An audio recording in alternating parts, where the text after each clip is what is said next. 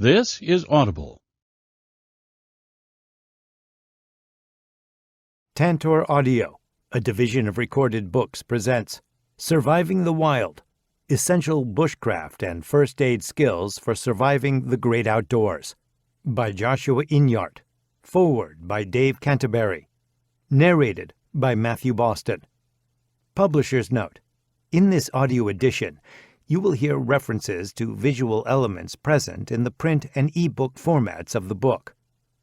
Disclaimer: the information in this book is meant to supplement, not replace, proper bushcraft training. Like any practice that requires equipment, skill, and ingredients from nature, this practice poses some inherent risk. The author and publisher advise readers to take full responsibility for their safety. Do not take risks beyond your level of experience, aptitude, training, and comfort level. This book is not intended as a substitute for the medical advice of physicians. The reader should regularly consult a physician in matters relating to his or her health, and particularly with respect to any symptoms that may require diagnosis or medical attention. The reader practices the recommendations contained in this book at their own risk. Foreword. Surviving the Wild will quickly become an important part of any outdoors person's library.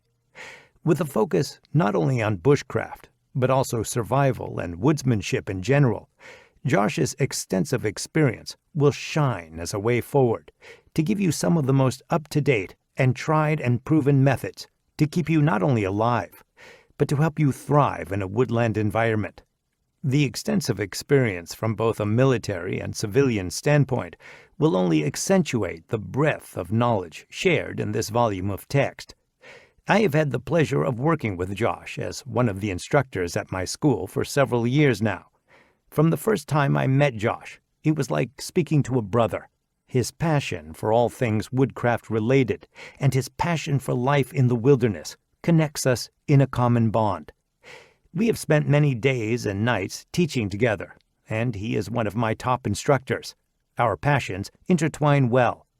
With his extensive knowledge of wilderness medical skills, his knowledge of local flora, and his ability to articulate subject matter into easy-to-understand terms, makes learning from and with him a very enjoyable and enriching experience.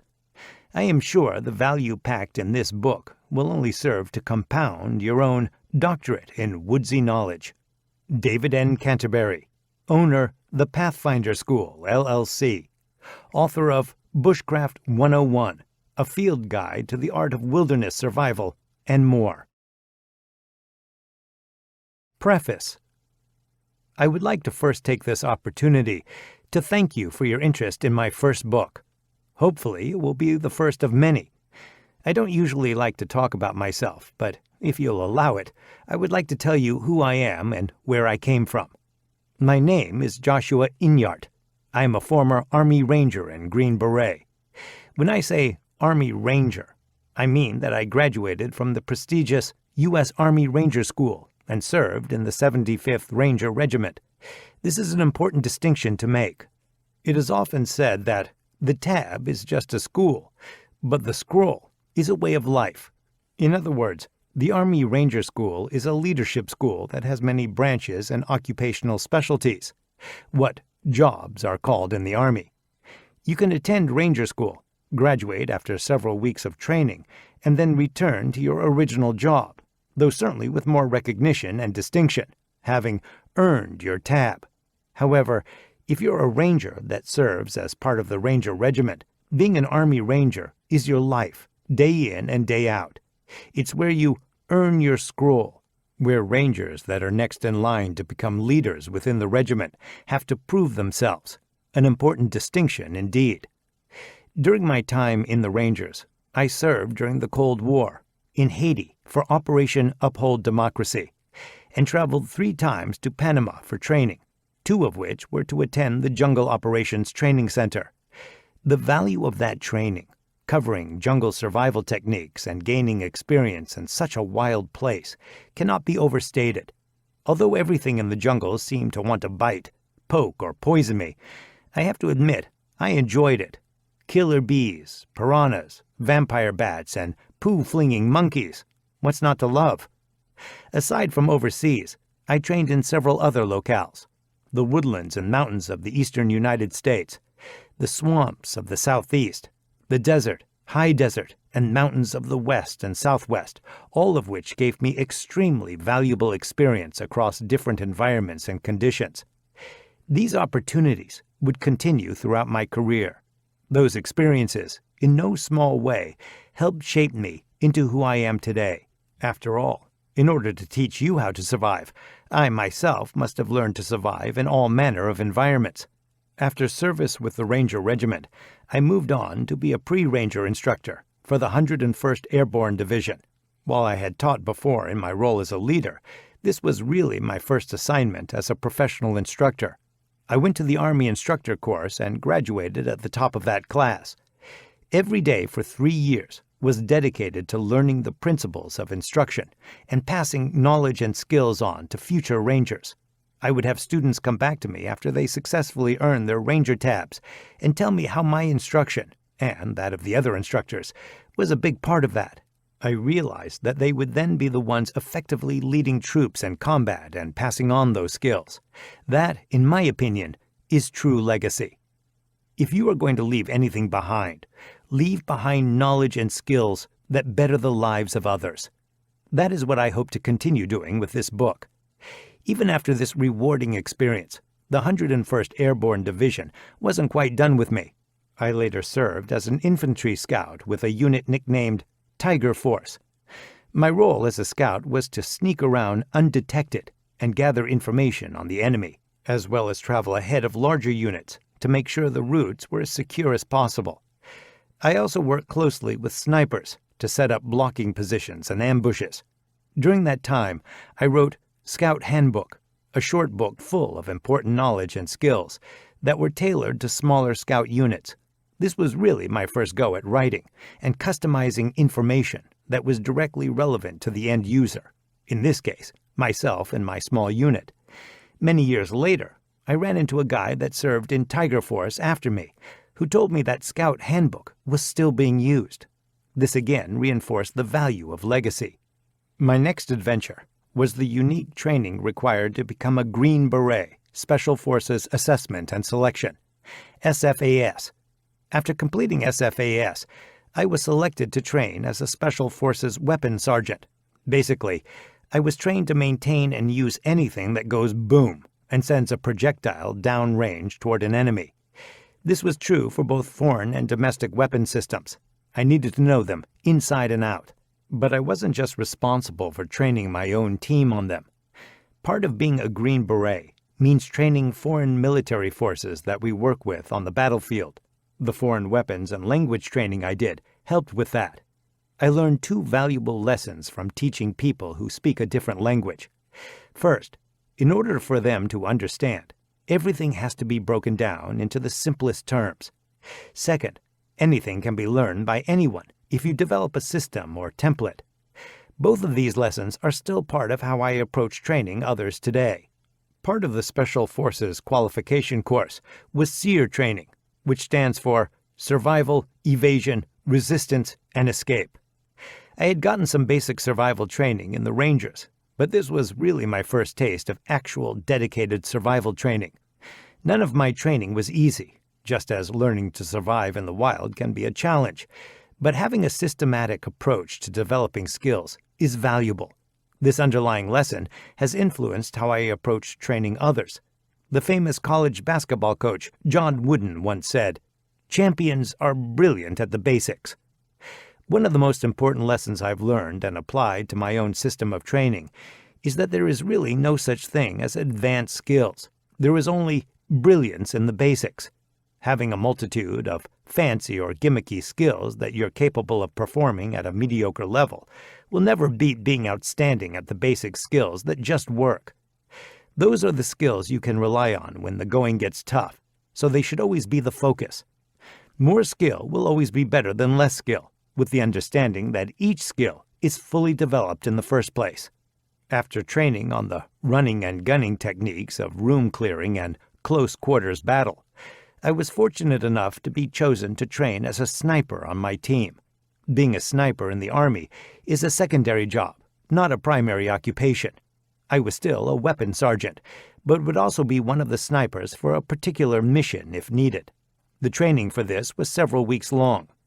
Day in and day out, often well into darkness, we learned fieldcraft, ballistics, and long-range shooting. What I enjoyed most about this training was the fieldcraft. We went out with a partner. This was a very small unit, and had to rely on ourselves and our own basic skills to provide for our needs while out. This forced us to learn to make do with what we had, to do more with less, and be more self-reliant. A state of mind you'll learn with this book. Soon after completing all of this training, I deployed with my team to Afghanistan. This was my second combat deployment on active duty. We operated mostly in the provinces of western and northern Afghanistan, but also spent quite a bit of time in the south, where the majority of the fighting was. The terrain varied from flat desert with high, beautiful red rocky mountains jutting up in the distance, to very rugged, mountainous terrain with snowy peaks surrounding lush green valleys. Afghanistan is easily one of the most beautiful places I've been to date, and the local food was outstanding. Later, as a private contractor, I worked all over the country and soaked up even more of its landscape and culture. In addition to the culture, the landscape taught me quite a bit about different environments. What I found most interesting is that familiar plants I knew from the U.S. also grew in Afghanistan along roughly the same latitudes and in the same conditions. This gave me more of a global perspective and appreciation of Mother Nature. Anything can happen based on conditions and the position relative to the sun. Mother Nature knows no political boundaries. Of course, it was a war that came with dangerous times. However, I also saw it as a unique opportunity to enhance my knowledge of different environments and types of terrain. My first civilian job after I was honorably discharged was as a weapons and tactics instructor for the U.S. Air Force Special Operations Command at the Combat Control School. I attended and graduated the Air Force Basic Instructor course, which was a nice update to the earlier formal instructor training in the Army. This position was another opportunity to be a full-time instructor and develop my own personal skills of delivering information in a way that was easily understood. I enjoyed teaching the basics to fresh faces. During this time, opportunities arose for private military contracting overseas, so I jumped on them. There are a number of jobs overseas that are outsourced to the civilian market, which reduces the workload on soldiers and allows for more specialization. These jobs go out to private military contractors, like me, who can also be referred to as civilian contractors. I was excited about getting back into the mix of what I felt was important overseas work. All of the contracts I worked on were for the Departments of Defense and State, and for all of them, I was an armed contractor, meaning I actually still carried a carbine and sidearm. I was just limited to self-defense with those, because I was technically a civilian on the battlefield. This gave me the opportunity to actually go outside the wire, alongside military units as an advisor. I was with the boys and girls in uniform again. Basically, the best of both worlds, but with better pay, and I didn't have to shave off my beard. Over the course of my 12 trips to the Middle East, I had several close calls, as did so many others. I was in several lengthy firefights, dodged more than my fair share of rockets and mortars, and had a few close calls with enemy snipers. One of my contracts was advising military bomb squads, who responded to every improvised explosive device, IED, and roadside bomb that either was found or actually went off in our particular area. This was a daily occurrence.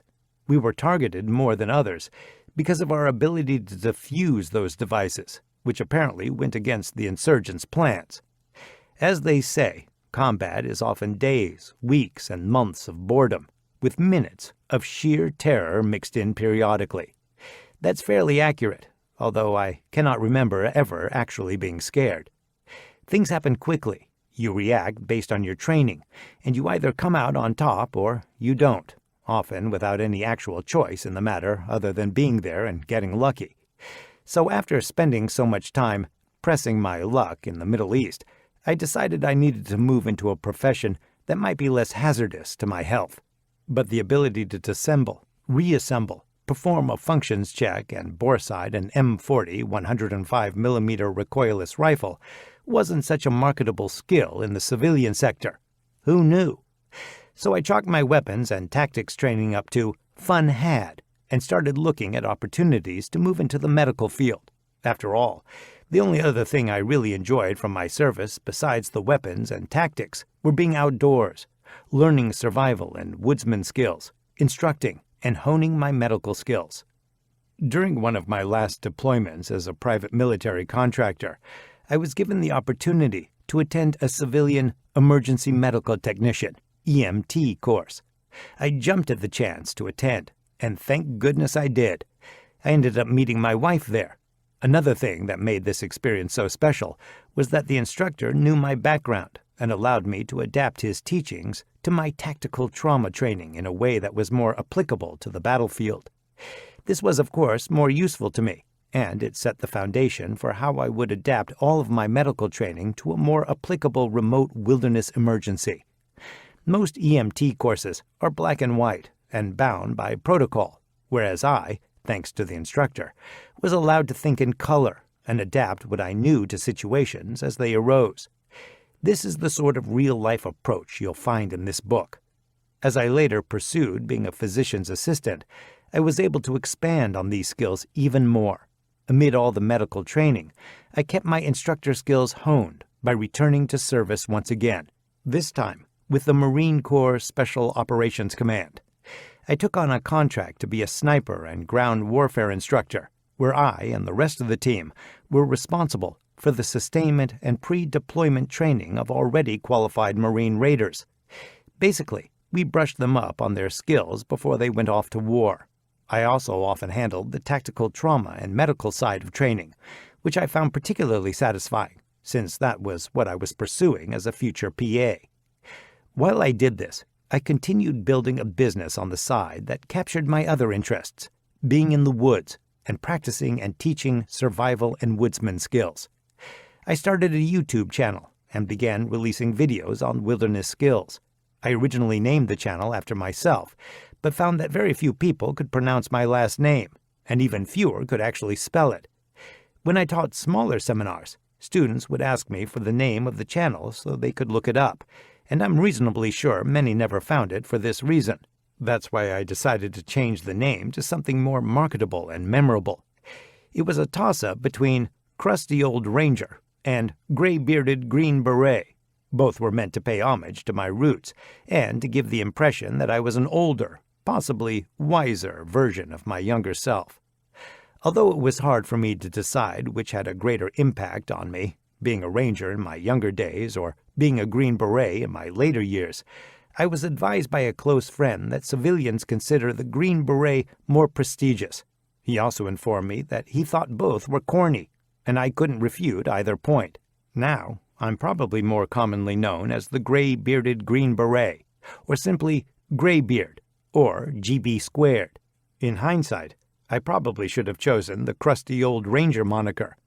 Now people can't find me because they don't know whether to type in the British Gray or the American Gray. Not exactly a problem-solved situation, but still better. Gray-Bearded Green Beret started off pretty slowly.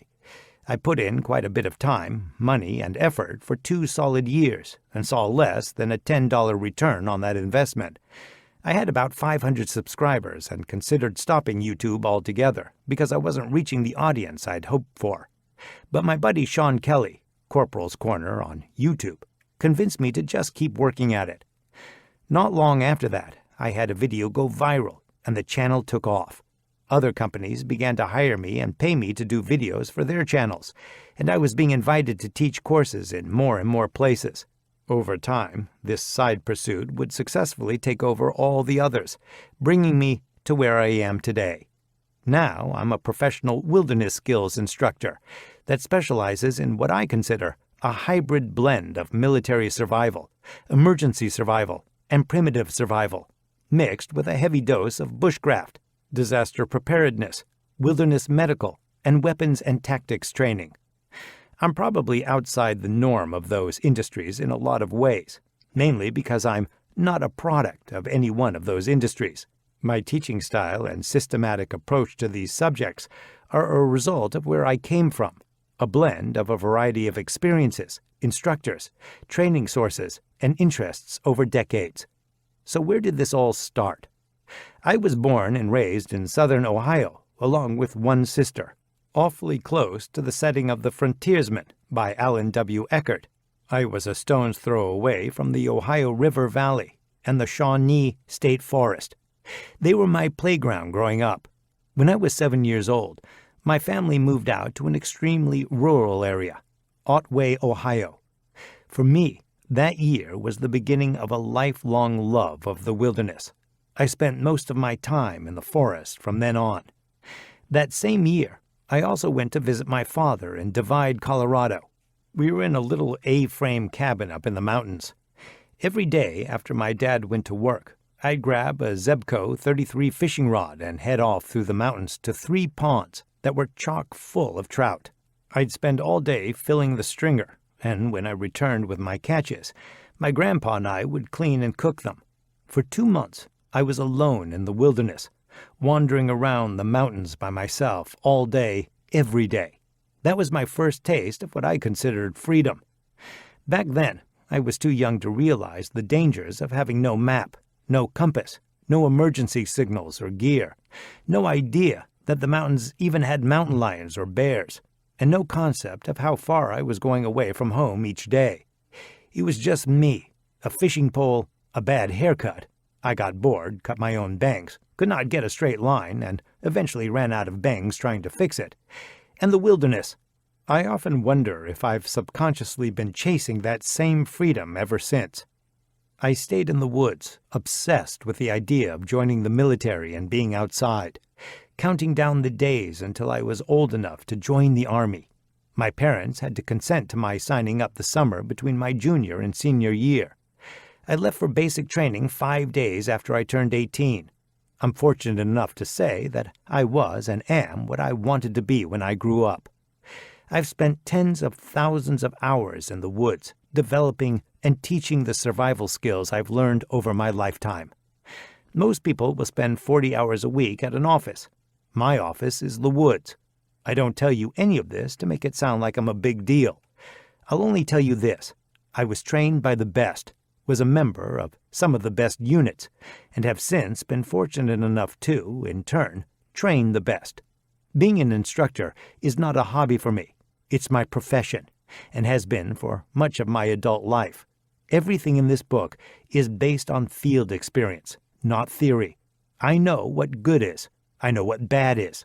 And I know what is and is not going to work, because I've done it.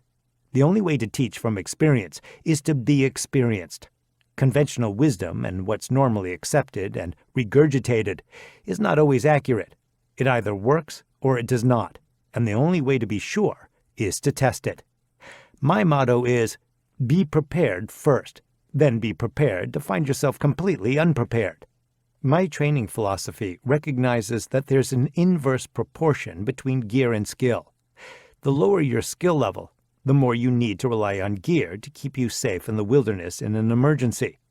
The higher your skill level, the less you need to rely on gear. My goal as an instructor is to develop your skills and take you from gear reliance to self and nature reliance. The underlying goal of this book is to get folks off the couch and back out into the wilderness, back in touch with their primal selves and enjoying the journey, hopefully with their family and friends. I should mention that no single book can cover all skills, circumstances, or environments. Principles and systems are what bridge the gap between one area and another, one skill level to the next. My hope is that you take what you learn from me in this book and tailor it to your specific needs in your environment. I hope to see you in the woods. Chapter 1. The Building Blocks of Survival. Each year, millions of people use precious vacation days to pack up their families and head out to one of nature's remote spots on this beautiful earth. The woods and trails are swollen with hikers, backpackers, hunters, trappers, off-road vehicles, and ATV operators, all out seeking fellowship with the wilderness. Regardless of what takes them out into the wild, there are always inherent risks. The most common emergency situations you might encounter are getting lost, becoming injured, getting caught in extreme weather, or losing conveyance, broken down vehicle, empty fuel tank, capsized canoe or kayak, etc. I would argue that the majority of emergencies happen to people who didn't think anything could or would happen, so they weren't prepared. Unfortunately, bad things happen whether we imagine them beforehand or not. Simply acknowledging that something could go wrong and preparing for that can turn an emergency into nothing more than an inconvenience. The day hiker mentality, when a person feels they do not need much because they are only going out for a few hours and returning home, is what gets people in trouble. That mindset works until it doesn't. Remember, be prepared first, then be prepared to find yourself completely unprepared. This means that you should have a plan and be equipped to provide for your needs in the event that things don't go as planned and you're forced to stay out in the wilderness for longer than expected. This should be the baseline for all rendezvous with nature.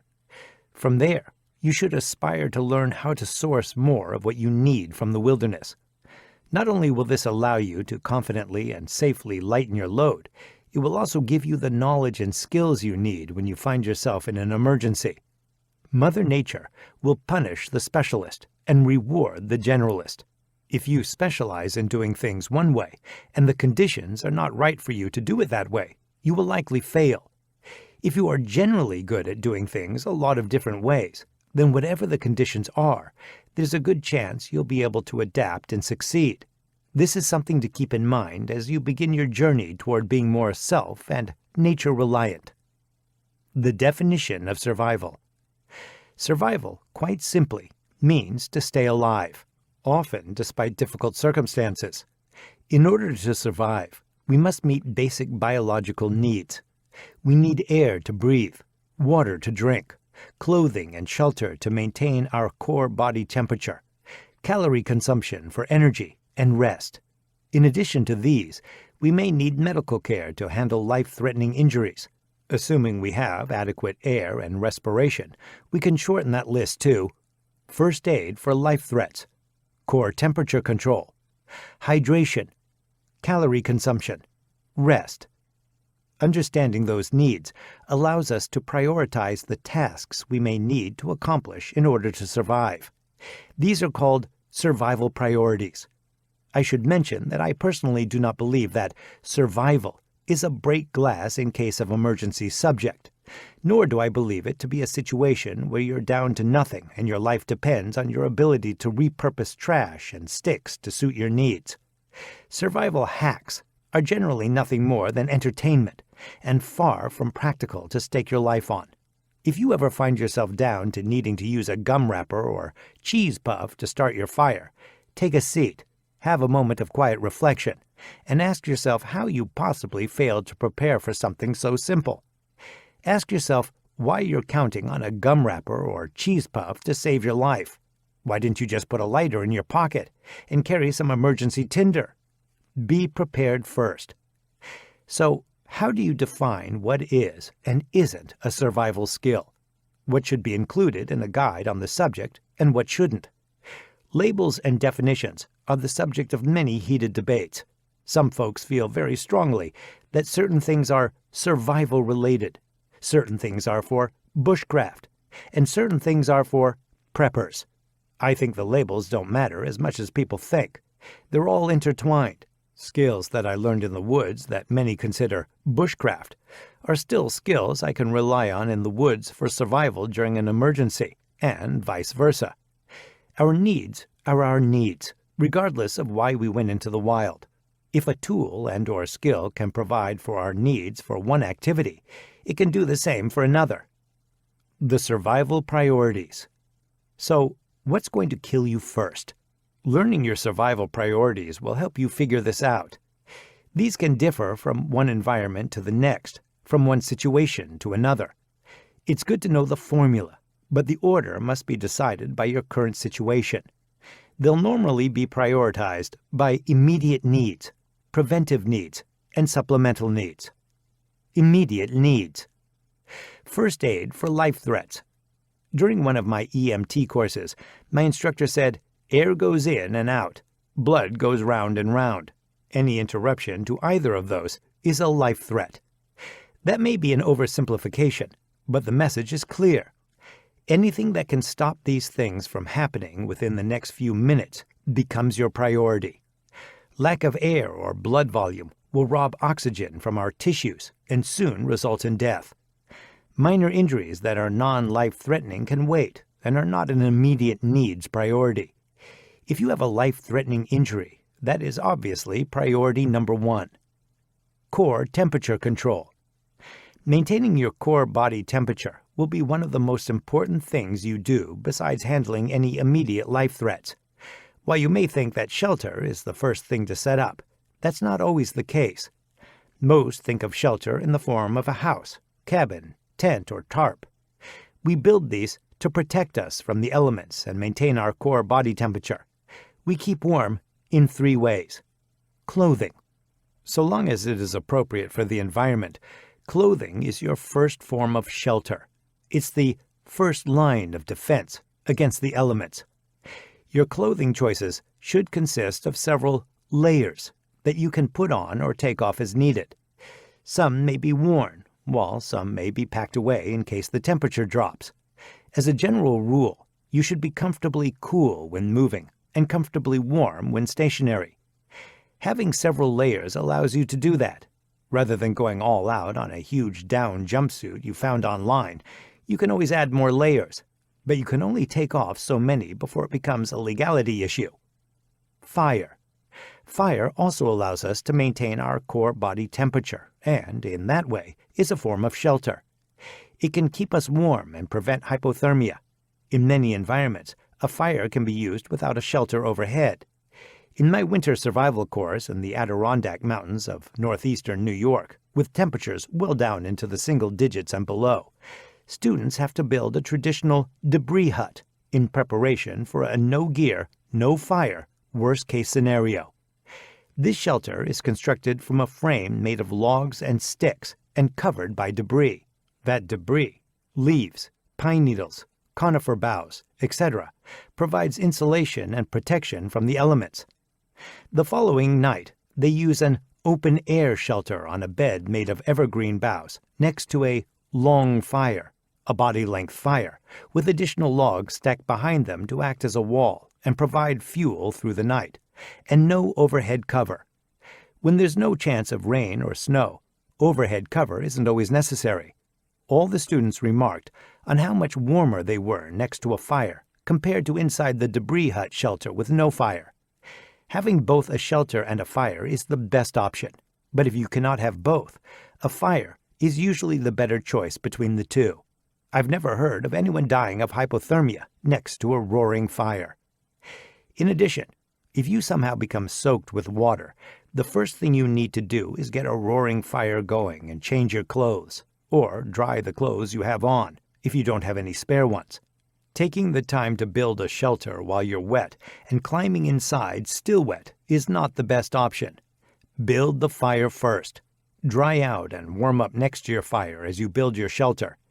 This is especially useful in winter when hands get cold and lose dexterity for tying knots and lashings.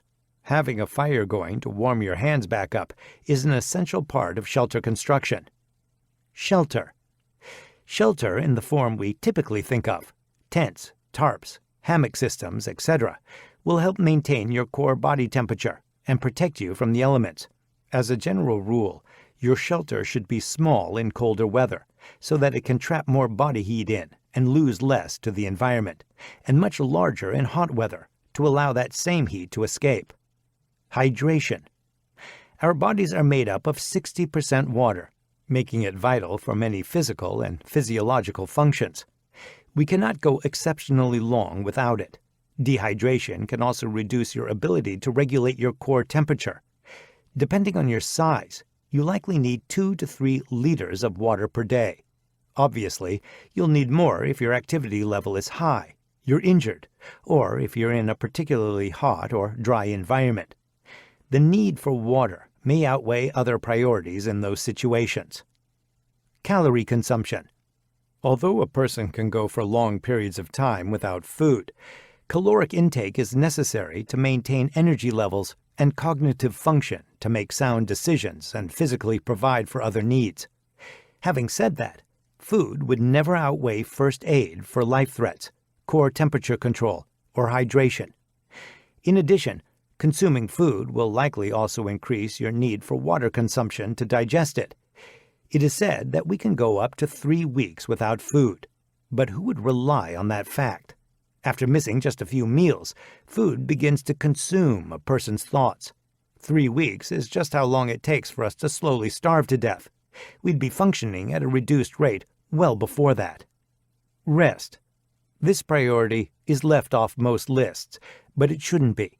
Rest is imperative for your health and well-being. Lack of adequate rest results in poor physical performance and mental functioning. From a survival perspective, our immediate priorities are first aid for life threats, core temperature control, hydration, calorie consumption, and rest. These are the things that we'll need to address if we are to survive, especially in the short term. Preventative needs. In addition to our biological needs, there are what I call preventative needs. As you might expect, these priorities may prevent a bad situation from happening in the first place, or at the very least, may enable you to get out of the situation if it does happen. These priorities are first aid for routine, non-life-threatening injuries, navigation, and signaling. First aid for routine injuries. In addition to the life threats stated earlier, other, more minor medical concerns may hinder your ability to survive. While you may not die from them immediately, you should take care of them as soon as your immediate needs are met. For example, losing mobility from an injury to a lower extremity like your knees or ankles can force you to stay overnight in conditions you were not prepared for. The resulting exposure to the elements is the real threat to your survival. Being able to fix that injury so you can make it out prevents a potentially life-threatening situation from happening. Navigation. Too much reliance on technology over navigational skills is the leading contributor to situations that require search and rescue. If your tools require batteries and/or cell or GPS signal, they should be backed up by gear and skills that do not require them. Using a GPS unit or your phone is fine when it works, but when it doesn't, you can no longer help yourself. Having a solid foundation in basic map reading and land navigation may prevent that lost hiker scenario of spending an unplanned night or two exposed to the elements. Solid navigational skills are vitally important to self-rescue rather than sitting and waiting for others to come to your aid. If you don't have good navigational skills, you should sit and wait rather than try to self-rescue. Wandering around the woods aimlessly can make it more difficult for search and rescue teams to find you. Signaling. If you're injured and cannot fix what's broken medically to regain your mobility, or cannot navigate to self-rescue, you should stay put and signal for rescue. Making yourself as visible as possible so that search and rescue teams can quickly find you decreases the amount of time you must spend exposed to the elements, thus increasing your chances of surviving. Statistically, most people are found within 48 to 72 hours of becoming lost and having someone realize that they're missing. It can take longer, however, so don't allow yourself to be comforted by any statistical scenario that says you only have to make it a certain length of time. You must be able to make it for as long as necessary. Statistics matter very little and offer little comfort if you're one of those outliers. Supplemental needs. Lastly, there are what I would consider supplemental needs: tools, gear repair, and maintenance. These enable you to provide for your other needs. Tools. For a survival toolkit at the basic level, most tasks, with few exceptions, can be accomplished with a fixed-blade belt knife and a good folding saw. One of the most dangerous tools we use in the wilderness is the hatchet or axe. Cross-cutting or bucking, cutting a piece of wood against the grain, can be more efficiently and safely accomplished with a saw. It's typically not necessary to drop large trees, buck, limb, and split them for firewood, and haul it all back to camp, not to mention the loss of energy that results from doing so. The risks far outweigh the benefits of using a hatchet or axe at the basic level. A good multi-tool can be an effective backup to your primary tools and puts a few more useful tools at your disposal in a small, lightweight package. It's important that, regardless which tool you choose, it has at minimum a good blade, saw blade, and awl. Gear repair. The ability to repair gear as needed is also important. Clothing and gear can only perform at their best and, as designed, if they're in good repair. This is often an overlooked need. We focus on making sure we have what we need on hand, but often do not use items enough to realize that even the most durable equipment will wear over time and can sometimes fail. The need for repair in the field can be lessened by care of equipment and inspection prior to going out, but even that is not always enough. Things happen, so be prepared to handle them if needed. Most field-expedient gear repair can be accomplished by adding some duct tape and a large sail needle to your existing kit. Those can be used for patching and mending if the need arises. Maintenance. This need pertains mostly to the tools that you're using on a daily basis for tasks that must be accomplished. In particular, the sharp edges of knives and axes will dull with use, making them less effective and more dangerous to use. A dull knife is a dangerous knife. It forces you to exert too much pressure to make a cut, and often the cut gives way in an uncontrolled slice and catches you as it does. In addition, steel must be oiled to prevent rusting, wood must be oiled to prevent drying, and leather must be oiled to prevent cracking and breaking. Survival kit planning. I've often heard that all a person needs to do is go out into the wilderness, and Mother Nature will teach them everything they need to know. It sounds really easy when you put it that way, but allow me to offer a rebuttal. Mother Nature is neither for you nor against you. She just is. If you travel out into the wilderness with nothing, no knowledge, skills, or resources, you are completely at her mercy. If you make it out alive, it'll be because conditions were favorable for you to do so. If the conditions are not favorable, you won't make it. Yes, you'll certainly learn some things, but this is a foolish and irresponsible way to go about doing so. You will, of course, have the instinct to seek shelter, and you may find one in nature, or be able to produce one with natural resources. But nature isn't going to teach you how to create fire from the landscape using natural materials. Mother Nature doesn't know how to use a bow drill or a hand drill, and neither do you. She cannot teach you that. There is nothing at all wrong with seeking fellowship with the wilderness, pursuing those primitive skills, and nourishing that connection. But that can all be done in a way that allows you to safely learn those things over time. Be prepared first, then be prepared to find yourself completely unprepared. When it comes to providing for your needs in a wilderness setting, the need for gear is inversely proportional to your skill level. In the beginning, you are much more gear reliant because you have not yet learned how to provide for your needs from nature. As skills and experience develop, you can choose what gear you do and don't need, and what you can use from nature to replace what you don't bring. This allows you to shed unnecessary gear and carry something much lighter. Knowledge. Gear reliance is the safety net that is used while learning to become more self-reliant. When we put together our survival kits, we need to think about and understand the needs we're trying to provide for and pack accordingly. Going back to the survival priorities, we need to plan and prepare for fire, shelter, water, food, first aid, navigation, signal, and tools. To make things easy, I categorize packing in terms of essential kits, with each kit corresponding to a survival priority. I call my approach 7 essential kits and a good knife. This is an easy way for me to remember to pack for my specific needs. When putting together your survival kit, it's important to take a layered and redundant approach. Don't put all your eggs in one basket. Place some items in your pockets, some on your belt, and some in your pack.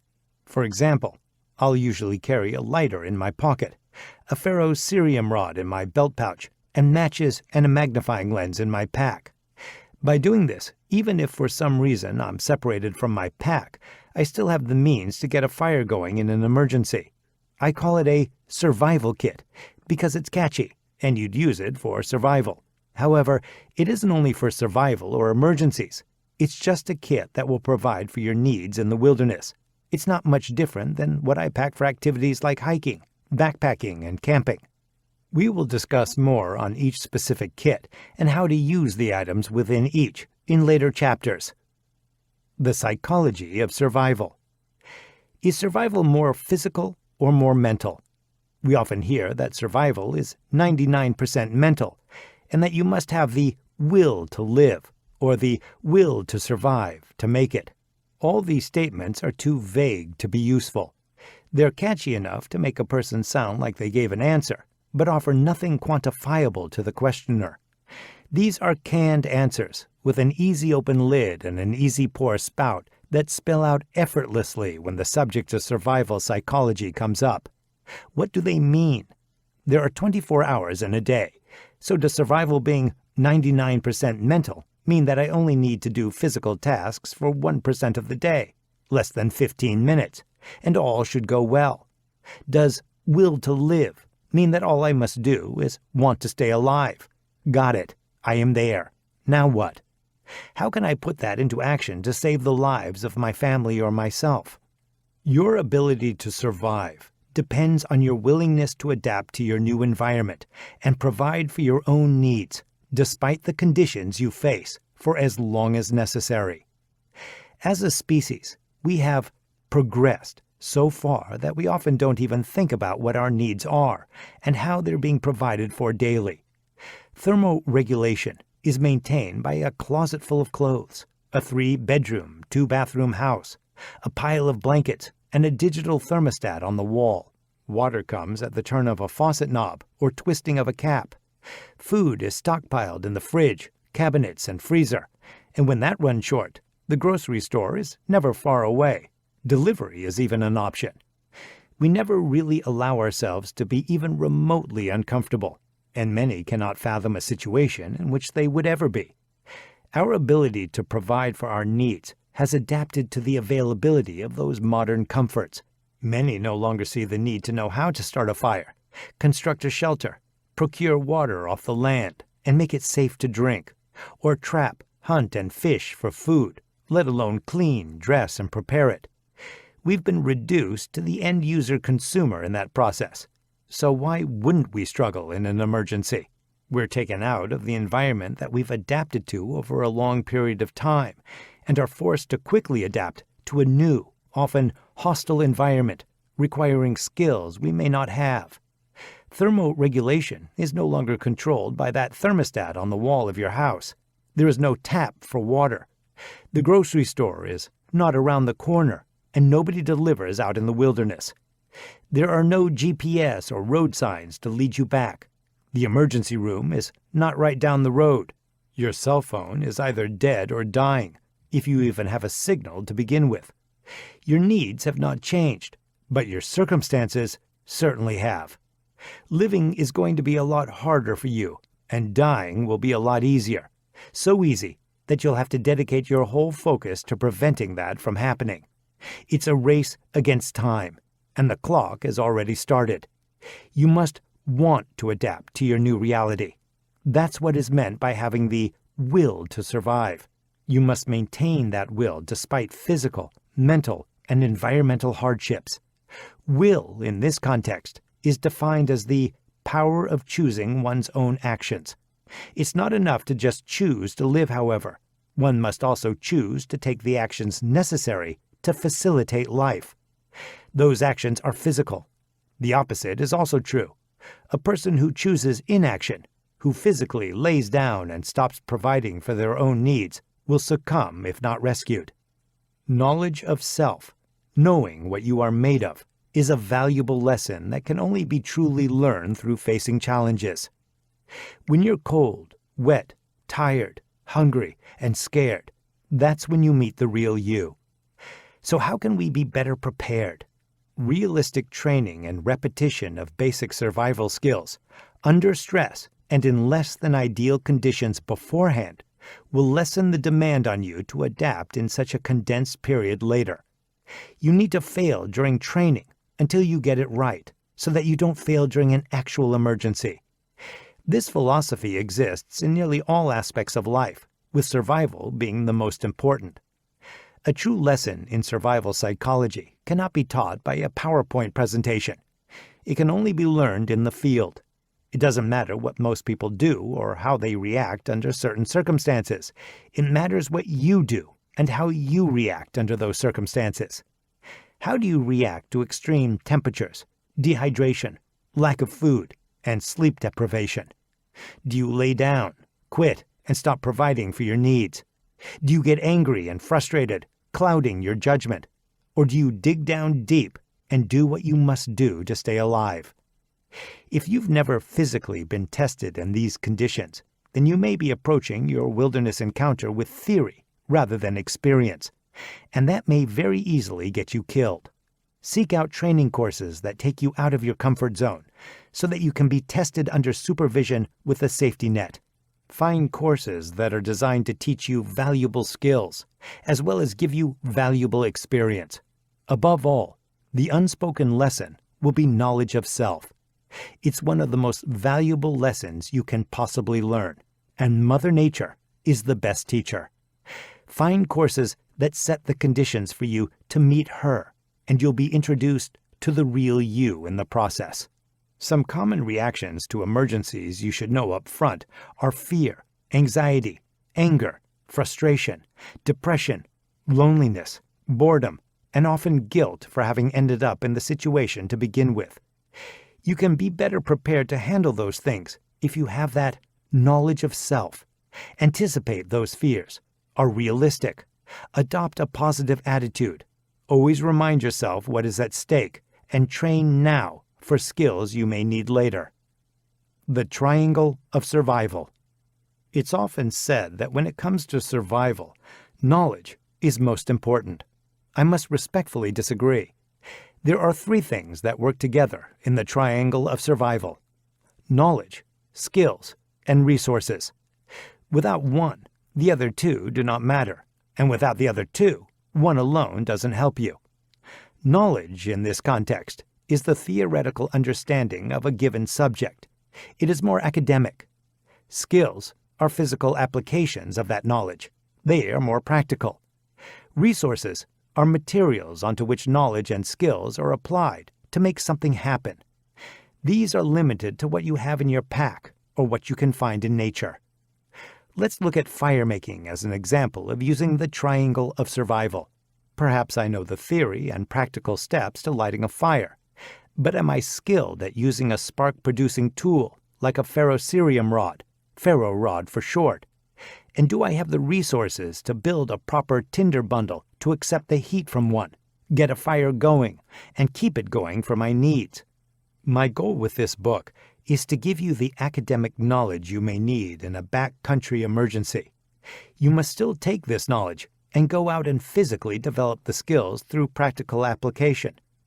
Take the time to learn the natural resources in your area so that you can supplement or replace some of the gear you pack, and build confidence in your ability to handle what comes. If you're out there in the wilderness right now and simply have this book tucked away in your pack, assuming that you can just pick it up and learn the skills necessary to survive without any preparation or practice, then you've already failed. Knowledge, skills, and resources are all extremely important, and you cannot rely on one without the others. So you're lost or injured. Now what? Every plan works until it doesn't. You're lost, hurt. It's getting dark. A storm is rolling in. You name it. When things don't go as planned, what should you do? Murphy's Law states that anything that can go wrong will go wrong. We can only control what we can control. For everything else, we can only control how we react. When should you stay put and wait for rescue? And when should you tighten up your bootlaces and get moving? You should stay put and signal if you are injured and cannot administer aid. You cannot navigate. You informed others of your plans and/or location prior to setting out, or SAR teams are on their way. You should self-rescue if you are injured and can administer aid. You can navigate confidently. No one is looking for you. nor did you tell anyone your plans. Chapter 2. Tool Selection, Safety, and Use. Toolkit. Tools are to be used in conjunction with other resources from your gear or from nature to facilitate your survival priorities. They help you process resources for your fire, build your shelter, process food, and make tasks easier in general. At a minimum, I recommend a fixed blade belt knife. This is the latter part of my motto: 7 essential kits and a good knife. However, you are by no means limited to just taking a knife. I would also recommend that a good folding saw be added to your bare minimum essential tool list. There are a number of things you can do with your belt knife, some better than others. Cross-cutting wood into smaller, more manageable sizes for your fire, and taking down saplings for shelter-building material are not really on that list. A simple folding saw is extremely useful for those tasks. Lastly, having a good multi-tool is a great idea. In addition to having an extra knife blade and saw, it should have an awl, which is useful for crafting and sewing. Recommended toolkit: belt knife, multi-tool, folding saw, duct tape, leather needle, leather paddle strop, honing compound, protective oil or wax. Now that you know what tools you should bring, let's discuss why you should bring them. Before you purchase these tools, it's important to understand what they could be used for. As you might expect, I like to organize things within the survival priority framework. If you remember, we define tools as supplemental needs because they're meant to facilitate the accomplishment of the other priorities. I should also address some things that we do not need tools for. The market seems to be saturated with what I would consider sharpened crowbar knives that are extremely heavy-duty, for a market that thinks heavy duty is somehow necessary in the field. A good knife should stand up to normal use in the field with no issues. It's when folks misuse it or have unrealistic expectations for what it should be able to do that they have problems. Rather than accept that they are the reason a perfectly good knife has failed, they demand a heavier duty knife in the name of reliability. I suppose suppliers must produce what the market thinks it needs. Well, you don't need a knife to open a steel drum. I have never found one sealed in the forest, and if I did, I'd have no reason to open it. I don't need it to support my body weight. In all my years in the forest, using a knife to help me climb a tree has never come up. You don't need the tip to pry anything away except soft pine sap or even softer punk wood to get at grubs. You don't need to be able to pry open a door with it or use it as a screwdriver. I don't believe there's a difference between a bushcraft or a survival knife. I don't subscribe to the belief that a survival knife needs to be larger or thicker material. A knife is a sharp edge with a handle, and it either does what you need or it doesn't, regardless of the situation. If I'm in the woods for camping, hiking, backpacking, or bushcraft, the materials available and the needs I'm trying to provide for during my time in the woods are no different than in a dire survival situation in that same patch of woods. You're also not necessarily looking for a one-tool option or expecting one tool to provide for all of your possible needs in the wilderness. There are many tools that could be considered multifunctional and at least adequate, but not necessarily the best for the majority of tasks you need it to do. But why would you purposely limit yourself to one tool when you don't have to? For the personal challenge to do more with less? Possibly. You can use a belt knife for almost everything you need to accomplish, but it's less efficient than another tool that's made specifically for that function. None of this is to say that a single tool cannot be used for everything for someone who has gained experience with using that single tool. Bottom line, choose your tools based on what they'll do for you realistically, and carry as many or as little as you want, so long as they facilitate your needs. Knowing what you need tools to actually accomplish will help you choose which tools you want to carry to meet those needs. Tool selection. With that in mind, let's take a closer look at what you should consider when choosing these basic tools. 1. Belt knife. I use a belt knife primarily for cutting, slicing, scraping, carving, and shaping material. In some cases, I may also use it to cut down small saplings and process fuel resources like tinder and kindling, softer woods, or to create a friction fire set, also softer woods. Here are the things I look for when selecting a good belt knife. High carbon steel. I personally like a high carbon steel knife.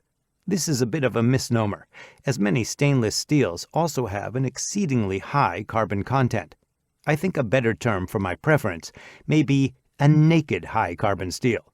I don't want any sort of coating, painting, or additive that prevents or inhibits oxidation, corrosion. The act of throwing a spark off the back of the knife with natural stone is a rapid oxidation reaction, and corrosion resistance prevents or inhibits that reaction. Admittedly, the need for this may be a very deep contingency, but I still prefer to have more options when it comes to fire. Nobody's life was ever saved by having to do less maintenance in the field, but being able to start a fire with nothing but a knife and a found stone just might do it.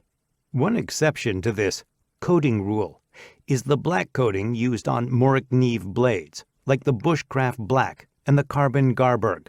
This is a DLC, diamond-like carbon coating, that inhibits corrosion well, but doesn't hinder the ability of the knife to create sparks with natural stone. Naked, high-carbon steel is also much easier to maintain the edge in the field in my experience. There are several choices for steel types, but I found the simple 1095 steel to be more than adequate. Super steels are more expensive, and while they often retain the edge longer, it is more difficult to sharpen that edge once it's lost, especially in the field. I found this to be true with stainless steels as well. Should you use stainless steel if you live on the coast? In my opinion, it isn't necessary, unless you plan on either maintaining your knife or storing it for long periods of time without using it. I lived on the coast for several years and teach classes there, and have never found it to be necessary, but I also use and maintain my knives daily. If you do choose to carry stainless steel, I recommend adding a ferro rod to the sheath to make up for its inability to spark with natural stone. I often see people confused over which steel type can be used with ferrocerium rods. The answer is either one. The only requirement for the striker, or in this case, scraper material, is that it needs to be harder than the ferro rod. The striker removes pyrophoric material from the rod, so the type of steel is irrelevant.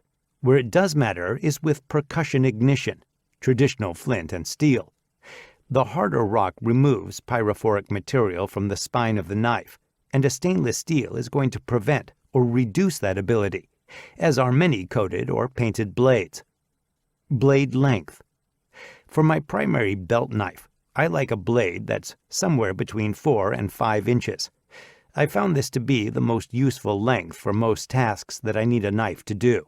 Any larger than that, and you start to lose some of the agility and dexterity for the finer carving tasks. All you really gain is the ability to split larger diameter woods. I found a 4-inch diameter to be more than adequate for fire and shelter purposes, so it isn't worth the trade-off for me. You can only expect a knife to split a diameter that is 1 inch smaller than the length of the knife itself, so a 5-inch blade will easily split 4-inch diameter material, and a 4-inch blade will easily split up to 3-inch diameter material. For splitting wood that's a larger diameter than the blade length, you can simply split a quick wedge off the side of the piece and drive the wedge through with a billet, baton. If you expect to be processing larger material, you may want to consider carrying a chopper that'll be more efficient for the task. Blade thickness. I've also found that the thicker the blade, the less agile and dexterous it is. The closer you get to that sharpened crowbar, the less useful you'll find your blade for the finer and much more commonly used tasks.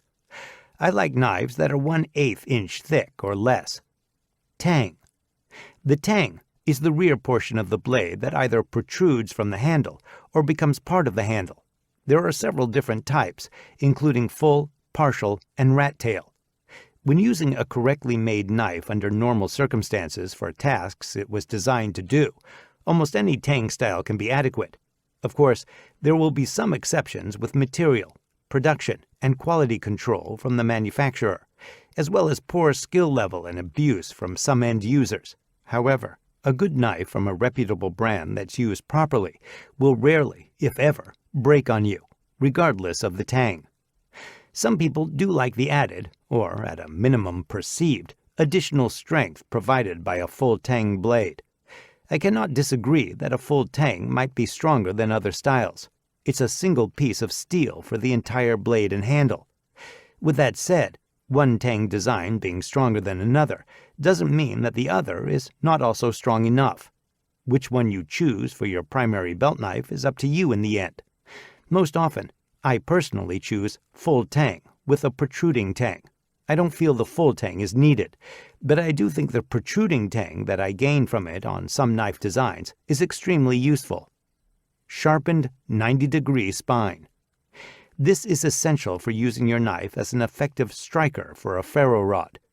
This also opens a variety of techniques for processing tinder resources, as well as shaving and shaping wood, while saving your edge for actual cutting and slicing tasks.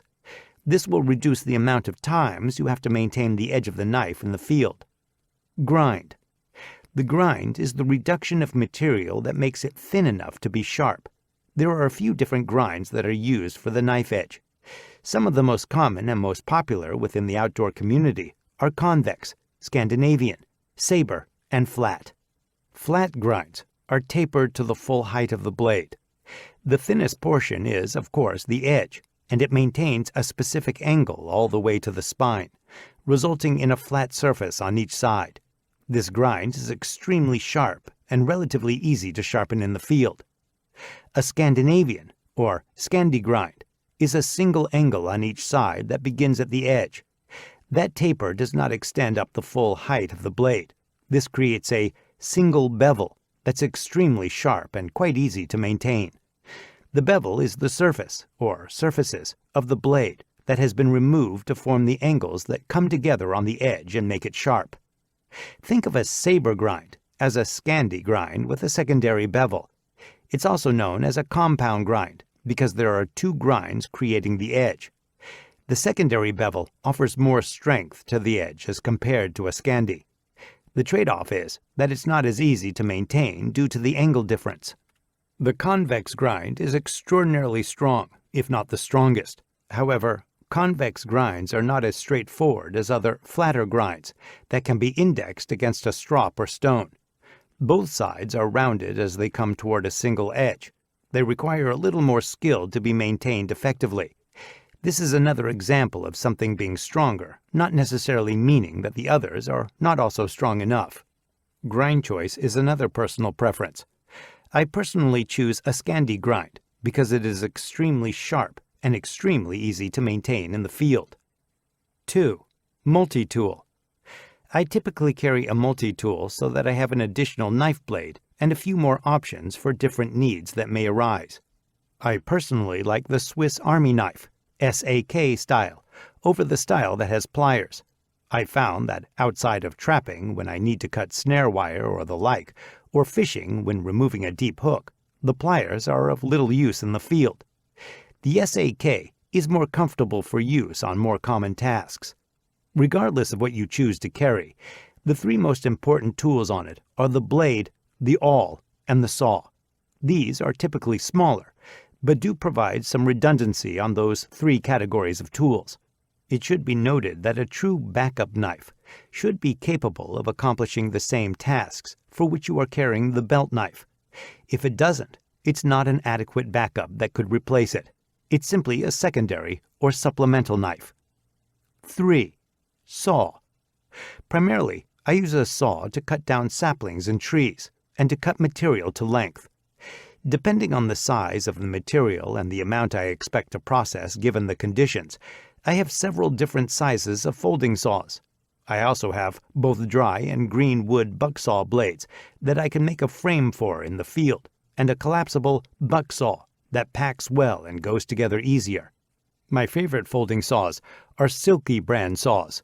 I have several models, but have found the Gomboy 210 to be the most useful size in the most environments. There are different blades for these, and they change out very quickly and easily in the field. The large teeth are more aggressive and great for taking down or breaking down wood. The fine teeth are much less aggressive and useful for finer tasks and working with smaller material. Silky saws are pull saws, meaning they only cut on the pull portion of the stroke. Take care to let up on the downward pressure as you push forward, or you could bend or break the blade. Some people have managed to break them, but from what I've seen, it's always been user error and not the saw itself. Silky saws have a nice, sharp 90-degree spine that works as well as a knife for scraping tinder, shaving or shaping wood, and striking a ferro rod. In addition, they are a martensitic stainless steel, so they have the anti-corrosion properties of a stainless steel, but act like a high-carbon steel that will throw a great spark with natural stone.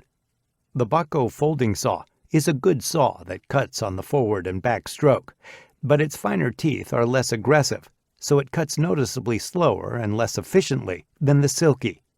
Having said that, it's still an adequate saw that many choose to carry. When choosing a folding saw, it's important to estimate the diameter of the material you expect to be cutting.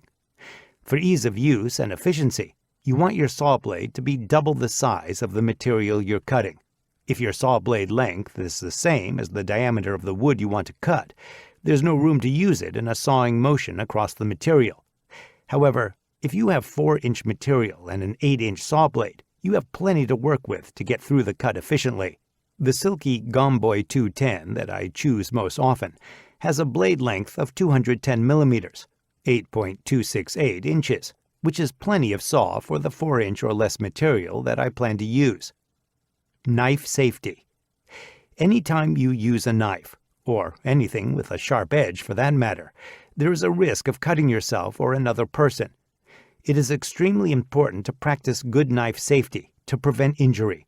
There are a few main concepts that you should understand and observe. First and foremost, always leave your knife, or other sharp tool, in its sheath until you are ready to use it, and always place it back in its sheath when you're finished. Don't get in the habit of placing it down on a table or on the ground, with the sharp edge still exposed, or continuing to hold it in your hand while you've moved on, and also shifted your focus to other tasks that it isn't needed for. Pay attention to your blood circle, and ensure that nobody is within it. Your blood circle extends to the tip of a knife held at arm's length. Think of this circle as the area in which your knife, while unsheathed and in your hand, could potentially cause an injury to anyone within reach. Take care, as the user of the knife, to ensure that nobody is within this circle, and continue to watch so that nobody comes into your circle while you're using it. It is also especially important that you not walk into another person's circle while they're focused on using the knife for tasks, since they may not see you right away. The Triangle of Death is another name for your groin and the inside of your thighs. Imagine a triangle being formed with the apex being your groin, the inside of your thighs being legs of the triangle, and an imaginary line from one knee to the other being the triangle's base. It's important that you never carve or use your knife, or another sharp tool, within that triangle. There's an extremely high risk of cutting major arteries and causing a life-threatening bleed should you have an accident within this triangle. Always carve forward from your knees or off to the side of your thighs. Understand what a backstop is, and make sure that backstop is not you or another person. This ties in with the blood circle, but expands on it a bit. When you are using a knife, understand in which direction you are cutting, and look at where the knife stroke will end once it's through the cut. The backstop is where that cut will end. For the most part, you want this to end on an anvil, a stop cut, or in the air within an empty blood circle, away from you and everyone else. As a general rule, you should never carve toward yourself, always away from yourself. There are some very safe intermediate and advanced techniques that carve in a controlled manner toward oneself, but those are not recommended for beginners and beyond the scope of this book. A common mistake I see is a person holding the material in their hand or placing it on top of their thigh to carve or shape.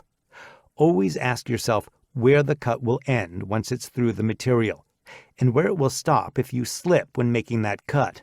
If the answer is in your hand or in your thigh, or in those of another person, you need to adjust yourself.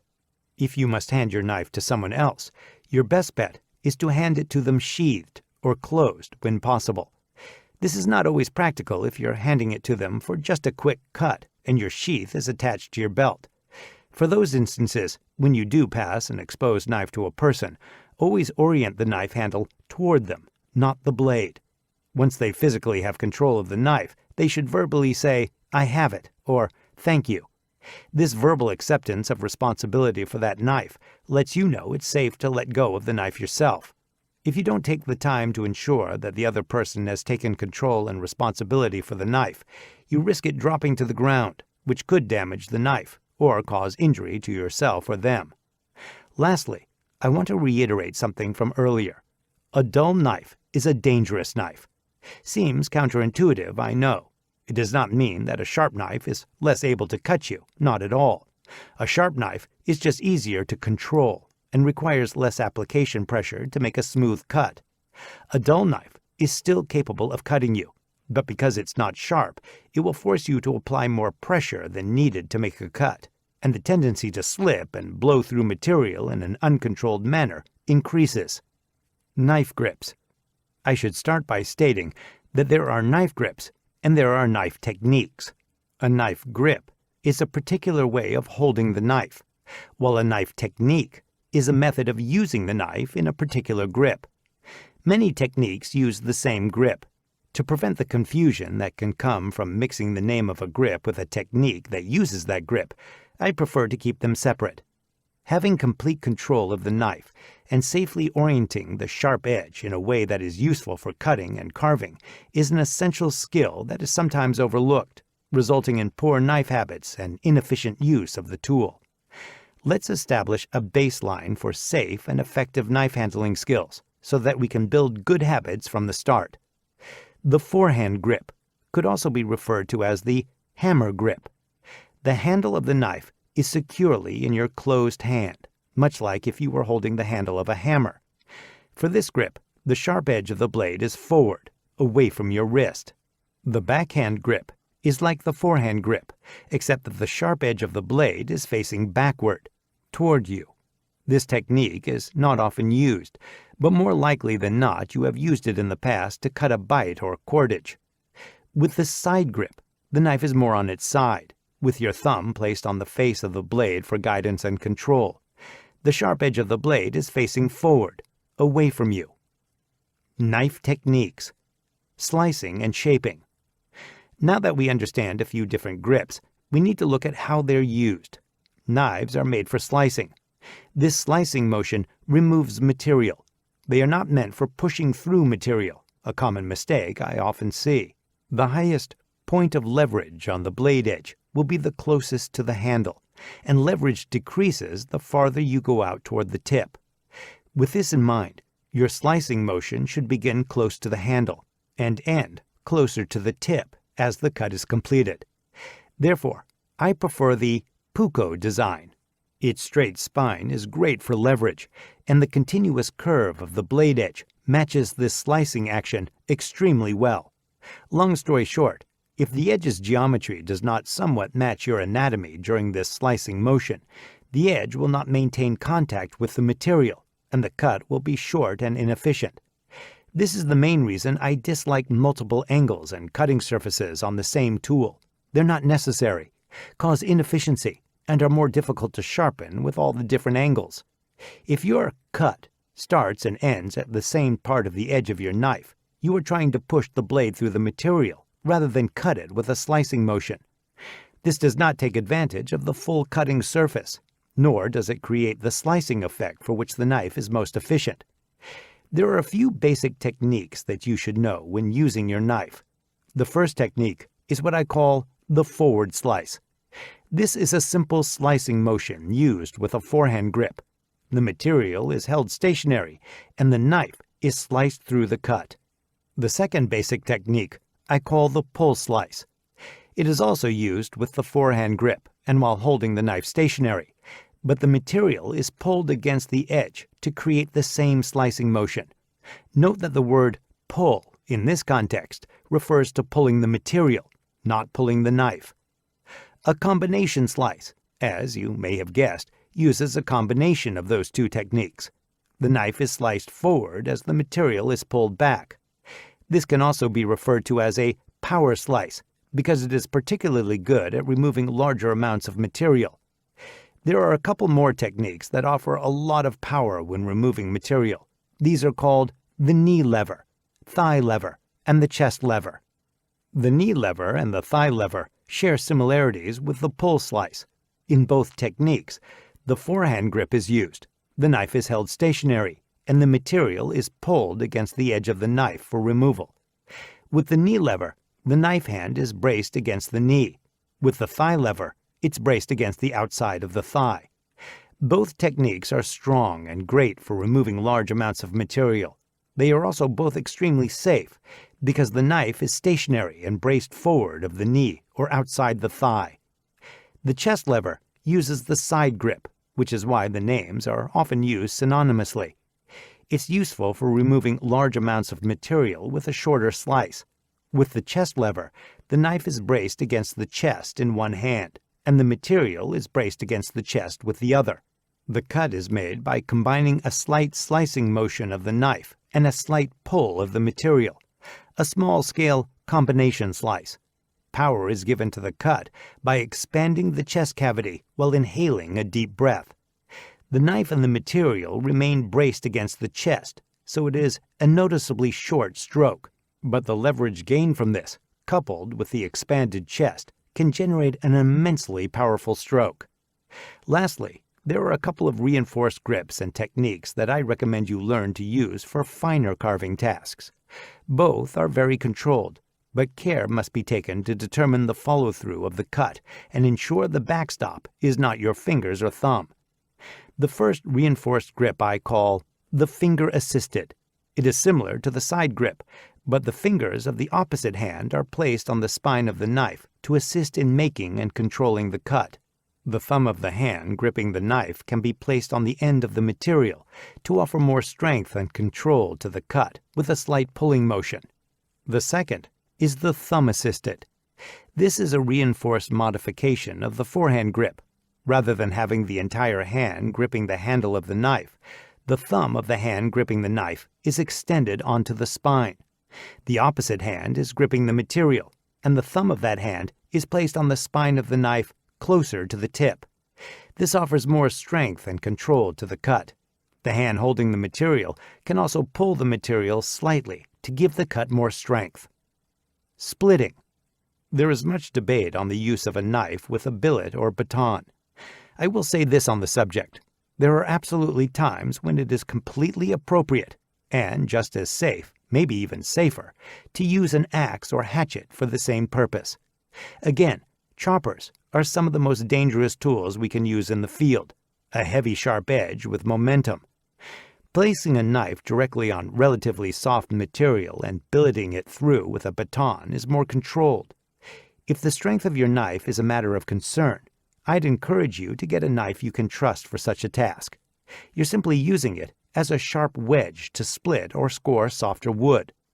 To explain what I mean, here is some info on the two valuable techniques of splitting and truncating.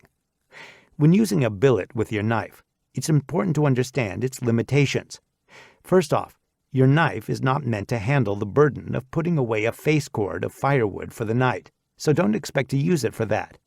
It's not meant to take down large trees. It should not be used to split hard woods. However, splitting kindling, making friction fire sets, and taking down small saplings are absolutely reasonable expectations for a field knife.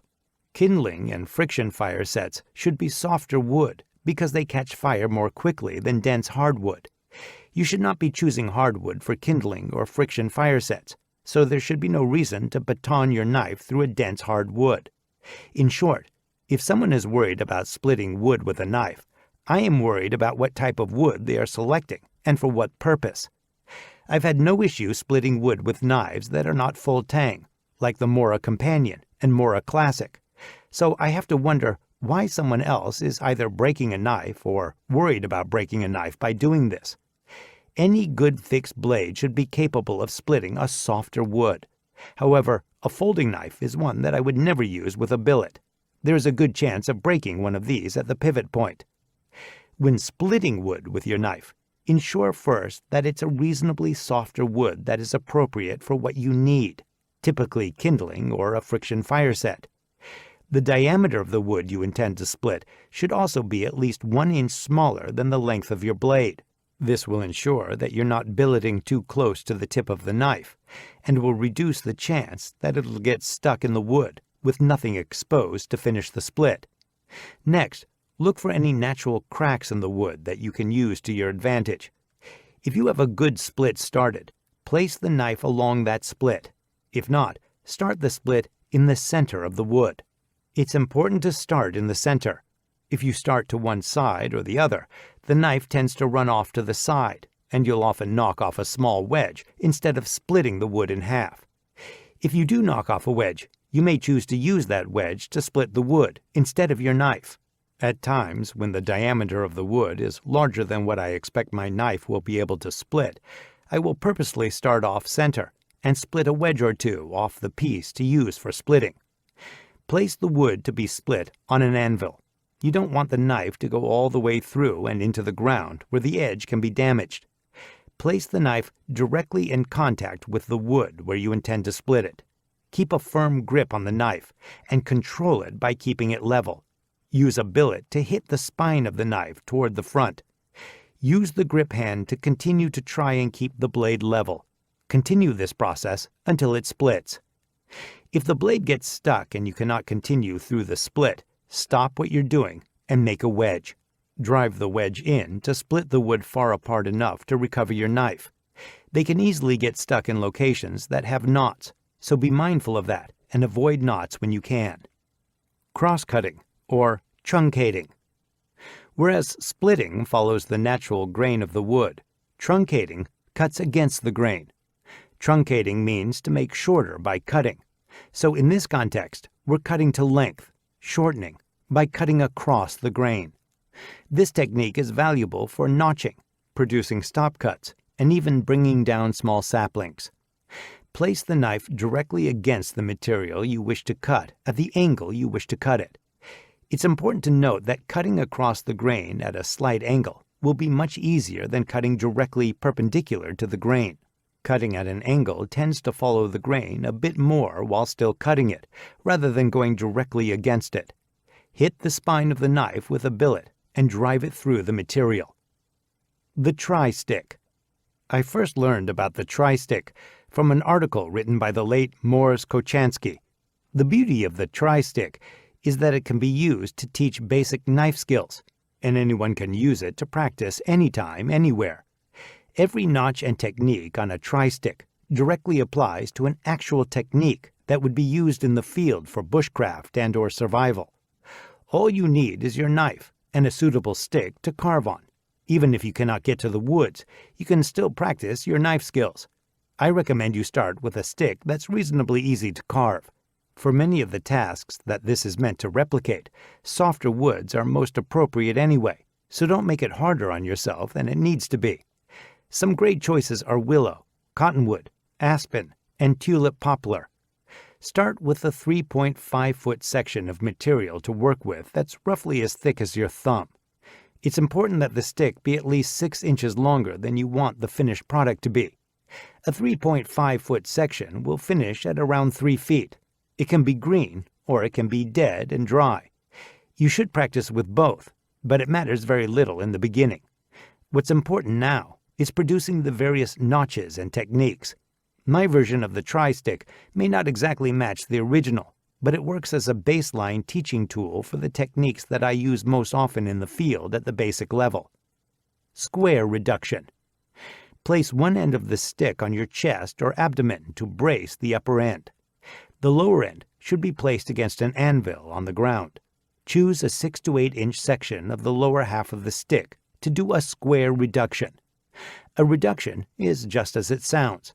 You're reducing the amount of material in a given area, shaping it in a way to make it more useful. The square reduction reduces the diameter of a section and leaves it with 90-degree edges on all 4 sides, which will be square in a cross-section. Using a forehand grip, index, lay the cutting bevel of your knife flat against the surface of the stick and increase the angle slightly so that the edge bites into the material.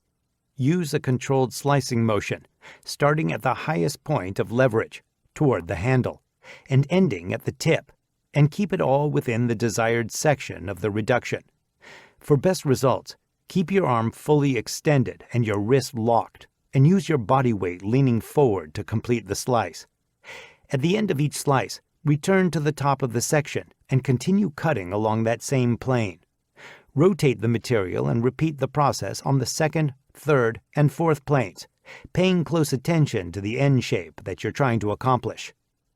Round reduction. A round reduction is similar to the square reduction, but the end result we're looking for this time is a reduction of material that's round instead of square. Flip the stick over end to end so that you can work on another section of the tri-stick. Focus on a noticeably light touch with a shallow angle that barely bites into the material.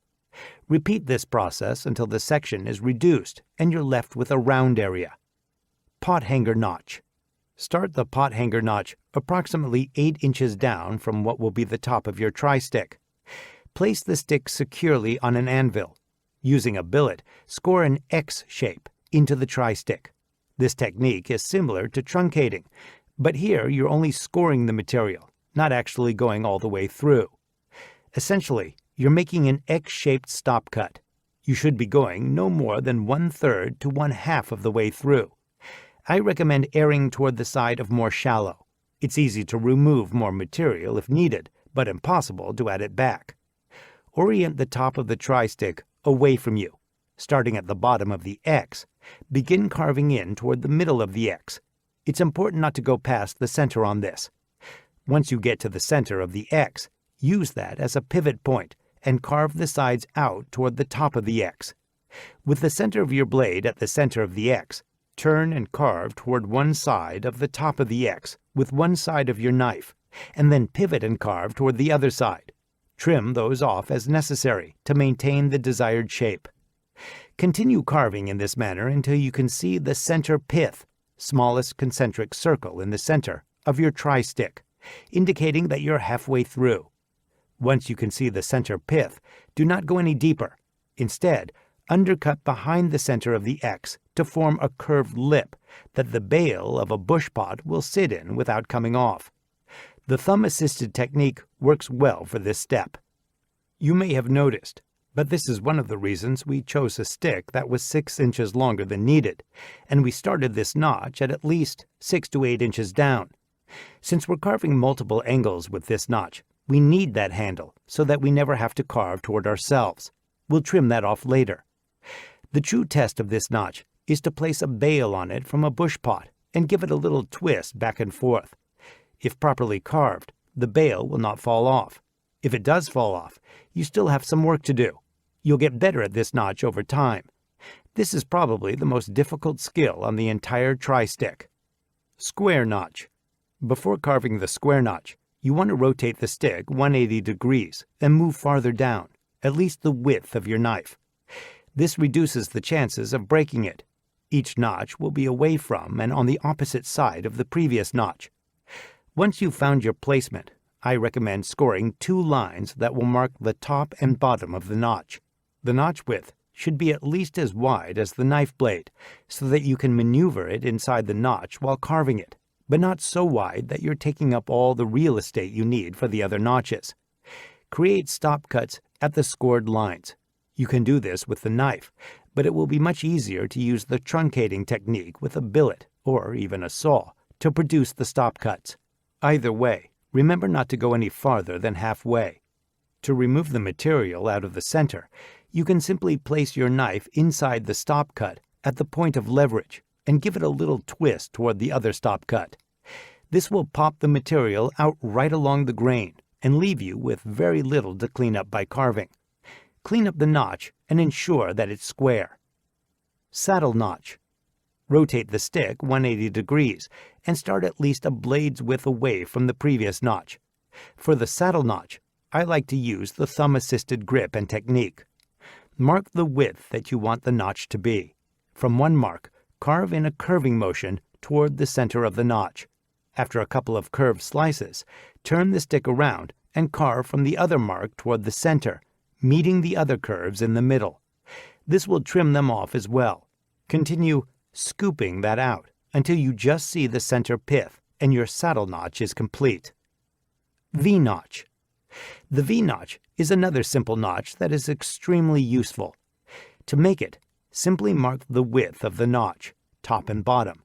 Then, create a stop cut in the middle of those marks, no more than halfway through the material. Starting at one mark, carve at an angle toward the center stop cut. Flip the stick around and carve from the other mark toward the center stop cut. Continue this until both angles meet in the middle of the stop cut in the shape of a V. Stake notch. To make a stake notch, simply make a stop cut at the top and carve at an angle up to that stop cut.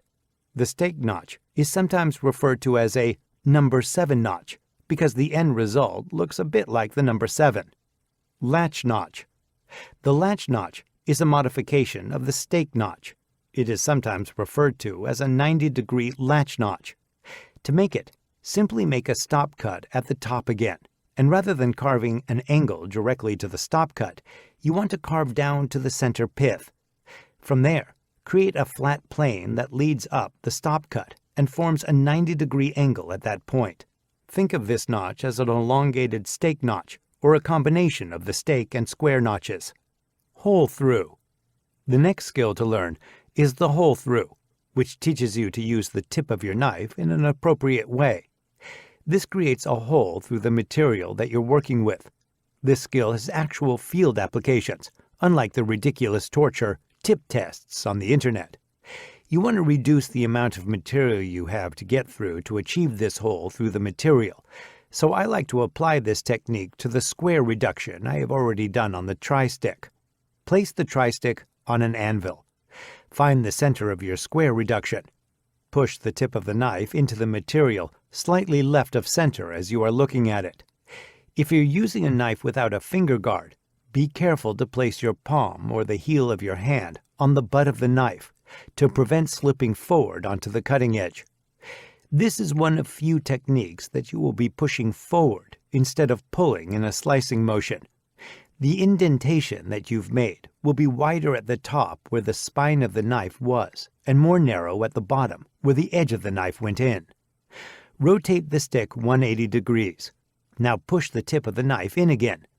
You'll notice that the wide portions of the cut are now opposing, as well as the narrow. Rotate the stick 90 degrees and push the tip of the knife through again. You want the wide portions of the cut to connect with the narrow portions of the cut. Repeat this until you have a rectangular shape started. Using the edge of your knife, score around the square reduction to transfer the mark for the top and bottom of the hole through from the other side.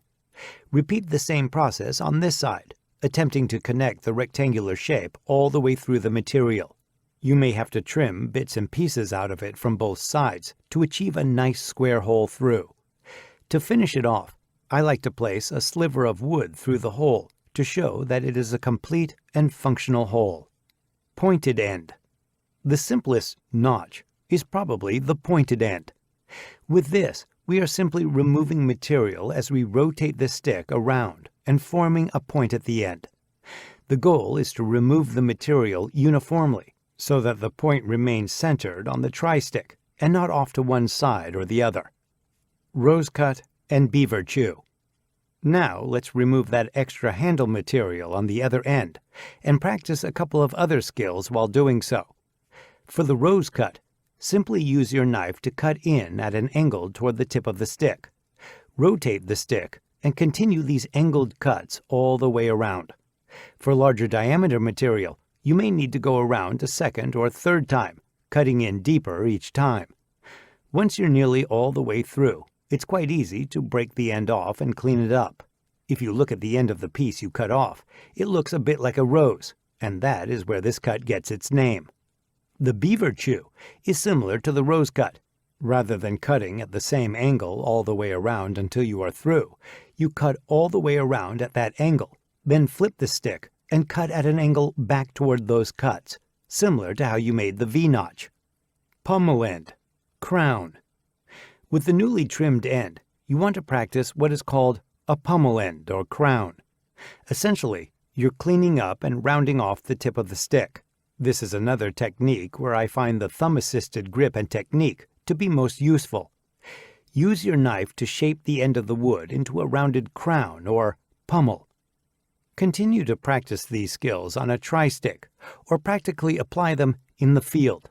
As a gauge to see how well you're progressing, a good goal is for each skill or notch to take you 1 minute or less. In the beginning, don't try to race to meet that goal.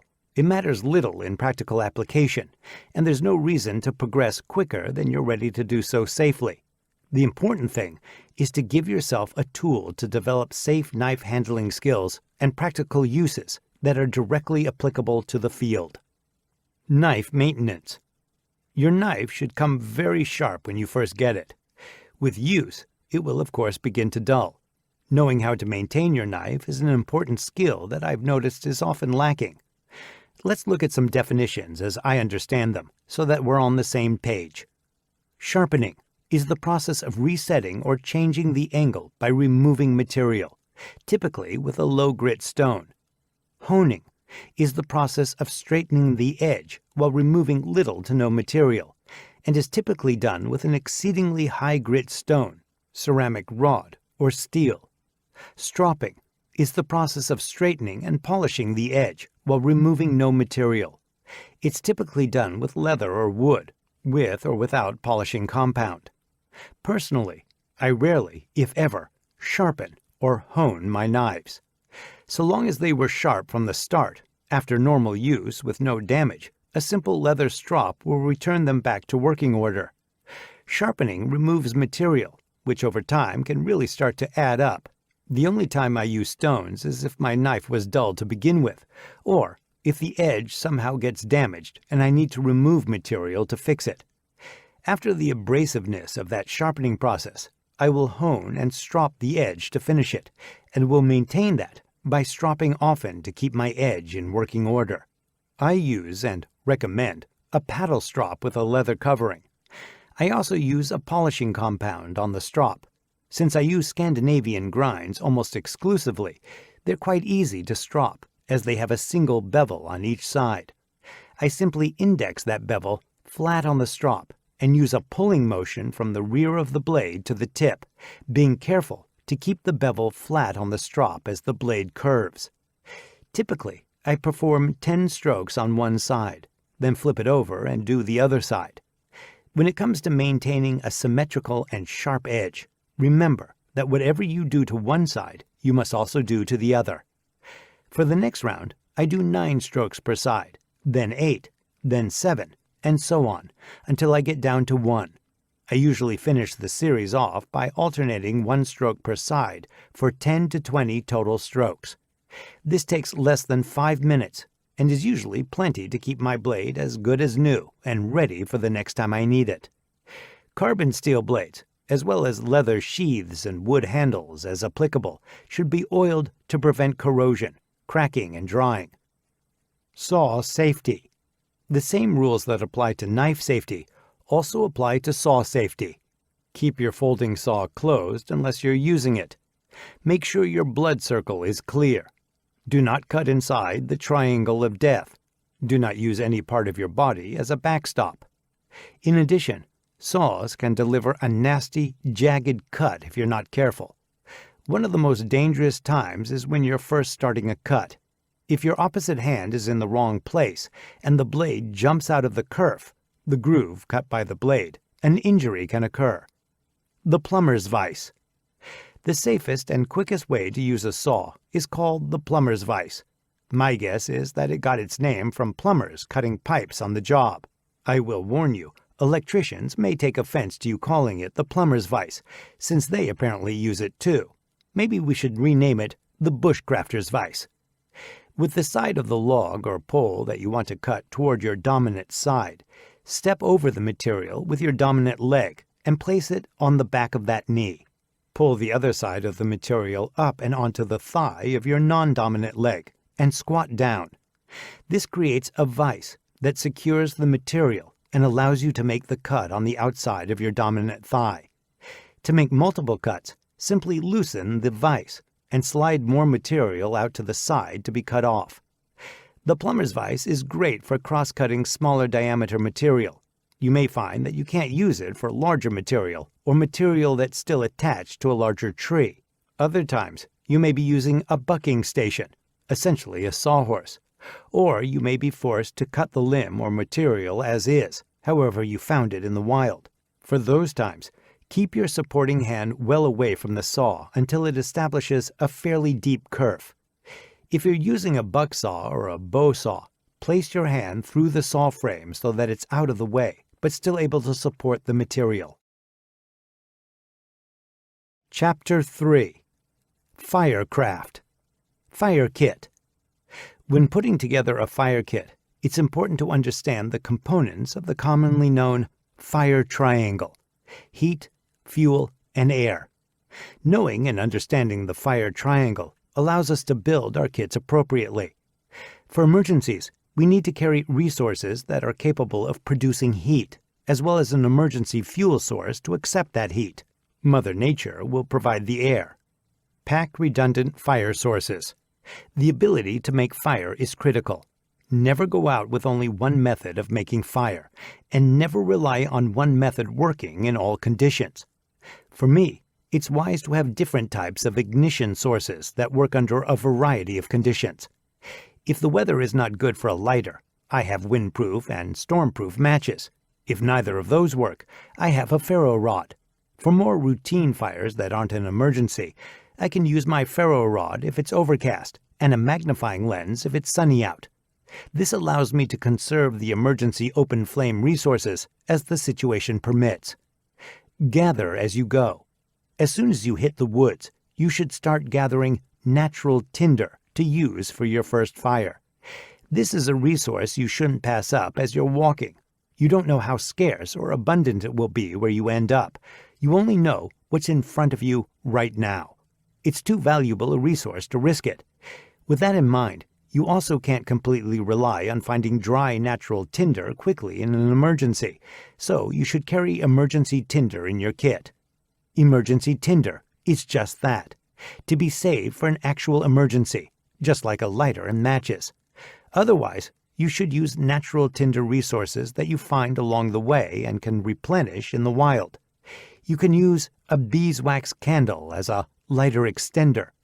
If you use the lighter to quickly light the candle, and then use the candle to light your tinder, which often takes longer to ignite than the candle, you conserve more fuel and extend the life of your lighter.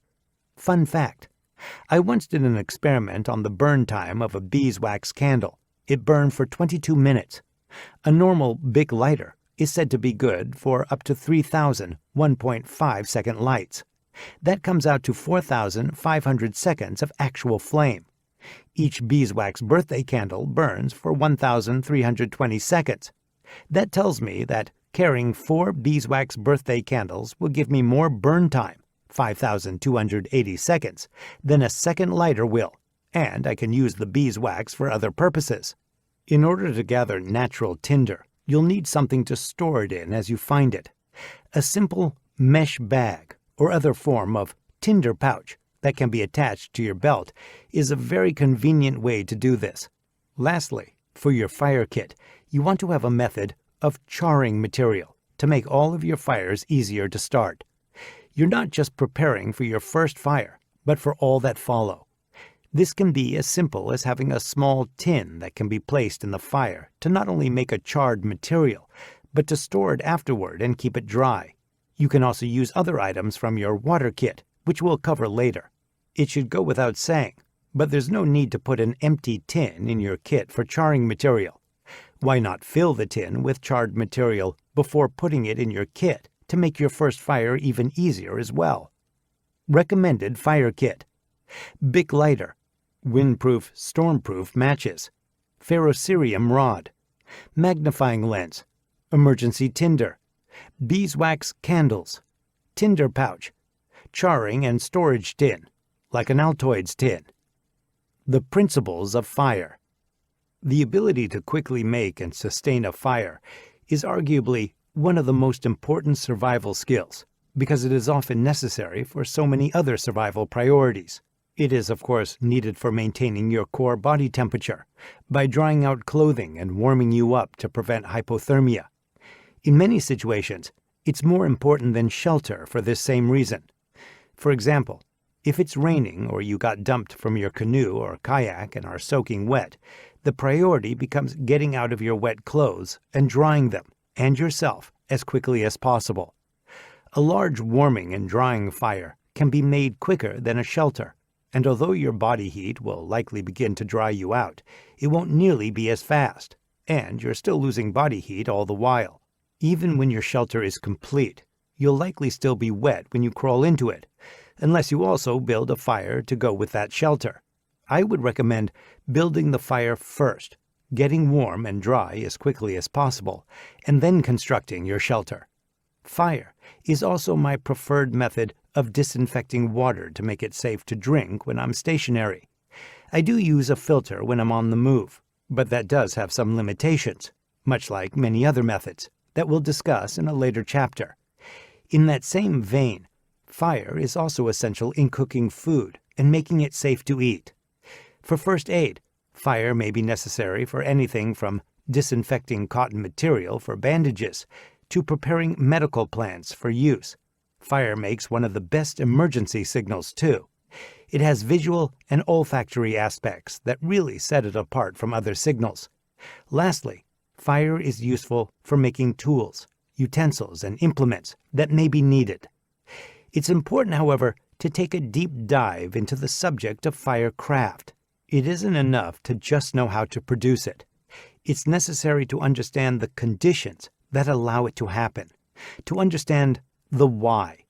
Understanding the why is what allows you to troubleshoot problems when conditions aren't ideal. The more deeply you understand firecraft, the greater your ability to create and sustain it when needed will be. Fire safety. As important as fire is, it can also be dangerous. Duff, leaf litter, and sticks surrounding your immediate area should be cleared away at a minimum radius of 3 feet from the center of the fire. Clear the area right down to the bare dirt if possible. Look overhead to make sure there are no low-lying branches full of dry leaves that could catch and spread. You should clear an even larger area on windy days or in especially dry areas. Keep in mind that a small ember can travel great distances and ignite a fire elsewhere, especially in those dry areas.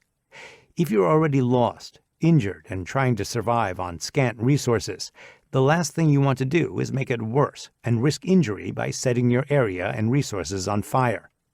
That brings up the question, do fire rings work, and are they worth the effort? In my experience, I have found that a fire ring is best suited for keeping the coal bed in one place.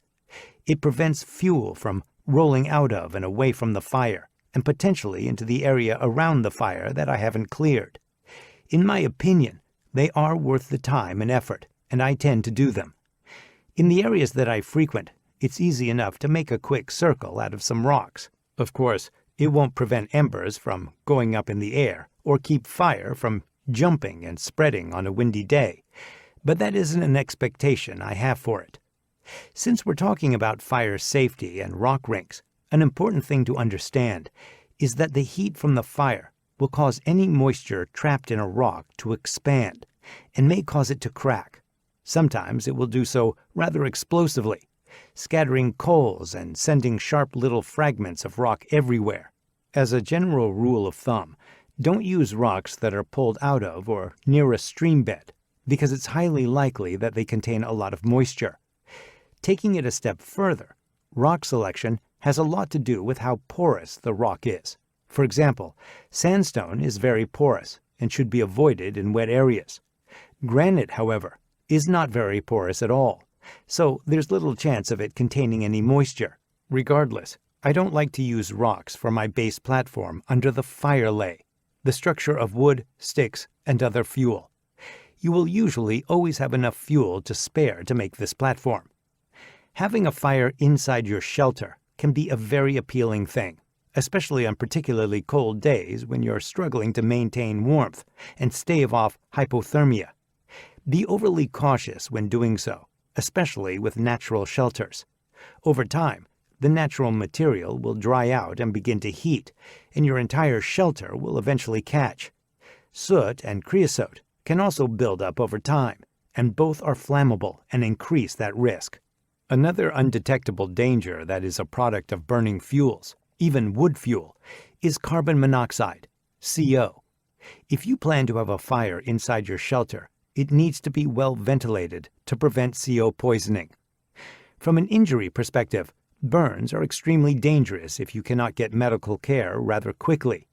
Larger burns negatively affect your ability to thermoregulate and make you more susceptible to hypothermia. All burns, large or small, tend to get infected easily. This can be a real problem in a remote wilderness emergency. Be incredibly careful when tending your fire or removing things like water bottles and cookpots so that you don't make a dangerous situation worse. The fire train. The fire train is a simple analogy to visualize what you're trying to accomplish when making a fire. Much like a train that starts from a full stop and gradually gathers speed and momentum over time, your fire gradually gains its own momentum when done correctly. There is no shortcut to getting a train up to speed, much like there is no shortcut to getting a sustainable fire going, with the rather dangerous exception of using gasoline, which I don't recommend. You must go through all the steps. Heat is created with an ignition source, be it a lighter, matches, ferro rod, what have you. That ignition source transfers heat to the fuel starting with the finest, most combustible material available. That material burns long enough to transfer the heat to fuel that is larger in size, but still small enough to readily accept the heat. This transfer of heat continues through fuel that is gradually increasing in size and therefore burns longer once lit until the fire is sustainable. Types of fuel. Fuel consists of tinder, kindling, and sustaining fuel. It is especially important that the heat can transfer from the smallest, most finely processed fuels to gradually larger sizes. Trying to shortcut this transfer of heat, fire train, will result in incomplete or lack of combustion. Doing it right from the start will save you time. Tinder is where the heat meets the fuel. It is dry, highly combustible material that's processed down as finely as possible so that it readily accepts heat from an ignition source. A good descriptive term for tinder is fluffy. It's meant to burn long enough to transfer that heat to the larger kindling. Tinder is such a valuable resource that you should always collect enough for one or more fires. When you think of tinder, think of coarse, medium, and fine, as it takes all three types to make a good tinder bundle.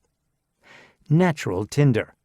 Specific tinder resources vary from region to region. It would be as difficult to list all of them as it would be to list even one that could be found everywhere. What is possible is listing some categorically and giving a couple of examples that are commonly found in a lot of different areas. The takeaway from this shouldn't be the name of a specific resource so much as the properties of that resource. Knowing what properties to look for should help you identify similar resources in your area. Here are some basic tinder resource categories and examples of each. Dried leaves and needles, dried grass and wildflowers, inner and outer bark, wet weather tinder, flash tinder, punk wood. Before diving too deeply into this discussion, keep in mind many land plants have a cuticle, a plant's waxy outer layer that prevents the loss of water to the environment. In the context of fire, that is problematic in two ways.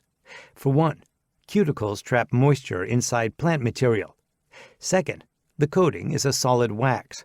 While wax is good fuel, it must first be melted into liquid form to really be combustible. Think of how a candle works. The heat from the flame is actually melting the solid wax body of the candle, and the cotton wick is pulling, or wicking, that liquid wax up to be burned for fuel. Knowing these characteristics up front will allow you to arrange your tinder bundle correctly, choose the appropriate ignition source for your tinder, and save you a lot of frustration. Dried leaves from deciduous trees and dried needles from various conifer species are often abundant in most forests. Having said that, most tend to have very heavy cuticles. Anything with a heavy cuticle is only suited for the coarse outer layer of any tinder bundle. You can often get away with using these as tinder only if you're using an open flame ignition source like a lighter, matches, or a candle. But even then, it may take some time to really take off. The heat must last long enough to melt the waxy cuticle into a liquid. Even the hot sparks from a ferrocerium rod will often go out well before you achieve that, as the sparks are so short-lived. I rarely, if ever, use either. If you do find yourself in a situation where these are your only source of tinder, it's best to try and avoid leaves that are mostly intact from the most recent autumn. Look for leaves that are skeletonized from the season prior to that. I say skeletonized because most of the leaf has decomposed away, including a lot of the cuticle, and what's left is the framework of the leaf. The best ignition source to use for this tinder resource is either a lighter, matches, or a candle. Otherwise, you should only use it as the outermost coarse layer of your tinder bundle.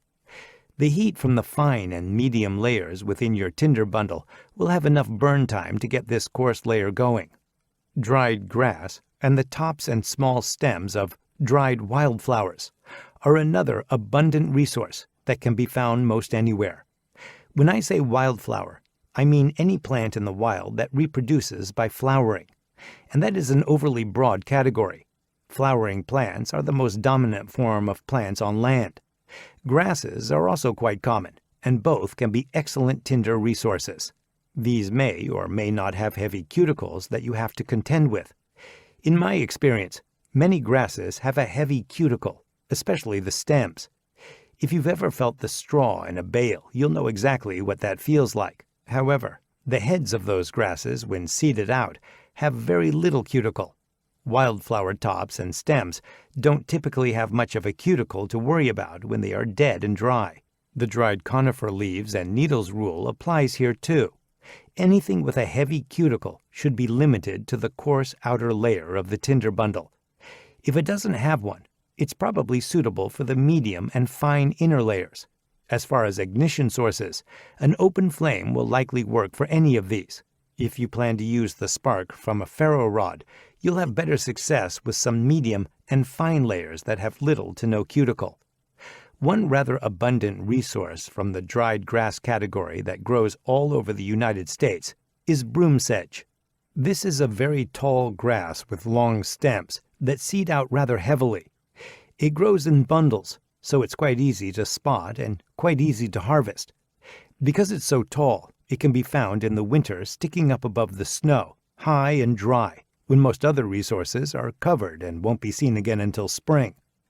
This resource is particularly useful because an entire tinder bundle, including coarse, medium, and fine material, can be made from this alone. Goldenrod is a great example from the wildflower category that grows all over the southeastern U.S. It's a large weed that has delicate little yellow flowers. Once it's dead and dry, you're left with an abundance of brittle stems, leaves, and flower tops with almost no cuticle to deal with. This plant and others like it are well suited for a tinder bundle. The stems make a great coarse outer layer, the leaves are great for the medium layer, and the small flowers are excellent for the fine innermost layer. I want to reiterate the point that it is more important to learn properties and categories than it is to learn names of specific plants. Regionally, you'll have additional choices like dog fennel. It has similar properties to goldenrod and grows all over the southeastern United States. Even if you cannot positively identify it as dog fennel, you'll be able to recognize that it is a wildflower with dry, brittle stems, an abundance of small, dry leaves and flowers. Identification of plants and learning their common and scientific names is a worthy venture, but it should be second to simply understanding the properties that make them worth learning to begin with. Dried bark that is suitable for tinder can be found on a variety of different tree species, as the outer barks of some and the inner barks of others. Of course, these need to be dead and dry, not green, living. You aren't looking for large, chunky, or scaly barks. What you're looking for are barks composed of fine fibers that can be broken down easily by hand. Trees like cedar, juniper, and cypress are excellent sources of outer bark that can easily be harvested from a dead standing tree, or even one that has fallen. Look for bark that hangs off in what looks like shreds. Even trees that are still living may have some dead outer bark, oftentimes hanging off them and just begging to be harvested. Don't be afraid to take what the tree is offering in that way, but take care and don't take everything from one tree.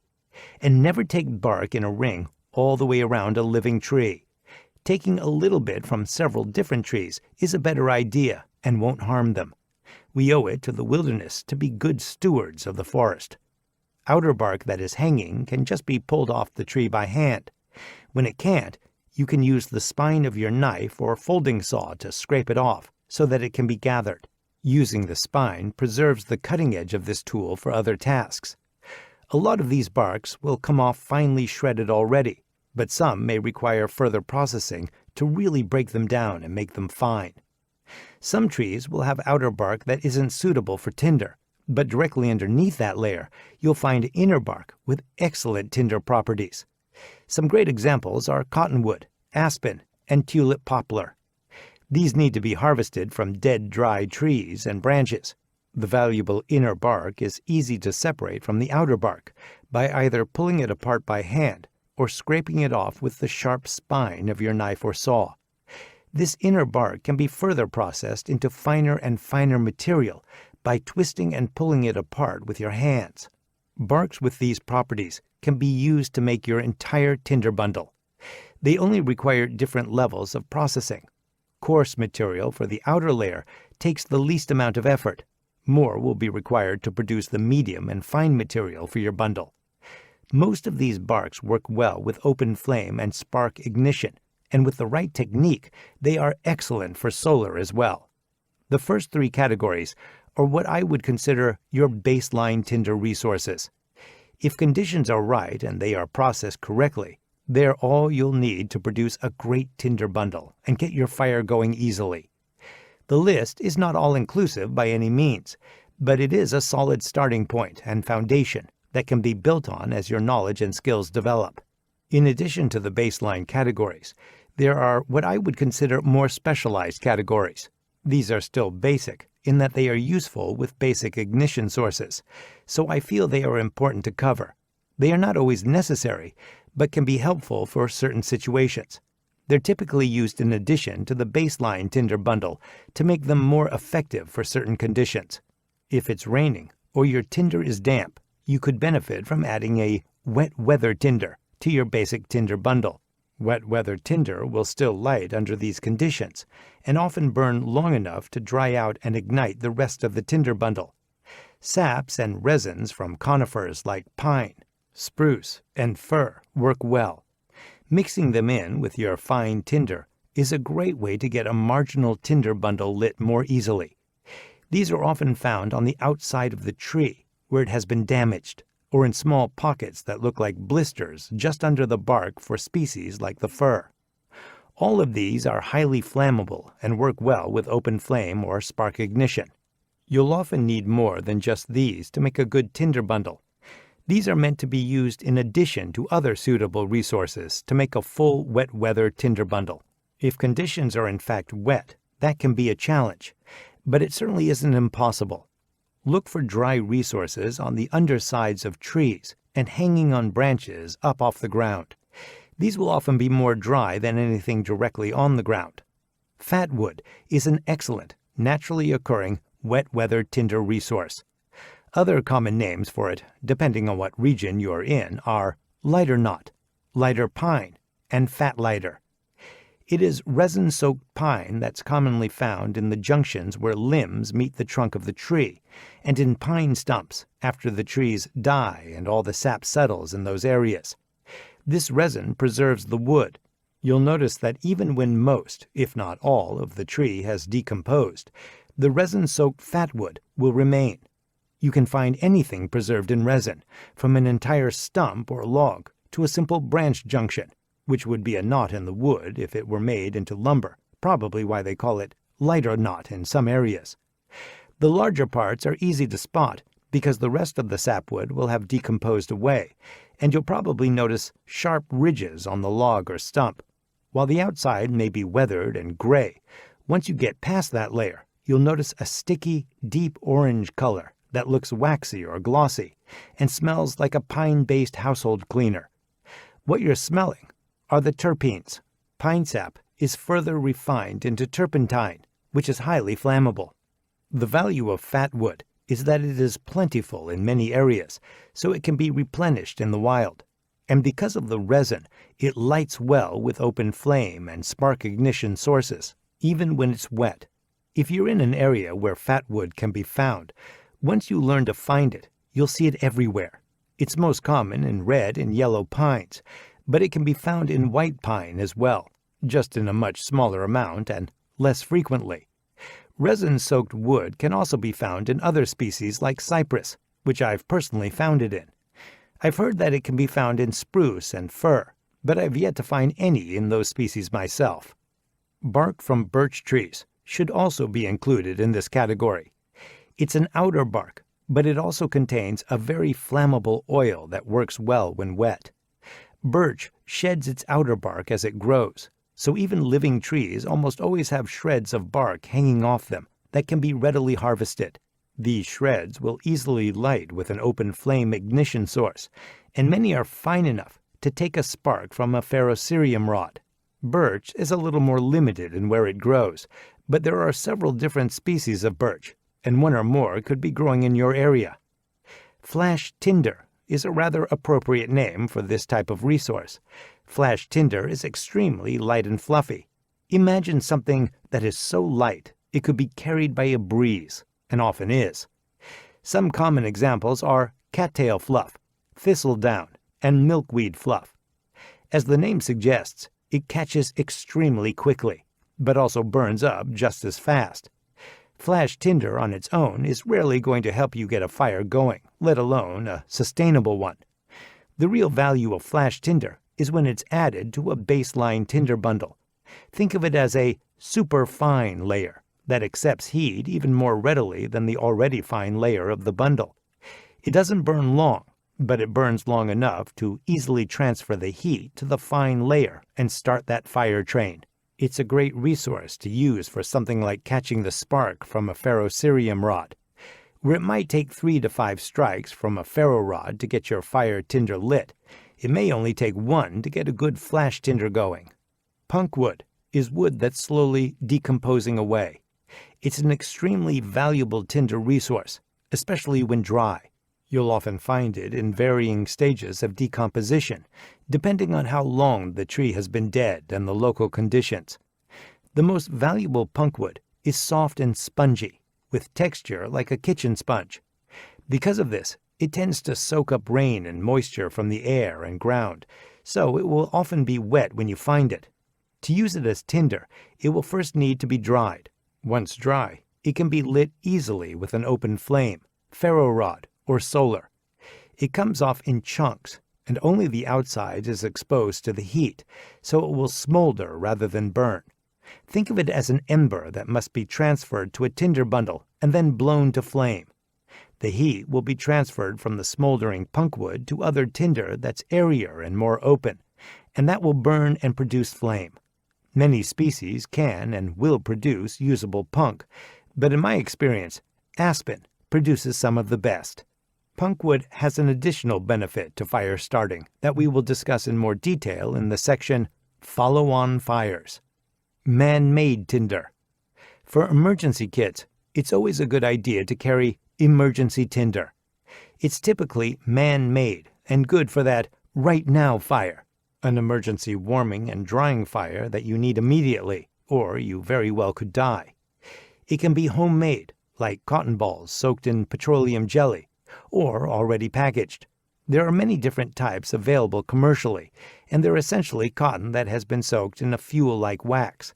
They are lightweight, don't take up much space, and burn for quite a long time. Pro tip: I use natural tinder when available, so that I can save this for that literal rainy day or emergency. Another great resource for any kit is candles. I like to think of candles as Lighter extenders. When using a lighter, I don't like to use more than 5 seconds of fuel to get tinder started. If the tinder is processed properly and isn't damp, that should be plenty of time to get it going. If it takes longer than that, and the tinder is optimal, address this rather than continuing to waste the fuel in your lighter.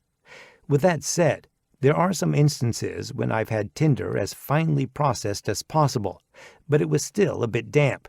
If I have a candle, I can use a few seconds of fuel from my lighter to get the candle lit, and then use the flame from the candle to dry out and ignite that marginal tinder. Once it's lit, I can simply put out the candle and still have it available for the next time. By doing this, I reduce the amount of fuel I have to use out of my lighter, essentially extending its life. Tip for the unexpected. Other items in your kit can often be used as a tinder resource in an emergency. Plastics and rubber will burn well, as will duct tape, but you must weigh the value of the item you're about to burn against the value it originally had. Does your need for this fire outweigh the need for this item as it was intended to be used? For example, is it wise to use this bandage to start a fire if you have an injury that you'll need the bandage for later? You will always be limited when it comes to any resource that you pack that can't be replenished from the wild, so it's important to consider. Kindling.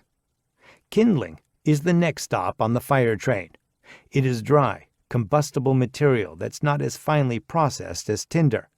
It's a large diameter fuel than the tinder, and it therefore burns longer so that it can transfer that heat to the even larger sustaining fuel.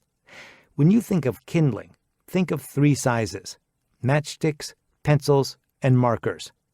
This is an easy way to remember to gather all 3 sizes so that heat can continue to be transferred from smaller to larger fuels. The best wood choices for kindling are ones that will catch quickly. It doesn't necessarily need to burn for an extended period of time. It just needs to burn long enough to get the sustaining fuel going. Some examples are softer woods like most conifers, pine, spruce, fir, cedar, and deciduous trees that I would consider a soft medium density: cottonwood, willow, aspen, birch, tulip poplar. Species that contain resins or oils like pines and birch are a welcome bonus when it comes to catching quickly, especially in wet conditions. Sustaining fuel. Sustaining fuel is the final stop on the fire train.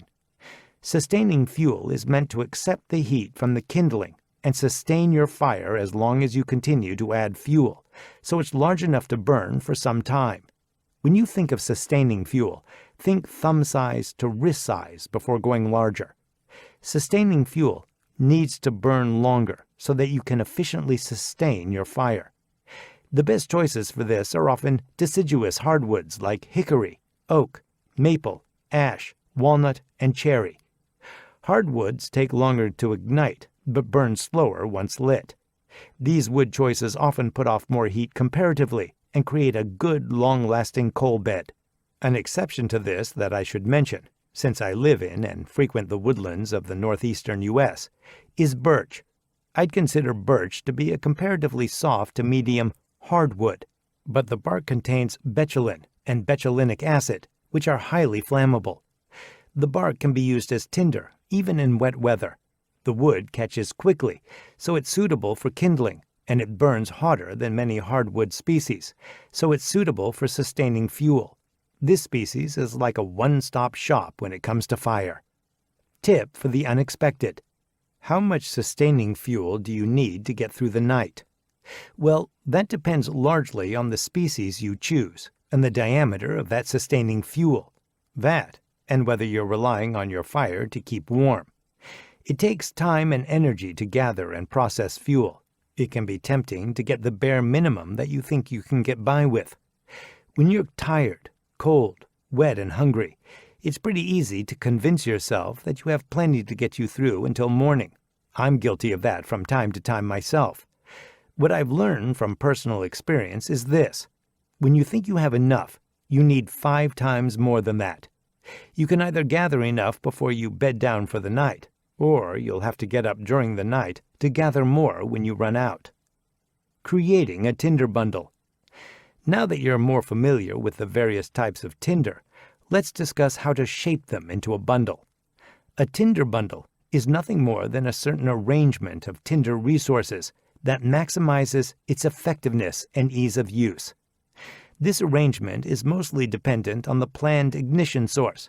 There are three basic types: tinder ball, grass or twig bundle, bird's nest. The tinder ball is just like it sounds, a ball of coarse, medium, and fine material.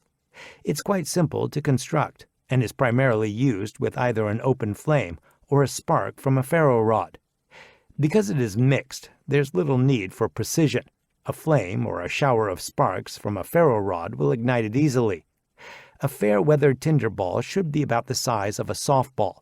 This should burn plenty long enough to get dry kindling going. For poor weather, when it needs to burn a little longer, this should be doubled to about the size of a miniature basketball. Having too small a tinder ball can result in a failure to get a fire going. A grass bundle can also be referred to as a stick or twig bundle. It just depends on what makes up the bundle. For a grass bundle, you simply place the stems together with all the seeded heads toward one end. This arranges it in such a way that all the fine, readily combustible material is at one end, and all the coarse stems are at the other. This type of bundle works best with open flame, but it can also be used with a ferro rod. You simply orient the seeded heads in a downward direction with the stems facing up and light the bottom. The flame will take on the fine seed heads at the bottom and climb through the medium and coarse material. If you're using sticks or twigs, keep in mind that they are coarse material, so you'll need to place some sort of medium and fine material toward the center. This is a great technique to use when good tinder resources like dried grasses, wildflowers, and barks are less abundant. You can use what little you do have to make up the innermost layers that will accept the heat from your ignition source easily, and your coarse outer layer can be supplemented with more abundant sticks and twigs. Remember that the smallest size kindling is only as thick as a matchstick, so you want your sticks and twigs to be thinner than that for best results. Depending on the composition of your grass bundle, you may even be able to use it for ember transfer, which is typically reserved for the next tinder bundle we'll discuss, bird's nest. To do this simply: 1. Make a small cone out of your grasses, sticks, or twigs. 2. Place a layer of medium material inside that cone. 3. Place an inner layer of fine material that you can transfer your ember onto. Picture an ice cream cone. The sticks or twigs are the cone, and the medium and fine material are the ice cream inside. For fair weather, the grass bundle should be big enough at the base so that your finger and thumb can just make a circle around the bundle of stems, like an OK sign. For poor weather, you'll want a bundle that's at least twice that size at the base. If the tinder is available, you should try and get enough so that it takes both hands to make a circle around the base. A bird's nest is a circular arrangement of tinder with a recess in the middle that allows you to securely place an ember inside it. The outer layer is coarse, the middle layer is medium, and the innermost layer is fine material. It can be used with any ignition source, but it takes longer to construct and is really only necessary for transferring an ember that was produced by solar, percussion, or friction ignition, or when an ember is created with charred material, which we will discuss later. Fire lays. A fire lay is the arrangement of your fuel that's meant to achieve and sustain a fire. A good fire lay sets the conditions for the entire fire train to happen efficiently. Fire loves chaos, yet it also loves structure to easily climb.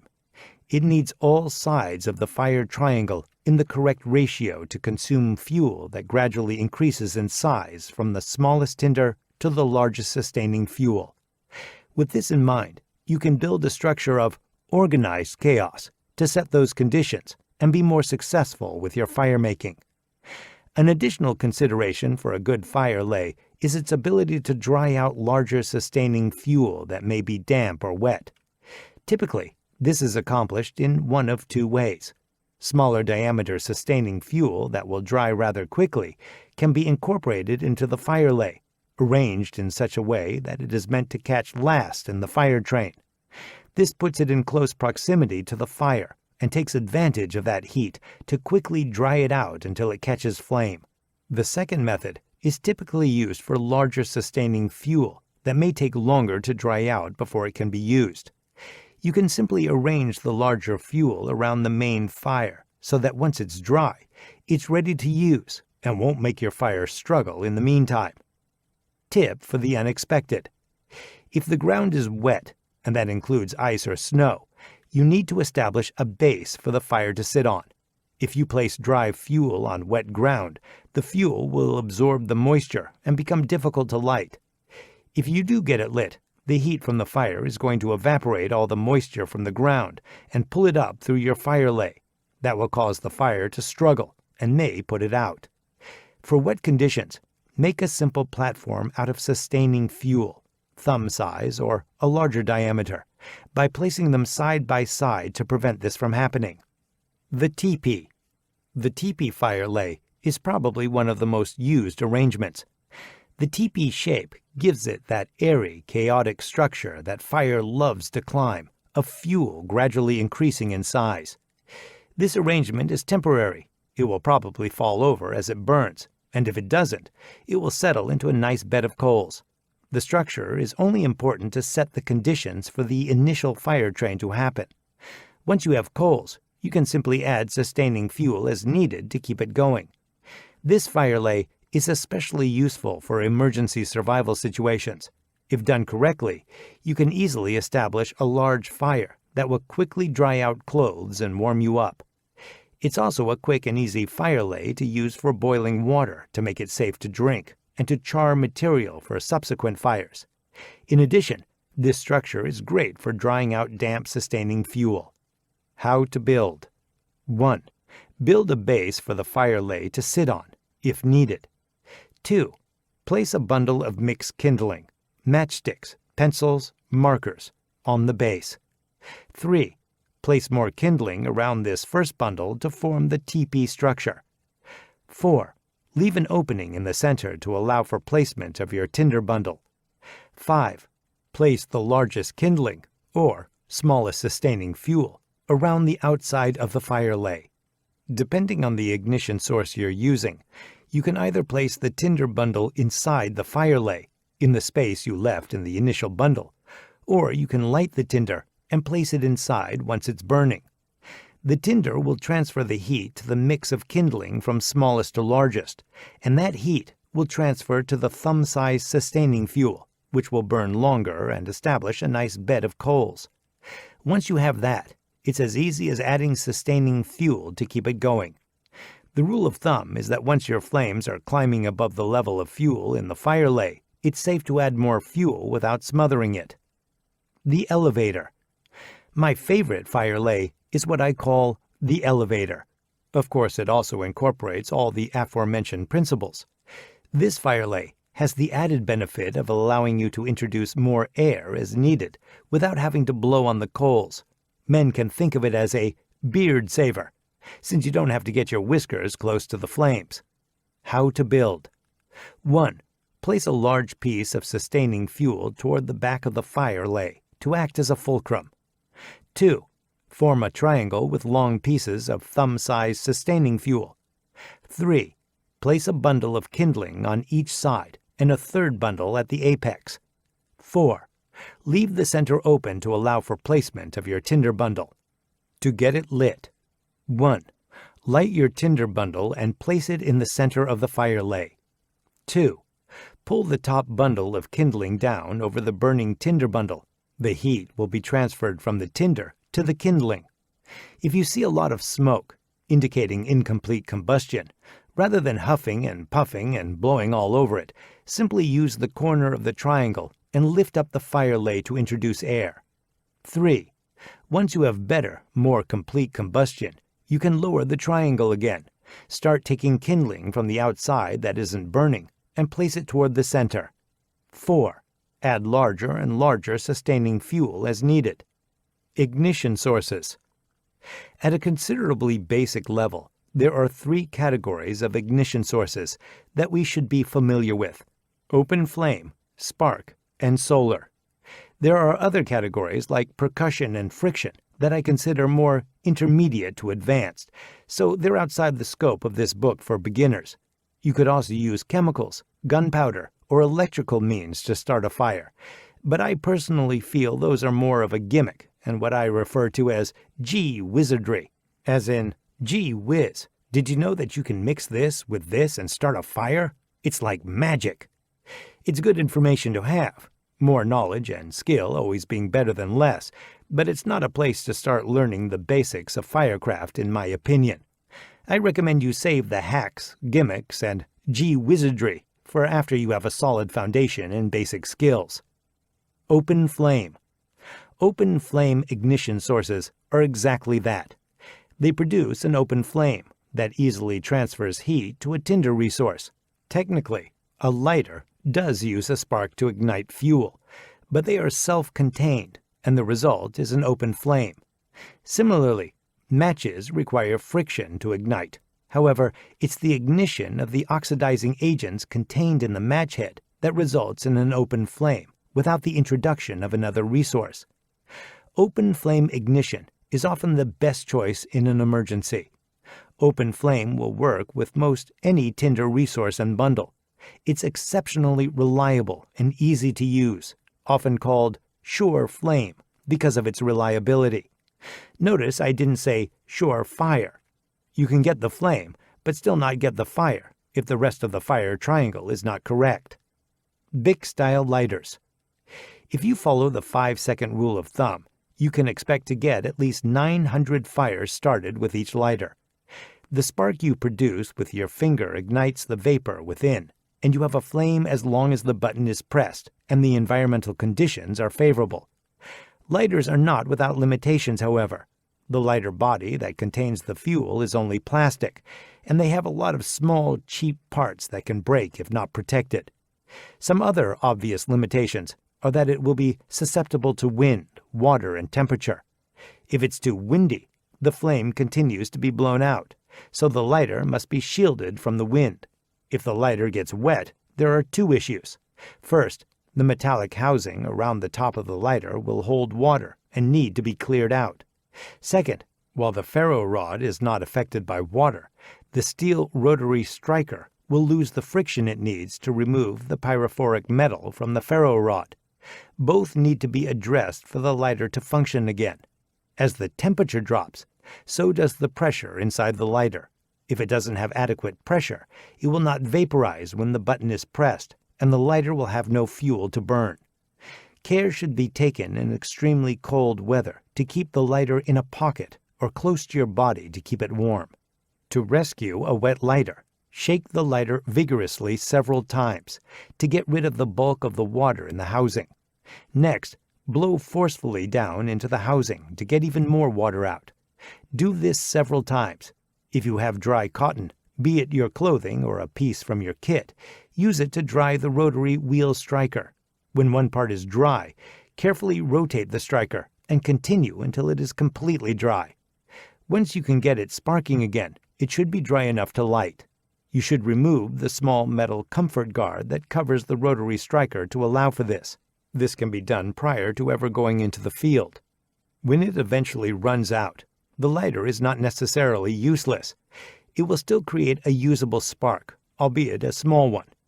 Oftentimes, when you find a lighter that has been discarded, it will be out of fuel, but still create a spark. That can be used to light certain resources in an emergency, like flash tinder and charred material. To make it last longer, since its ability to spark will far outlast its ability to flame, you can take steps to restrict the flow of fuel and only create a spark to light your tinder. This will conserve the fuel even longer and make your lighter that much more useful. You can restrict the flow of fuel by tightly wrapping or tying a small piece of cordage under the button, or using a cable tie that you can slide under it when needed, anything that prevents the button from being pressed. Matches. I've often read, and sometimes heard, that matches are not worth carrying, or that some would rather carry 2 lighters than 1 lighter and some matches. I personally feel that matches are worth carrying, and here's why. You always want a backup for something you're relying on in a life or death situation. In an actual emergency, when I'm cold and wet and going hypothermic, I'm going to use the easiest and most reliable method to get my right now fire going. You shouldn't improvise, nor rely on just one method. For something that is life or death critical, set yourself up for the best chance of success and bring a reliable backup. As far as carrying 2 lighters instead of a lighter and matches, if the conditions are not good for the first lighter to work, they aren't going to be good for the second one either. You want another open flame ignition source that will perform differently in those conditions. When it comes to matches, you should choose windproof and stormproof matches that burn for as long as possible. Most windproof and stormproof matches have wooden matchsticks and will burn both in high winds and in rainy, wet conditions, sometimes when I would expect a lighter to fail. Paper kitchen matches have no place in an emergency kit. Matches are limited in that they're only good for one strike, and you can only carry so many of them. Of course, all matches are not created equal, but the average minimum amount of time it takes to ignite a damp tinder bundle, in my personal experience and experimentation, is 15 seconds. Look for matches that burn at least that long, or in an absolute minimum, long enough for you to light a candle that can then be used to dry out and ignite the bundle. Spark.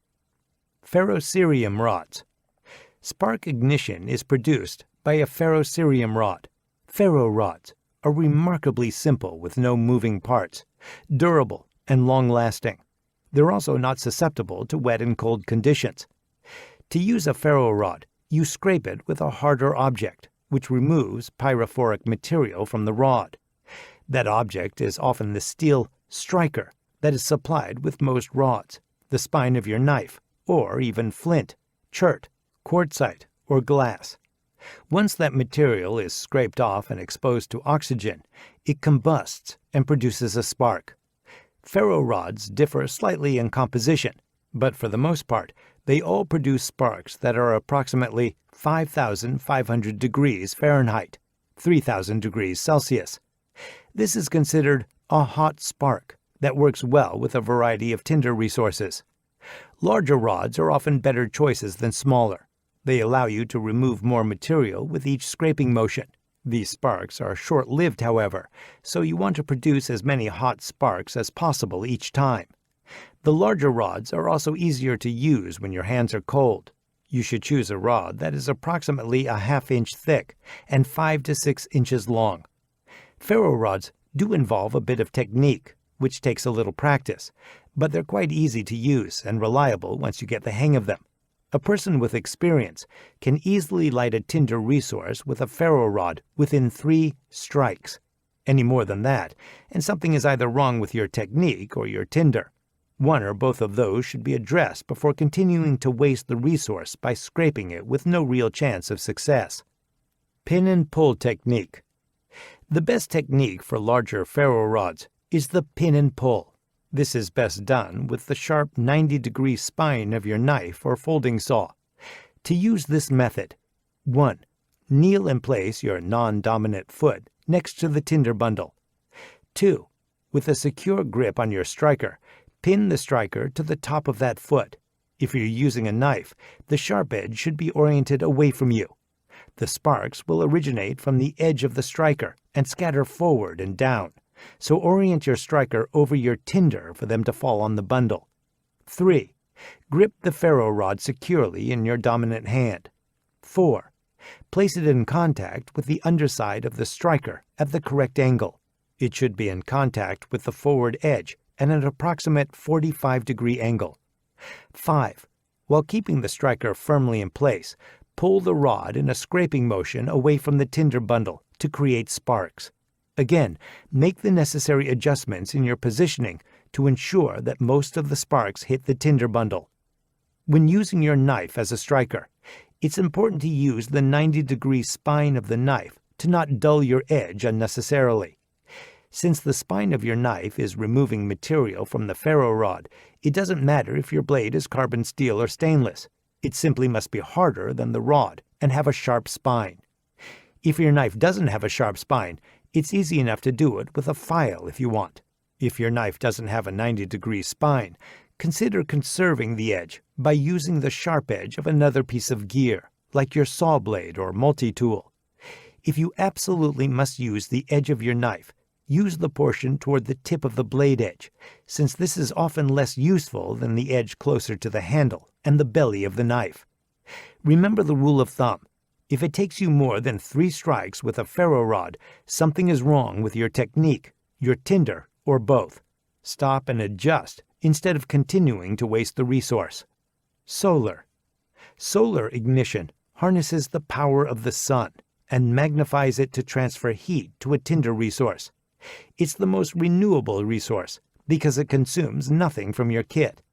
Of course, it does have its one limitation of needing sunny weather, but when conditions are right and you're not in an emergency, you should always go with this easy and reliable method. Rather than try to light an entire tinder bundle with the sun, it's best to create a small ember that can be transferred into a bird's nest tinder bundle and blown to flame. It'll be much easier to focus the sun on a smaller piece of tinder. One of the best tinder resources for solar is dung from lagomorphs, rabbits, hares, and pikas. These are hindgut digesters that leave behind pellets that are little more than compressed plant fiber. When these pellets are dry, they make excellent tinder for solar. Of course, this isn't all you can use. You can create a similar pellet by taking some of your fine material like an inner or outer bark, rolling it, and compressing it into a tight ball with your hands. Your goal is to create an ember that smolders rather than burns, so you remove air, or at least restrict it, from the fire triangle by compressing the tinder. Another good tinder resource for solar is a small piece of dry punkwood. There are really 2 things that you need to pay attention to when using solar as an ignition source. 1. The angle of the lens in relation to the sun. When you look at the light that's passing through the lens and landing on either the ground or the tinder, it should be centered. That is, the light should be centered within the shadow made by the rest of the lens. This gives you the best possible angle in relation to the sun. 2. The size of the circle of light that you are focusing. While maintaining the correct angle, move the lens forward or back until the light is as focused and pinpointed as possible. This will give you the most heat. If you focus that spot on your tinder pellet, it should begin to smoke almost immediately. Once smoking, make slow, very tight circles with the light on the tinder to increase the surface area that you're applying heat to with the lens. This process should take 20 to 30 seconds with good sun. You'll know it's lit when you can take away the ignition source and the pellet still smolders.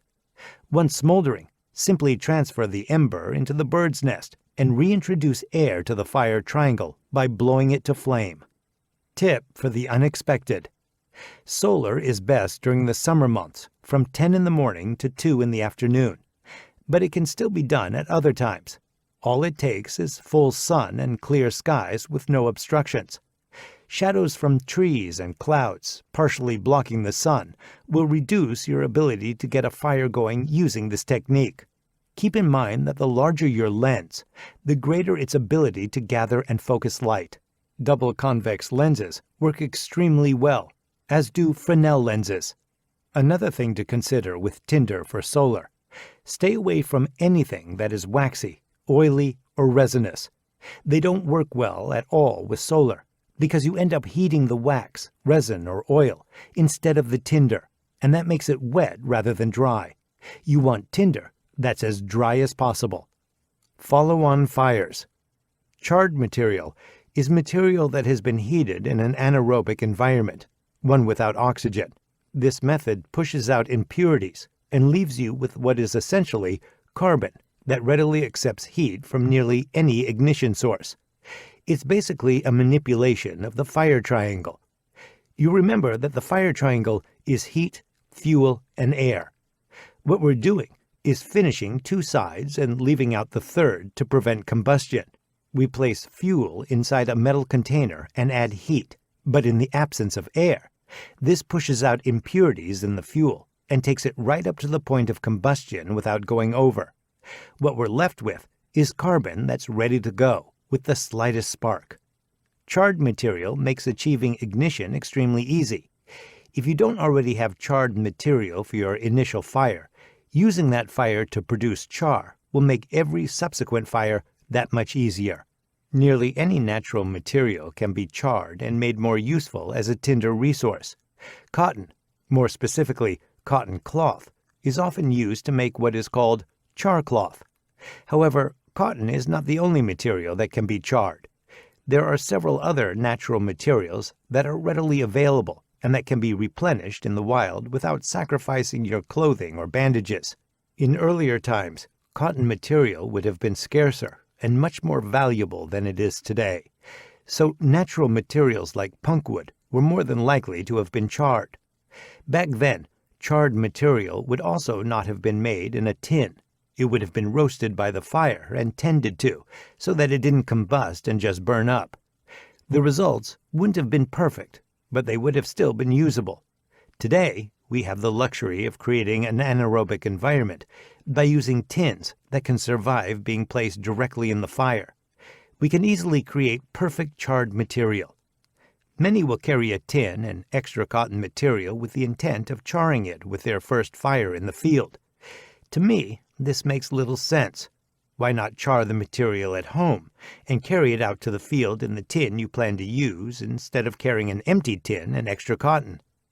Once in the field, you can replenish your supply with natural material and save your cotton for other purposes. Most tinder resources, excluding oily or resinous wet weather tinder, will char well. Punkwood makes the best charred natural material, particularly punkwood from an aspen tree, although others work well too.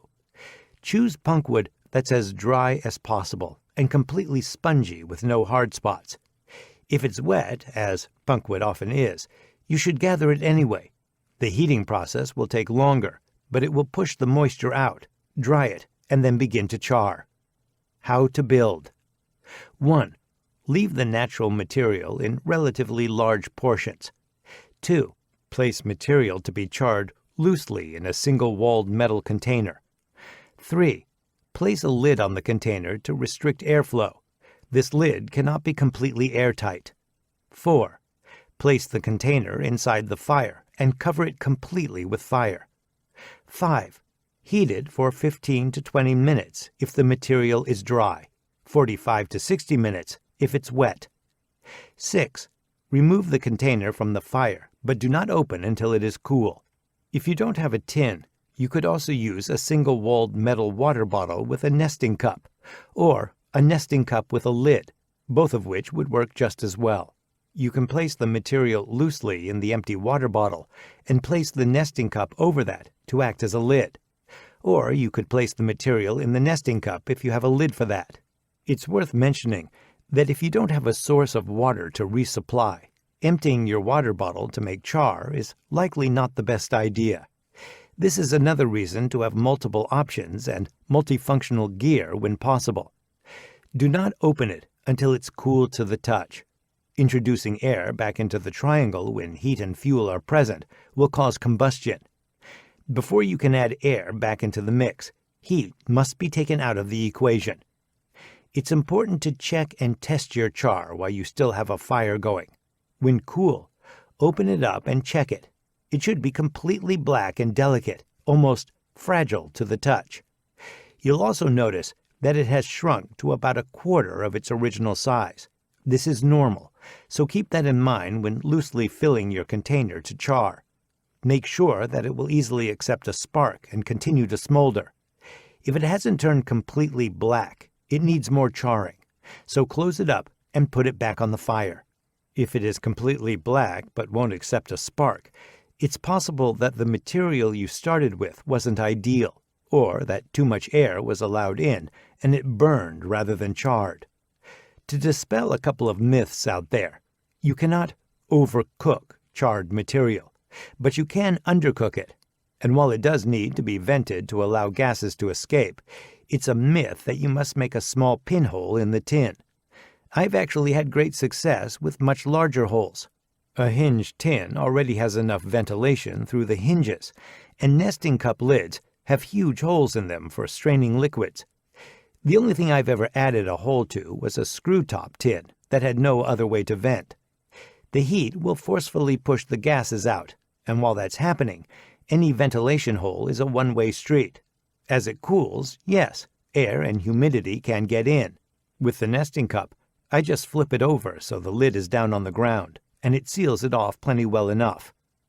Charred material will, of course, accept open flame, hot spark from a ferro rod, and solar. You can also use a variety of less than ideal ignition sources, like sparks from a lighter that's out of fuel, or from small ferro rods like those you'd keep on necklaces, lanyards, and bracelets. You can even use the small magnifying glass on a compass to light it. Although I don't discuss percussion techniques in this book, char will readily accept the cooler spark of flint or steel, and even from a natural stone like chert or quartzite when scraped on the spine of a carbon steel knife or any other carbon steel source that you might find. The smoldering char can then be placed in a bird's nest tinder bundle and blown to flame.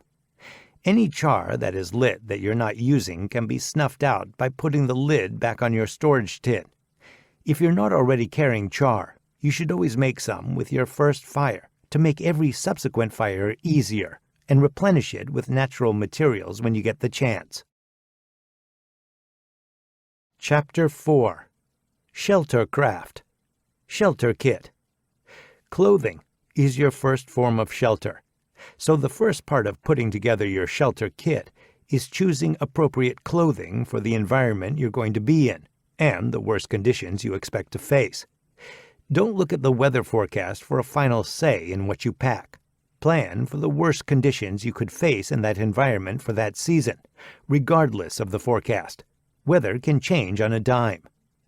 After clothing, being able to build a shelter is next. You need something to sleep under, something to sleep on, and something to sleep in. Additionally, you need some cordage to tie it all together.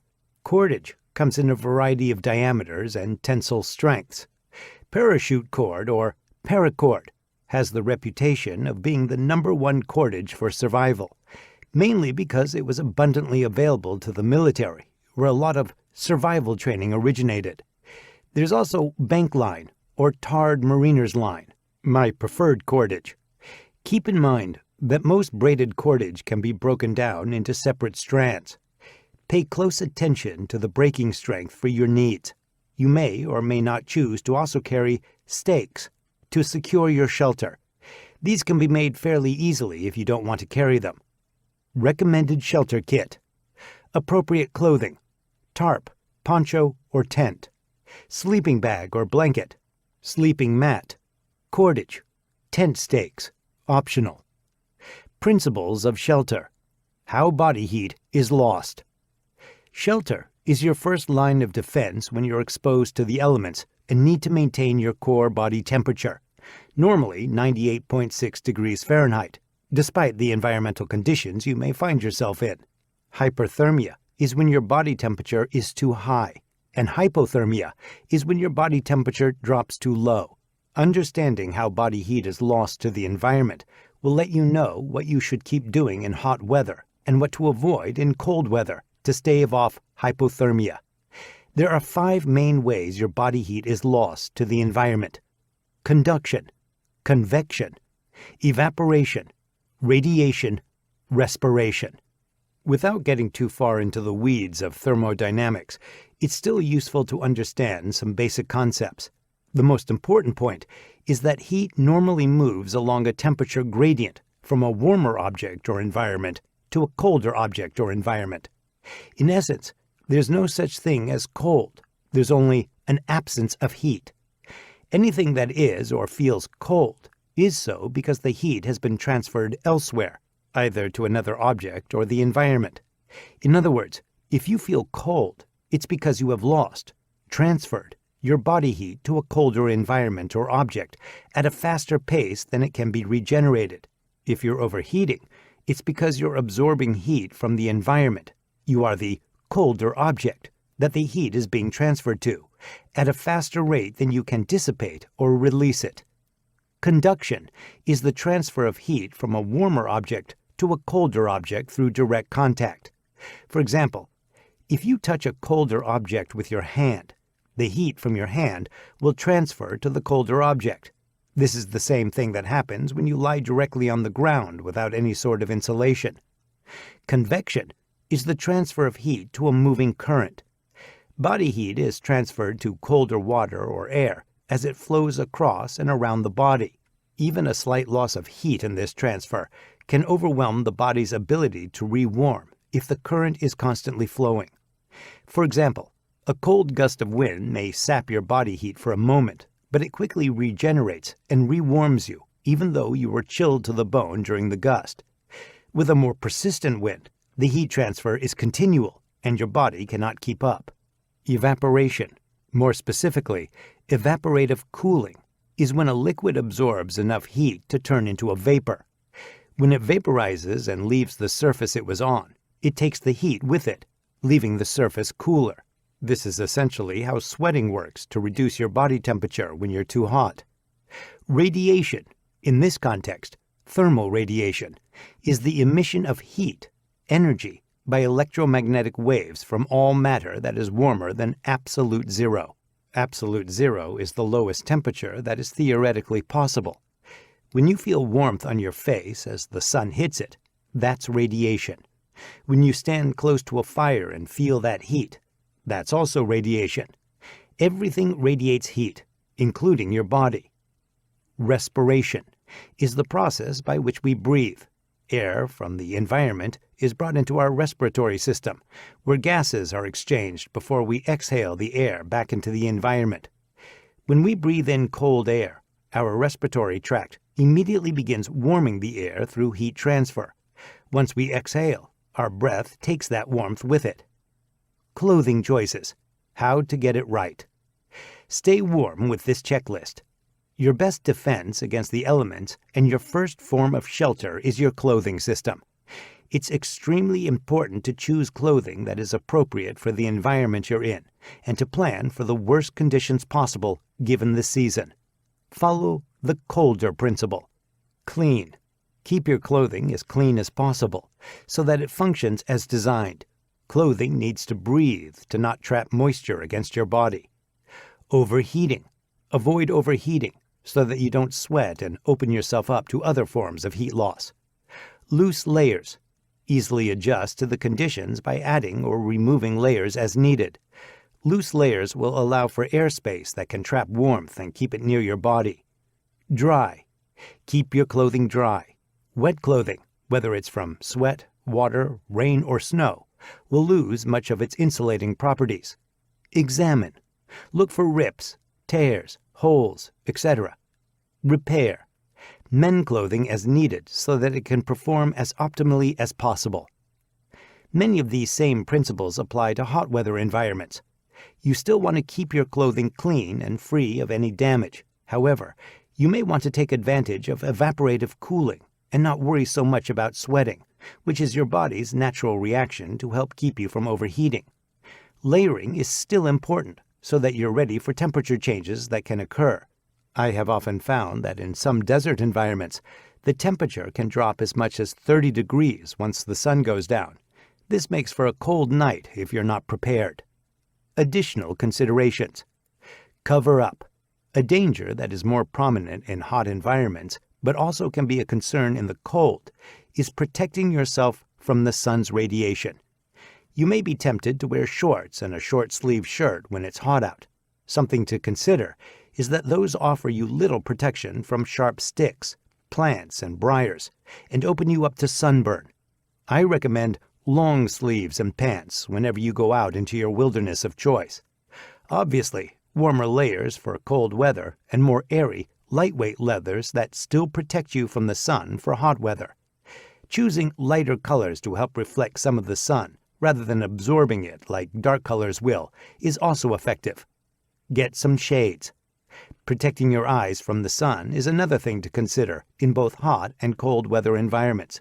And not only the sun.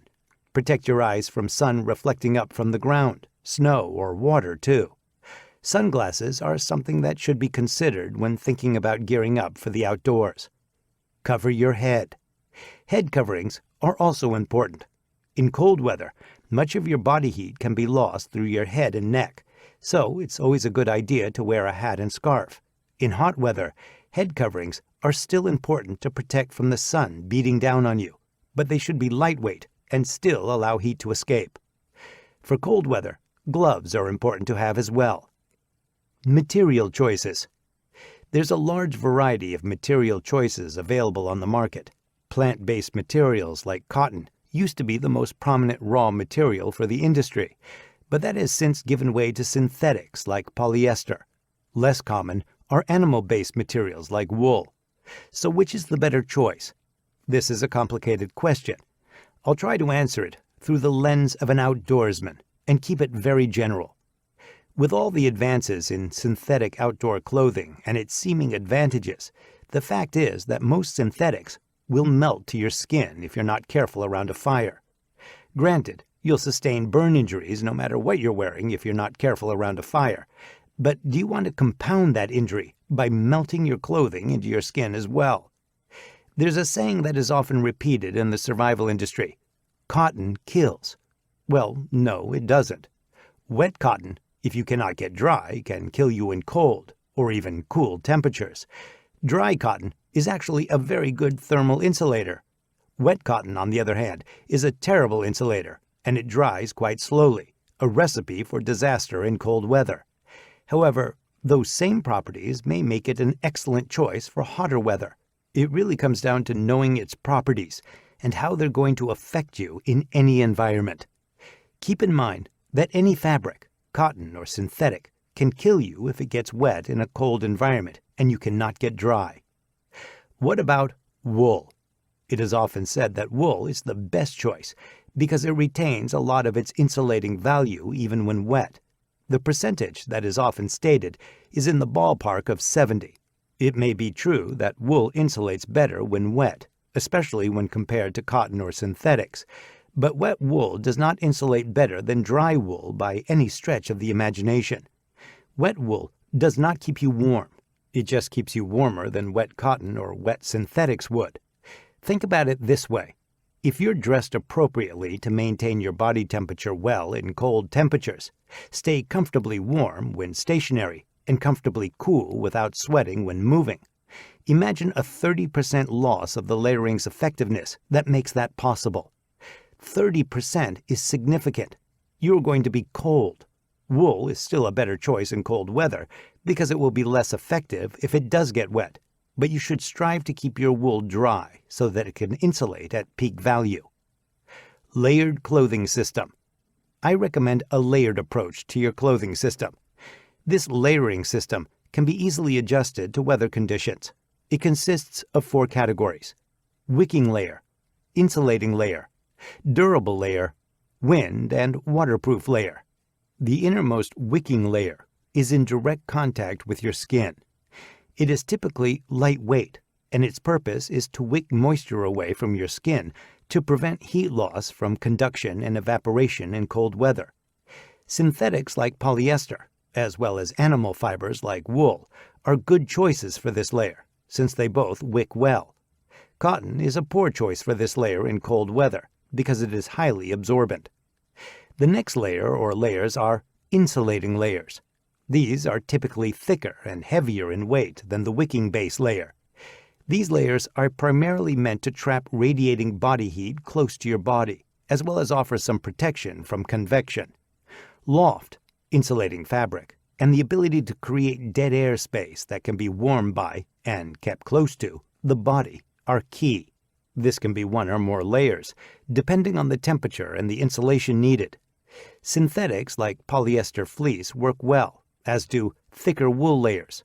In colder temperatures, this could include a down or synthetic down puffy jacket, although those would typically be worn over the durable layer. The durable layer is what most would consider your regular clothing, like your shirt and pants. They're not necessarily meant to be all that insulating, but they do offer some insulation and protection from convection.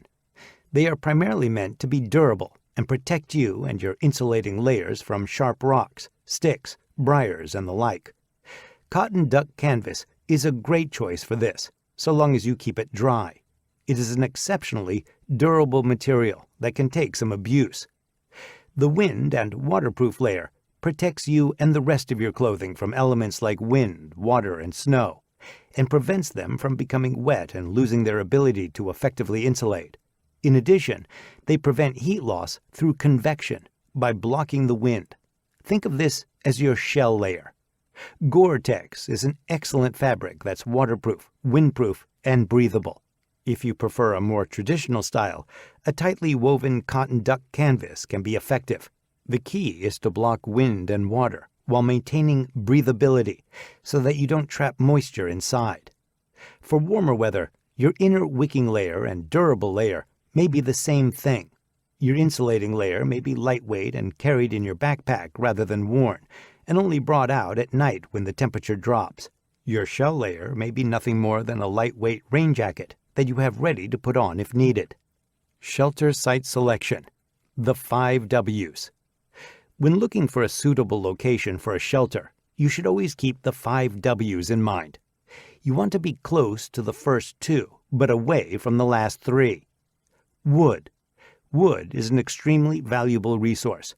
You'll need it for fire, not just for temperature control, but also for making water safe to drink and food safe to eat. Depending on what you have in your pack, you may need wood resources for shelter construction as well. When possible, you want to set up near an area that has sufficient wood resources. Water.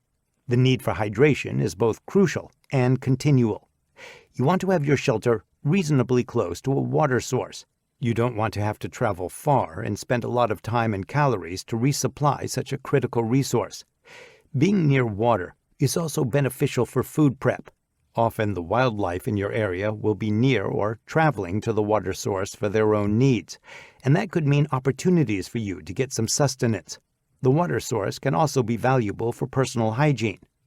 You want to be near a water source, but not so close to it that you're in danger if it floods. Another thing to consider is that cold air sinks down to the lowest area, and those are often the same areas that contain water. Do not set up down in the low ground, where the temperature is likely to be colder. Wind. Wind will sap your body heat via convection rather quickly. If you're in a thick forested area, that will help shield you from the wind. Other terrain and microterrain may offer a natural windbreak as well. You don't want to set up too low because of the cold air sinking, but you also don't want to set up on top of a ridge where the wind may be howling. A good rule of thumb is to look for something in between that is still close to your wood and water resources. Widowmakers. These are dead trees or tree limbs that can fall on you or your shelter and cause serious injury. You should avoid these whenever possible. If they cannot be avoided, but you have the right resources, you can take steps to mitigate the threat. It may be risky to use a saw to take down dead limbs or throw a line over a dead limb and pull it down, but it also may be necessary to keep the limb from coming down if the wind picks up or a storm rolls in. Sometimes, even without those things, a limb just finally decides to let go and falls. For dead standing trees, you may want to go ahead and fell them to add to your firewood supply. Again, the safest bet is to avoid them, but you may be able to take advantage of them if you must. Wildlife. Avoid setting up on or near animal trails if possible. It's a good idea to know where they are for trapping purposes, but it's not a good idea to set up on one. Wildlife becomes more active at night and might bump into you at the worst time. This is another reason to not set up too close to your water source. The animals in that area may be moving to that resource at night as well. Some animals may be a welcome sight, while some others could be downright dangerous. Also, take a quick look around where you want to set up and look for wigglers. Those are snakes, spiders, scorpions, ants, and other bugs. For the most part, snakes in North America will likely get out of your way unless you accidentally step on them or try to handle them. The others are more likely to be a problem. Nothing will ruin your night faster than setting up on a nest of fire ants that you didn't notice at first. Basic knots. Before getting into different shelter types, there are a number of knots you should know that could be used to build many of them. With so many to choose from, it can be difficult to know where to start when learning them. I've chosen a handful that I think are great for beginners because they often build on each other. The steps to trying them are familiar, and they have a lot of different applications. These knots are all that are needed for the rapid ridgeline and the tarp shelter configurations I mentioned later in the chapter. Overhand. The overhand knot is a stopper or security knot. 1. Form a loop on the end of the line with the standing end, long end, on top of the working end, short end, as you are looking at it. 2. Continue routing the working end around the line and back through the loop that is formed. 3. Dress it down, tighten, to form the knot. Fisherman's knot. The fisherman's knot can be used as a joining or bend knot to join two lengths of line together. It can also be used as a binding knot to tie the ends of a single line to form a loop. Both are tied in the same manner, the only distinction being whether you're tying two different lines together or two ends of the same line. 1. Place the ends of the line or lines opposing each other with an overlap. 2. Isolate one end and tie an overhand around the opposite line. 3. Repeat this on the other side. I find it easiest to just flip the entire thing over when doing this. Pulling both lines will cause the overhand knots to dress down into each other and tighten the knot. Essentially, this knot is two opposing overhand stoppers. When tied as a binding knot to form a loop, the stoppers can also be pulled away from each other to reduce the size of the loop, earning it the nickname necklace knot. Overhand slip. The overhand slip is a simple change to the baseline overhand knot that's used to form a slip knot. This is most useful because it's the beginning of several other knots. 1. Leave yourself plenty of length on the working end of the line. 2. Form a loop just like you would when tying a simple overhand. 3. Form a bite from the standing end and route that up through the loop. 4. Dress it down slightly. You'll notice that you have a clean side, slip side, to the right, and a dirty side, where the knot is forming, to the left as you are looking at it. Pay attention to where this dirty side ends up, as it will be important for other knots. This is the tractor, or mule, that actually holds tension. Bowline. The bowline knot is an extremely useful knot that has several variations and applications. There are other ways to tie it, but I teach it this way because the steps to tying the previous knots are familiar and can also apply to tying the bowline. 1. Start with an overhand slip with the dirty side left, clean side right, as you are looking at it. 2. Route the working end through the bite from front, toward your chest, to back, away from you, and fold it back on itself. 3. Pinch and hold the newly formed bite you just made. 4. Continue holding the bite and gently pull tension on the standing end to dress the knot. You should have a fixed loop on the end of the line that's large enough to incorporate whatever it is you want to place in the loop. The tail formed by the working end should be to the inside of the loop, not the outside. The standing end should be passing through a small teardrop-shaped bite with a cross-locking bar, perpendicular, directly above it, locking it all down. If properly dressed, the teardrop-shaped bite has not been pulled to the back of the knot, which will negatively affect the tension and function of the knot. The back of the knot looks roughly like a triangle. Trucker's hitch. I categorize the trucker's hitch as a specialty knot because it is a group of knots that work together to form a specific function. In this case, that function is acting as an anchor that provides a mechanical advantage when tightening a line. The very baseline trucker's hitch is nothing more than a slip knot of some form used to create a loop. There are several different knots that can be used to create this. The standing end of the line needs to be fixed to an anchor point. Let's call that the far side anchor, since the trucker's hitch will be tied on the anchor nearest to us, or the near side anchor. The rest of these instructions assume that you have the opposite end securely attached to the far side anchor. Decide where you want the trucker's hitch to be tied, keeping in mind the amount of stretch the line you're using has. Once you begin pulling tension on this, that stretch is going to be removed before everything becomes tight. 1. Begin with an overhand slip. The dirty side, mule, needs to be toward the far side anchor. 2. Route the working end around the near side anchor and back through the loop. 3. Tighten the line by pulling back toward the near side anchor to the desired tension. 4. While holding tension, secure with 2 half hitches slid tightly against the loop. Girth hitch, lark's head. The girth hitch is an anchor knot that can be tied on the end of the line, but is rarely used in this context. More often than not, you'll be tying this in the middle of the line or with a pre-made loop. 1. Place one end of the loop over the desired anchor to form a window. 2. Route the tails, or the rest of the loop, around the anchor and through the window. 3. Dress the knot down until you have the 2 parallel wraps with the cross-locking bar. Prusik knot. Once you know how to tie a girth hitch, tying the prusik knot is easy. Think of it as a girth hitch with additional turns. It uses friction to hold tension on the line that it's tied to. For best results, the prusik should be used to tie a smaller diameter line onto a larger diameter line.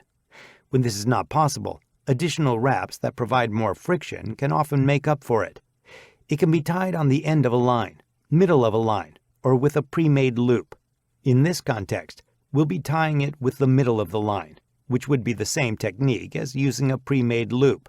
Tying the prusik using a pre-made loop is just as simple as tying the girth hitch with the same. The only difference is passing it through the additional times to create the desired number of wraps. 1. Place one end of the loop over the desired anchor to form a window. 2. Route the rest of the loop around the anchor and through the window. 3. Split the first wraps so they are to the outside. 4. Route the next wraps toward the inside of those. 5.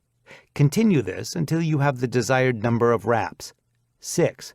Dress the knot down. Remember that the wraps should go from outside to inside, and the lines coming out from under the locking bar last should be in the center. The prusik knot is very simple to use. Once fixed to an anchor and weighted, the wraps will tighten around the anchor and hold the tension. This can easily be released by unlocking the locking bar with your thumb and repositioning the prusik wherever needed. Types of shelter. Natural shelter. Finding shelter may not always require constructing anything.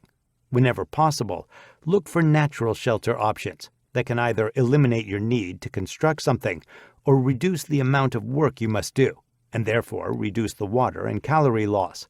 If you can find even a partial solution, that you can add a little work to make it adequate, that's something you should take advantage of. Some examples of natural shelters are rock outcroppings, as well as downed or hollowed out trees. A couple of things to think about when you locate natural shelter. Do a survey. Whatever rock outcropping you find has likely been there for an awfully long time. It has also been subject to the environment for that entire time. You don't have any way of knowing the state that it's in when you come upon it. Look for and remove any loose rocks that you can manage. Look for any large flakes above you that could shear off at any time, or large cracks where the whole thing could drop.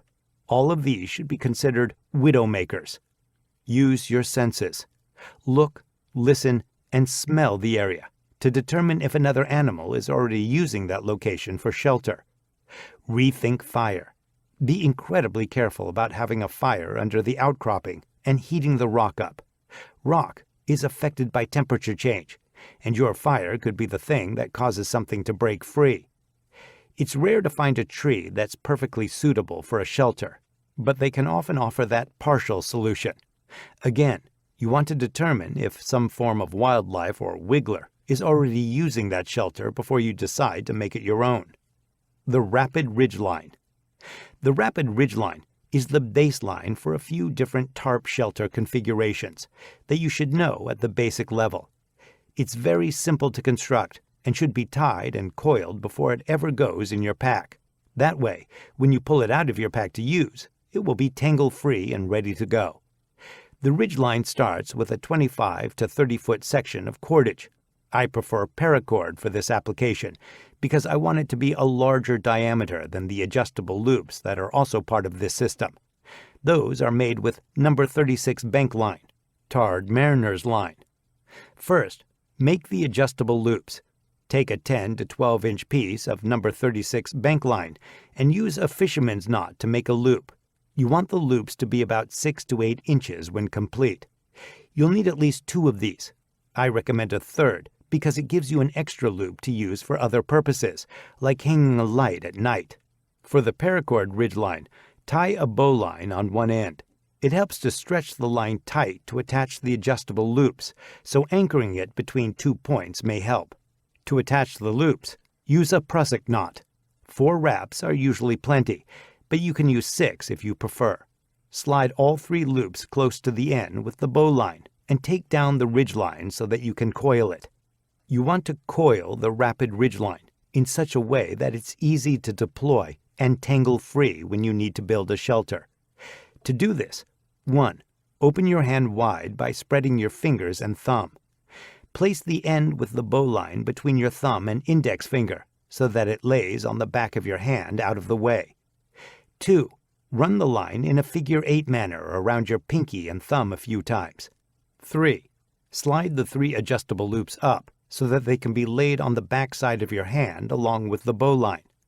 This will keep them out of the way for the rest of the coiling process and should give you enough space to pull the first few coils out to go around a tree for an anchor without having to move the loops. 4. Continue coiling in a figure 8 manner until you're down to about the last 4 feet of cordage. 5.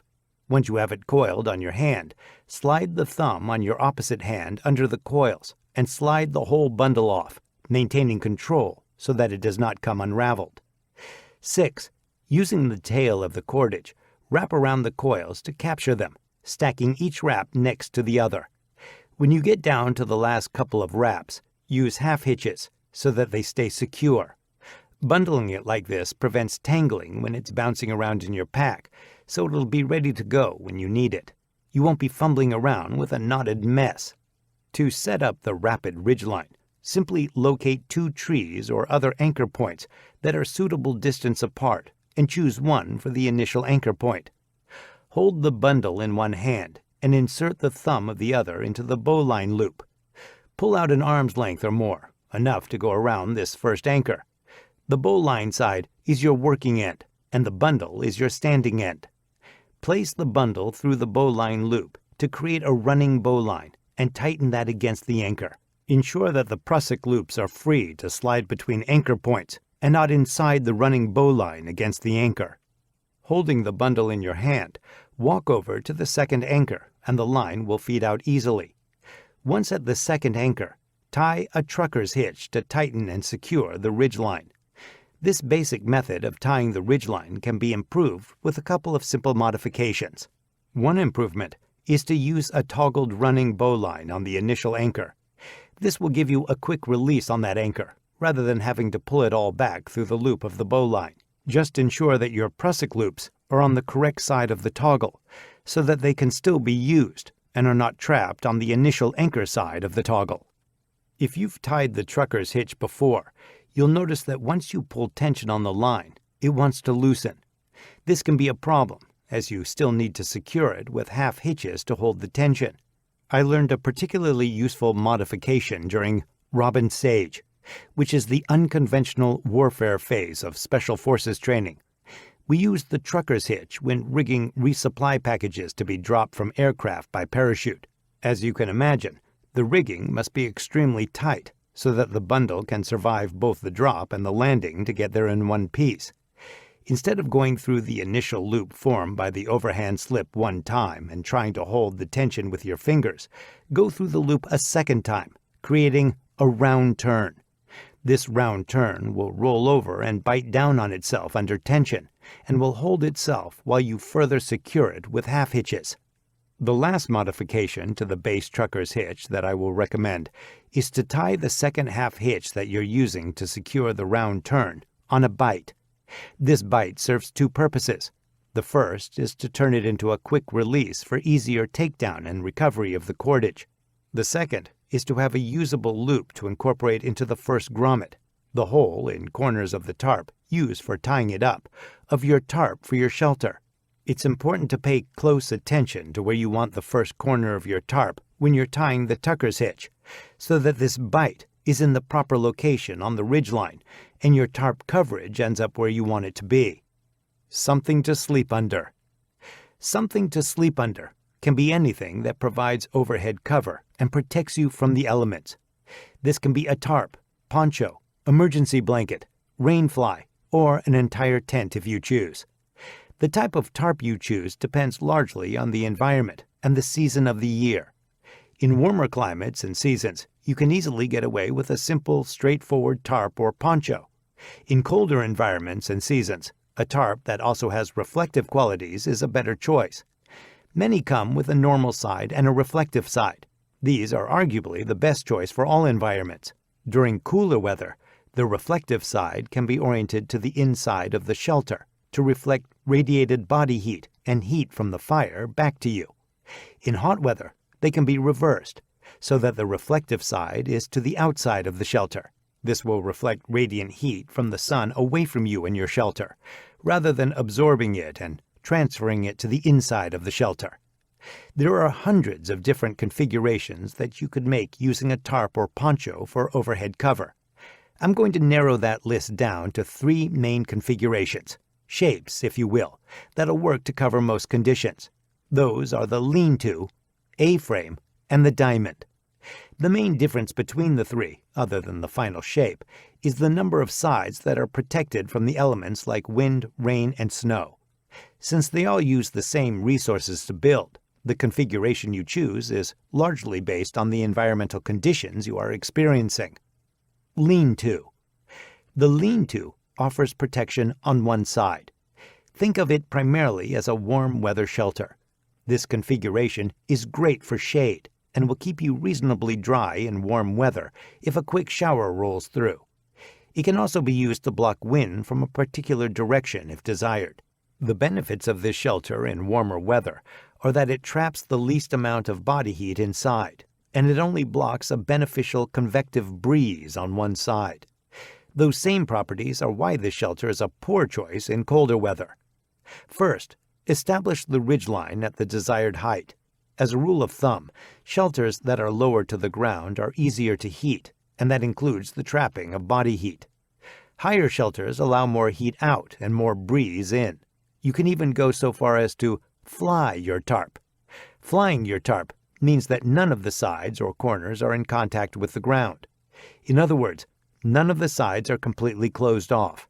This still provides overhead protection, but maximizes the escape of body heat and allows you to take advantage of cooler convective breezes in warm weather. Choose the height of your shelter by the desired microclimate you are trying to create. Once the ridgeline is established, place the bite formed by the half hitch on a bite that is securing your trucker's hitch through the top corner grommet of your tarp. Place a toggle or stake through that bite and pull the toggle tight against the grommet by pulling the standing end of the half hitch on a bite. This will secure the corner of the tarp in place and prevent the quick release from being pulled through. Next, place one of the prusik loops through the other top corner grommet of the tarp and toggle it as well. The tarp is tightened along the ridgeline by sliding the prusik loop toward the anchor point. Tension on the prusik loop holds it in place. For the bottom corners of the tarp, you can use a girth hitch to secure additional loops in the grommets. They're made by using the fisherman's knot, just like how you made the loops for the prusiks. These can be prepared ahead of time and left in place. Simply place a stake inside the loop and pull tension. Driving the stake into the ground at a 45-degree angle away from the actual tension will hold best. Repeat this on the other side, and your lean-to is complete. If you want to fly this tarp configuration in warmer weather, rather than staking its bottom corners to the ground, you would tie them higher on a pole or anchor so that the backside is open as well. A-frame.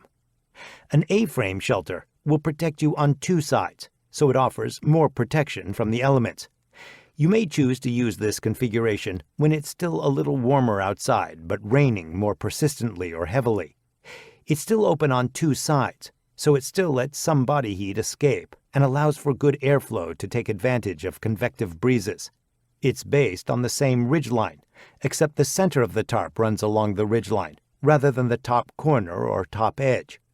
How you secure it to the ridgeline depends largely on where the grommets in your tarp are. If you have grommets centered on your tarp, you can toggle the grommets to the ridgeline in much the same way as you did before.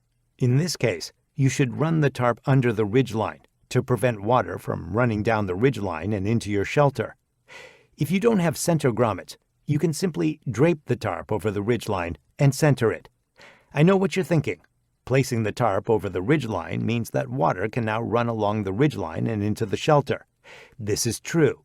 To prevent this, simply hang a couple of drip lines on either side of the tarp. The water will run down those drip lines and be directed to the ground rather to inside your shelter. These drip lines can be as simple as small pieces of bank line secured to the ridgeline with any anchor knot you choose. Next, stake out the four corners of the tarp to complete the shelter. It's best to choose a corner and stake it off in the desired location. After that, move to the opposite side so that you're on the opposing corner. Pull tension against the opposite corner before staking it off. This will keep it even on the ridgeline, rather than pulling to one side or the other. Now tighten the other two corners in this same manner. Remember that staking it directly to the ground will close off two sides. If you want to fly it instead, tie the corners off higher on a pole or other anchor. Diamond. The diamond, also known as a plow point or wedge, offers protection on three sides. Think of it primarily as a cold weather shelter. The three-sided protection traps the most heat and blocks more wind than the others. This configuration is set up primarily to the lean-to. Secure and toggle the top, front, corner to the bright form by that second half-hitch quick release on the ridgeline. Next, go to the opposite corner, which will be the back corner of your shelter. Pull tension against the top corner that's secured to the ridgeline and stake it off. You may need to raise your ridgeline height to allow for more room inside the shelter. With the front and back corners secured, pull tension to each side of the shelter and stake them down. This will give you a single opening in the front, and the other three sides will be closed off. The diamond is typically not something you'd want to fly, since it's primarily a cold weather shelter that's meant to trap heat and maximize protection from the elements. Something to sleep on. Something to sleep on can be any kind of mattress pad, hammock, or browse bed that keeps you up off the ground and prevents heat loss from conduction. You never want to lie directly on the ground. This is typically accomplished by creating, or carrying, some sort of insulated mat to lie on. This bedding or mat can be as simple as a pile of leaves or conifer boughs. It's important that this pile be at least 4 inches thick once compressed. This often means starting with a pile that's upwards of 18 inches thick before lying down on it. Of course, how much it compresses depends on the material you're using. The other challenging part of using material like duff, dried leaves and needles from the forest floor, is collecting it, transporting it to your shelter, and keeping it in one place under you once you get it there. You can build short walls out of stones or logs to define the bedding outline and help keep the duff in place. This could be considered a smaller-scale leaf crib. If conifer boughs are the most prevalent resource in your area, you can construct a browse bed or bough bed. Neither of these techniques require anything other than natural resources. To construct the bough bed, 1. Lay boughs in a parallel manner next to each other for the full length of your body. 2. The next layer should be laid perpendicular to the first, creating a crosshatch pattern. 3. Continue alternating each layer as you add more boughs. 4. Ensure that the final layer is a short run, meaning that it's perpendicular to the length of your body, rather than parallel to it. If you end on a long run, it tends to separate when you lie on it. Crosshatching in this manner does a few things. First, it creates space between you and the ground. Second, that space also includes dead air space that will be warmed by the body and trapped in the bedding. Third, It provides some comfort due to the springiness of the boughs. Lastly, that crisscross pattern provides great structure that reduces the total amount of boughs you need to get up off the ground. Another technique that works well if you have the resources available is using some sort of bag or bags to build what is called a browse mattress or duff mattress. This is made by stuffing something like a trash bag or contractor bag with duff to create an improvised mattress to lie on and protect you from the ground. Most adults will need more than one bag, so carrying two is a good idea. The bags also solve the challenge of transporting the duff if needed. You can also use a canvas sleeve meant specifically for this purpose. You may find it best to build your bedding first, and then build the shelter around that. This will prevent you from making too small a shelter for the size bed you need. The other benefit is that the shelter is not in your way as you build the bedding. It's less of a problem when using a tarp or poncho, since the size of the poncho and configuration you use are really going to determine the final size of your shelter. But it's often easier to build the bedding first without having to duck under or go inside your shelter to construct the bed after the fact. Something to sleep in. Something to sleep in could be a sleeping bag or blanket that you can use to insulate you. These will trap body heat and help keep you warm and insulated inside your shelter. Once you have your shelter and bedding built, crawl inside and get some good rest. The value of that rest cannot be overstated. It's important for your overall health and well-being, morale, and cognitive function. Chapter 5. Water Procurement. Water Kit. For your water kit, all you really need are ways to gather it, store it, and make it safe to drink. Typically, a container like a water bottle is used for holding the water, and there are several ways it could be made safe to drink. You can use commercial filters, chemical treatments, or thermal disinfection through boiling. I use a commercial filter quite often, but hardly ever chemically disinfect it. The number of tablets or amount of the chemical I can carry is pretty limited. They often require a long contact time, that is, how long you must wait after treating the water for it to be safe to consume in order to be effective. And they tend to leave a taste in the water I don't care for. I'm going to need a fire for so many other things, so I prefer to just use that same fire to boil my water if I didn't use a commercial filter at the source. I prefer a bottle over a bladder, and I use a single-walled stainless steel water bottle instead of a plastic one. The stainless steel bottle can be placed in the fire to thermally disinfect the water, which is something I can't do with a bladder or plastic bottle. The bladders are also a bit fragile for my taste. I have a pile of them that have holes or leaky valves. Bottles are simple. I can also use a bottle with a nesting cup and lid to give me a few additional options to char material for my fires.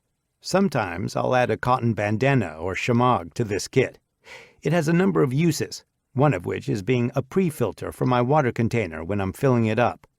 Simply place the shemagh over the opening of the container you're using to collect water to filter out debris. Recommended water kit. 32-ounce single-walled stainless steel water bottle. Stainless steel nesting cup with lid. Cotton bandana or shemagh. Commercial filter, optional, like Grail GeoPress or the Sawyer Mini. Clear plastic sheets, optional for applicable techniques. Rubber tubing, if applicable. Stay hydrated, my friends. The average adult will need to consume about 1/2 gallon, 64 ounces or 1.89 liters of water per day to remain hydrated. This need will increase if you're in a hot environment or physically exerting yourself, and if you're in the wilderness, you likely will be. Extremely hot and dry environments like the desert may increase your daily need up to as much as 1 to 1.5 gallons. Sickness and injury are also factors that will increase your hydration needs. Another thing to consider: if you do have a food source, you'll require additional water to digest it. You should be careful consuming food if you don't have adequate water. Dehydration is more of a threat in the short term than starvation. You may not always be able to procure enough water, however, so how little water can you get away with? It really depends on your environment, situation, and activity level. At a bare minimum, If you were to limit activity and stay in the shade or in as cool an area as possible, you might be able to prevent severe dehydration for up to 1 week on just 1,000 milliliters, about 4.5 cups, per day, assuming there are no other factors contributing to a more rapid loss of water. What that means is, even if you lie around resting all day in the shade of your shelter, you'll dehydrate within a week if you don't consume at least the equivalent of 1 32-ounce bottle of water per day. Water truly is life. A good habit to get into is to always carry at least a full day's worth of water, even in areas with abundant freshwater resources. It's a similar principle to what you learned about collecting fire tinder as you find it. You don't know what resources will be available in an area you haven't been to yet. All you know is what's available now as you find it. Be prepared first, then be prepared to find yourself completely unprepared. Once you find the next water source, depending on how far away it was from your last spot and what method you're using to make it safe to drink, you should consider drinking the container of water you already have and refilling it before moving on. This is what I call filling up the internal canteen. Think of your stomach as another water container. In hot and dry weather, where fresh water resources are less abundant, it becomes even more important to hydrate as much as possible at the source, and to leave the source with all your containers full. Signs and symptoms of dehydration. The very first symptom you'll likely experience as you become dehydrated is, predictably, thirst. That's your body's way of telling you that you need to consume more water, and it should not be ignored. It may be coupled with having a dry mouth or lips, but it'll only get worse from there. You may also feel tired, sluggish, and dizzy. Some people may experience painful symptoms like a headache or muscle cramps. Muscle cramps could also be a symptom of heat cramps, which is an injury that could easily progress to heat exhaustion and heat stroke if not addressed. Another symptom to look for is the frequency and color of your urine. You'll likely urinate less when you're dehydrated, and when you do, it will typically be a darker color than normal. When properly hydrated, your urine should be clear to very lightly colored. Dark yellow to amber-colored urine is a sign of dehydration. It should be noted that it is possible to overhydrate, especially with a lack of food. More specifically, the lack of salt, sodium, in that food. You need salt to regulate the water in your body. If you drink too much water without bringing in enough salt, you take the chance of diluting that critical electrolyte to the point that your body can no longer regulate your water intake, resulting in a condition called hyponatremia. This is an extremely dangerous condition that can result in a coma or even death. Waterborne pathogens, not your friends. The list of potential waterborne pathogens is extremely long and includes various protozoans, bacteria, parasites, and viruses. In addition to that, in some areas you may need to worry about chemicals and heavy metals. These are microscopic, so it's not possible to determine with the naked eye if a pathogen is or is not in the water source you find. Suffice to say, you should assume all water is contaminated and take the necessary steps to make it safe to drink before consuming it. Just because the water looks clean and clear doesn't mean it is. Vomiting, diarrhea, and fever will all put you at an increased risk for severe dehydration. This is the opposite of what you're trying to do by drinking the water to begin with. You should always take steps to make water safe to drink if you have the means to do so. If you don't have those means, should you pass up the water resource and not drink it? That's a personal choice that you must make for yourself based on your situation at the time. If waterborne pathogens are indeed in the water, and you consume enough of them that your immune system cannot successfully fight them, you'll likely be sick 24 to 48 hours after consumption. That sickness will likely result in vomiting and diarrhea, which will make your situation worse once it starts. With that said, how dehydrated are you? If you're severely dehydrated, you could die from that within the day. Is it reasonable to expect that you can make your way out and get home, or to seek medical care before that sickness sets in and becomes a problem? Those are some of the things you should consider based on your situation. I personally would not choose dying of dehydration today to prevent my possibly being sick tomorrow. Procurement. How to get your hands on the good stuff.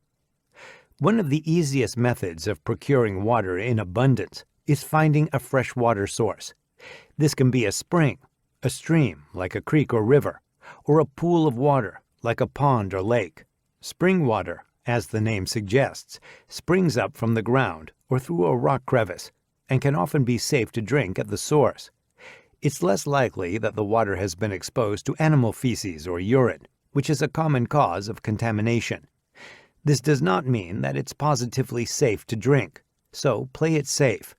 Fall back on the assumption that all water is contaminated and take steps to make it safe to drink when possible. Water that's flowing is better than water that's stagnant. However, since you're always under the assumption that all water is contaminated and you plan to filter or disinfect it in some way, this is of little concern. You can make either safe to drink. Flowing water often has more natural filtration happening with it flowing through rocks and vegetation as it meanders through the wilds. There's a good chance that it will be cleaner and clearer from the start than a stagnant pool will be, with some exceptions. Again, looking clean and clear is not an indicator that it's safe to drink, but it does usually result in a more palatable experience once the water has been made safe to drink. How to find water. How do you find these freshwater sources? Depending on your environment, a great indicator may be to look at the terrain and vegetation. As rainwater falls, it hits the highest point and follows the path of least resistance downhill on its way to the ocean. Traveling downhill is often a good tactic when looking for water. Over time, erosion occurs and cuts the terrain into noticeable draws and valleys, so being able to read that terrain is an extremely valuable skill. We'll discuss terrain features in more detail during Chapter 8. As far as vegetation, plants that grow around water more often are called water indicators. Willows, cottonwoods, and basswoods are great examples. Cattail will also often be growing near ponds and pools of water. Learning how to recognize those from a distance can often narrow down your search as well. As a rule, wet areas will often be greener and denser than surrounding areas, since the plants and trees have more water available. The next time you're out in the wilds of your choice, look at the areas around water sources and make a mental note of the terrain both surrounding and leading to them. Also, make a mental note of the unique vegetation and trees around those water resources. Build familiarity and use it to find other water resources later. Another key indicator to look for is animal trails. All animals need water as well, so they're looking for and using the same sources. Animals are creatures of habit and will often travel using the path of least resistance, so it doesn't take long for them to create a distinguishable trail. The water source is usually a fixed location, with animals from all around the area making their way to it to get a drink. Eventually, trails will begin to converge as they get closer to the water source. When two trails do come together, the point of that V-shaped trail intersection is pointing in the direction of the common resource. Of course, not all trails lead to water, and that common resource could be something else. You'll often have to use more than one natural indicator. If you find a trail that leads downhill, and that trail begins to converge with another one, you're probably onto something. Fresh water sources may be less abundant in some areas, forcing you to be more creative about finding water. Often, this can be in the form of rainwater. If you keep your eyes peeled, you may find a puddle of fresh rainwater available on the ground, in a small concavity in a rock, or possibly even in a concavity in a tree. These may not supply an abundance of water, but they shouldn't be overlooked. If you have the resources, you can even build a rain catch to capture rainwater as it falls. You can capture rain in containers, or use a sheet of material like plastic, a tarp, or a poncho. You could dig a hole or trench and line that with the sheet. That could be dug into the ground or carved out of something like a dead log. Anything that will not leak will capture water. When using a container with a small opening, you can collect more water if you use something like a sheet or bandana to capture it and funnel it into the container. This can also be a function of your shelter during a rainstorm. You can usually catch some of the water as it runs off. In even more extreme cases, you may have to resort to dew collection to find naturally occurring water. When the temperature drops at night, moisture from the air condenses and collects on the grass and leaves. It can be collected with an absorbent material like cotton. Vine water. Water vines are another resource you may be able to find. You need to get somewhat familiar with them to recognize them easily, since there are several vines that could be toxic. The vine from the wild grape is a good example of what to look for to access some naturally occurring water. They're rooted in the ground, where they pull moisture to leaves that are often tangled up in the tops of trees. There are two ways you can approach this.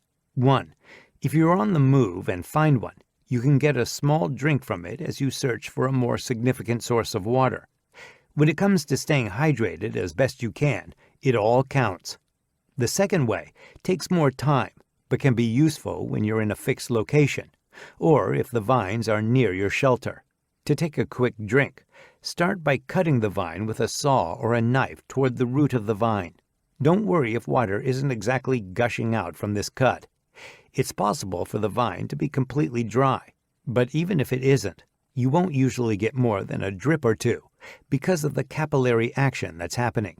This is like holding your thumb against one end of a straw and holding liquid inside it. That liquid is trapped until you release your thumb and open both ends of the straw. The same thing applies to the vine.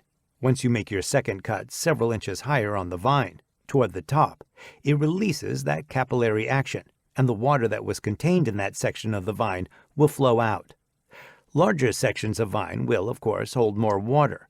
This water does not need to be treated, and will also contain trace minerals that are a bit of a bonus. This method takes longer, but always allows you to access more water with the vine. You'll need a container to capture the water. 1. Find a section that's bent a couple of feet up off the ground. Scrape bark off the outside of the section you want to access. 2. Cut a V-notch into the vine to release and channel the water into your container. Some vines can drip water for several hours. Over time, you'll notice that the vine will start to seal itself back off to heal the wound. It will start to turn into a sort of sticky gelatin and shut off the flow of water. The water in the container should still be good to drink, and this is one exception where there's usually no real need to disinfect it. If you have a lot of these in the area, they can be a sustainable way of maintaining at least a base level of hydration. Other sources. On the surface, some areas may seem like they have no water at all. You may hit what appears to be a dry stream bed and have to follow it downstream, downhill, until you find a place where it's either flowing again or, at the very least, trapped in small pools that you can access. However, sometimes looks can be deceiving. There may very well be groundwater just below the surface. To access it, you can use a technique called a seepage basin. These are sometimes referred to as a sip or seep well or coyote well. 1. Look for sandy areas or a bend in a stream bed, preferably in an area that is shaded. 2. Dig a hole straight down using a digging stick, or your hands if it's soft enough. A lot of times, you'll find water within the first 2 to 3 feet. This just depends on where the water table is in that area. 3. Once you find the water, sit back and let it fill the hole you just dug. Although this is technically groundwater and some natural filtration has occurred, that doesn't necessarily mean it's safe to drink as is. It will likely be quite turbid or cloudy and dirty with sediment. 4. Allow time for the sediment to settle, leaving it clearer and more palatable. The safest bet is still to take steps to disinfect it before drinking if possible. This same technique is often used in swampy areas to leverage some natural filtration for particularly nasty water. You can dig a seepage basin on higher ground, about 3 feet from the edge of the water, and allow that water to be pulled into the basin. It will offer some natural filtration, leading to better palatability, but it won't necessarily make it safe to drink. This method can be used on the edge of a pond or lake as well. If you're on a beach, you can dig what is called a beach well to access fresh water. Essentially, this is a seepage basin that is dug behind the first line of sand dunes, rather than 3 feet from the edge of the water. If the water in the basin is still salty, simply move farther back. Now that you know where to find it, what's the best way to gather it? When possible, gather it from a portion of the stream that is fast-moving. Again, if not possible, gather it anyway. It's good practice to travel upstream for a bit to look at what may be in the water. That doesn't really have to be more than 75 to 100 meters. The last thing you want to do is fill up your water when there's a dead animal laying across the stream just a few yards around the corner. You may want to pre-filter with something like a bandana over your bottle to prevent large particles from getting into your bottle. Tip: when filling from a flowing stream, it's best to face the mouth of your bottle downstream so that large particles, sticks and leaves can flow around the bottle and go on by, rather than into your container, especially if you aren't using a pre-filter. Once it's filled, use your treatment of choice to make it safe to drink.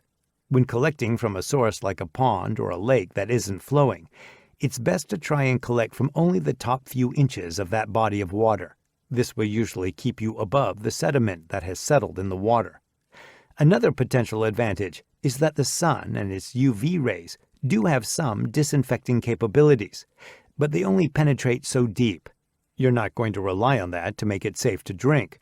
It just makes it a bit cleaner from the start. Clarification and pre-filtering. Water that could be described as cloudy or dirty is considered turbid. Clarification is the removal of sediment and solid particles in water to make it, you guessed it, clear. Turbidity reduces the effectiveness of some disinfection techniques, so clarification is often used as a pre-treatment. This can be as simple as giving the sediment time to settle to the bottom and decanting the clearer water from the top. Placing something like a cotton bandana over your water bottle to pre-filter some of the particles as you fill the bottle up is a useful method as well. Another example of this is making an improvised survival filter. This is commonly depicted as a water bottle stuffed with various natural mediums like grass, sand, and ground-up coals from the fire, or as a large tripod with bandanas suspended on 3 different levels containing natural materials that are meant to filter the water. It's important to understand that these are not capable of mechanically filtering the water at a small enough micron level to filter out most waterborne pathogens. It's also important to note that ground-up burnt coals from a fire are not the same as activated charcoal, carbon. While these will have some absorptive qualities, they don't have the same surface area as activated charcoal and cannot absorb as effectively, especially with the limited contact time as the water flows by. It's worth mentioning again that none of these techniques are capable of making water safe to drink and should be considered steps to increase the clarity of the water before making it safe to drink. If you've seen someone drink water immediately after using an improvised survivor filter and they didn't get sick 24 to 48 hours later, it's because the water was either not contaminated to begin with or not contaminated enough for them to get sick. The improvised filter had nothing to do with it. Water disinfection. The terms disinfection, filtration, and purification are often used interchangeably, and since they are different, this can cause confusion. I like to define them within the same parameters used to describe commercial filters and purifiers. Think of water disinfection as the overarching term that describes a variety of techniques for making your water safe to drink. Filtration and purification are both types of disinfection. Simply put, disinfection is a process that removes, renders inactive, or kills waterborne pathogens. Filtration and purification are 2 techniques that accomplish that at different levels. Purification and filtration. Filtration allows fluid to pass through while trapping solid particulates. The pores of the filter are small enough to allow water to pass, but not pathogens. A water molecule is approximately 0.000282 microns. Most waterborne pathogens are going to fall within the 0.2 to 10 micron level in size. So this level of filtration is often plenty. This is mechanical filtration. Viruses are an exception, as they are much smaller, sometimes as small as 0.03 microns. Most commercial filters that rely solely on mechanical filtration cannot filter viruses. Purification takes it a step further by removing, killing, or rendering viruses inert, in addition to bacteria and protozoa. Quite simply, it's just a higher level of disinfection for areas where viruses in the water may be a concern. This is typically accomplished by adding something to the water, like activated carbon, that absorbs pathogens and other strange happenings in the water. Most commercial filters that are meant to be portable and packable fall into either the filtration or purification category, depending on the technology they're using and whether or not they handle viruses. It's important to research what type of pathogens may be found in the water in your area so that you can make an informed decision on the level of disinfection you need. The waters get a little muddier, pun intended, when it comes to things like chemicals, pesticides, and heavy metals that may be a concern in some environments. These just are not all that common in backcountry water sources, so they're a bit outside the context of this book. However, if they are a concern for you, research details and claims for your selected filters and use that information to make the best choice for you and your environment. There are two other common methods for making water safe to drink that are common in a wilderness setting: chemical and thermal disinfection. Chemical disinfection uses chemicals to disinfect the water, while thermal disinfection uses heat. Some of the most common chemical treatments are either chlorine or iodine-based. Chlorine-based tablets are water purification tablets that are usually in the form of chlorine dioxide and are effective against bacteria, protozoa, and viruses. The major drawbacks to these tablets are the contact time. In this case, the contact time is usually 4 hours. You can thank the extremely resilient Cryptosporidium for that. Crypto is a protozoan, and part of its life cycle includes existing in the form of a cyst. This means it has a protective shell around it, so it's particularly difficult to kill or inactivate chemically. However, given enough contact time with chlorine dioxide specifically, it will eventually give up the ghost. Giardia is another protozoan with a cystic form, but it's not as hard to kill chemically. Iodine will handle bacteria and viruses, but it doesn't fully cut the mustard on protozoans. It can handle Giardia, but falls short on Cryptosporidium. Iodine simply cannot kill it or effectively render it inactive. On the plus side, the contact time is only 35 minutes. The negative?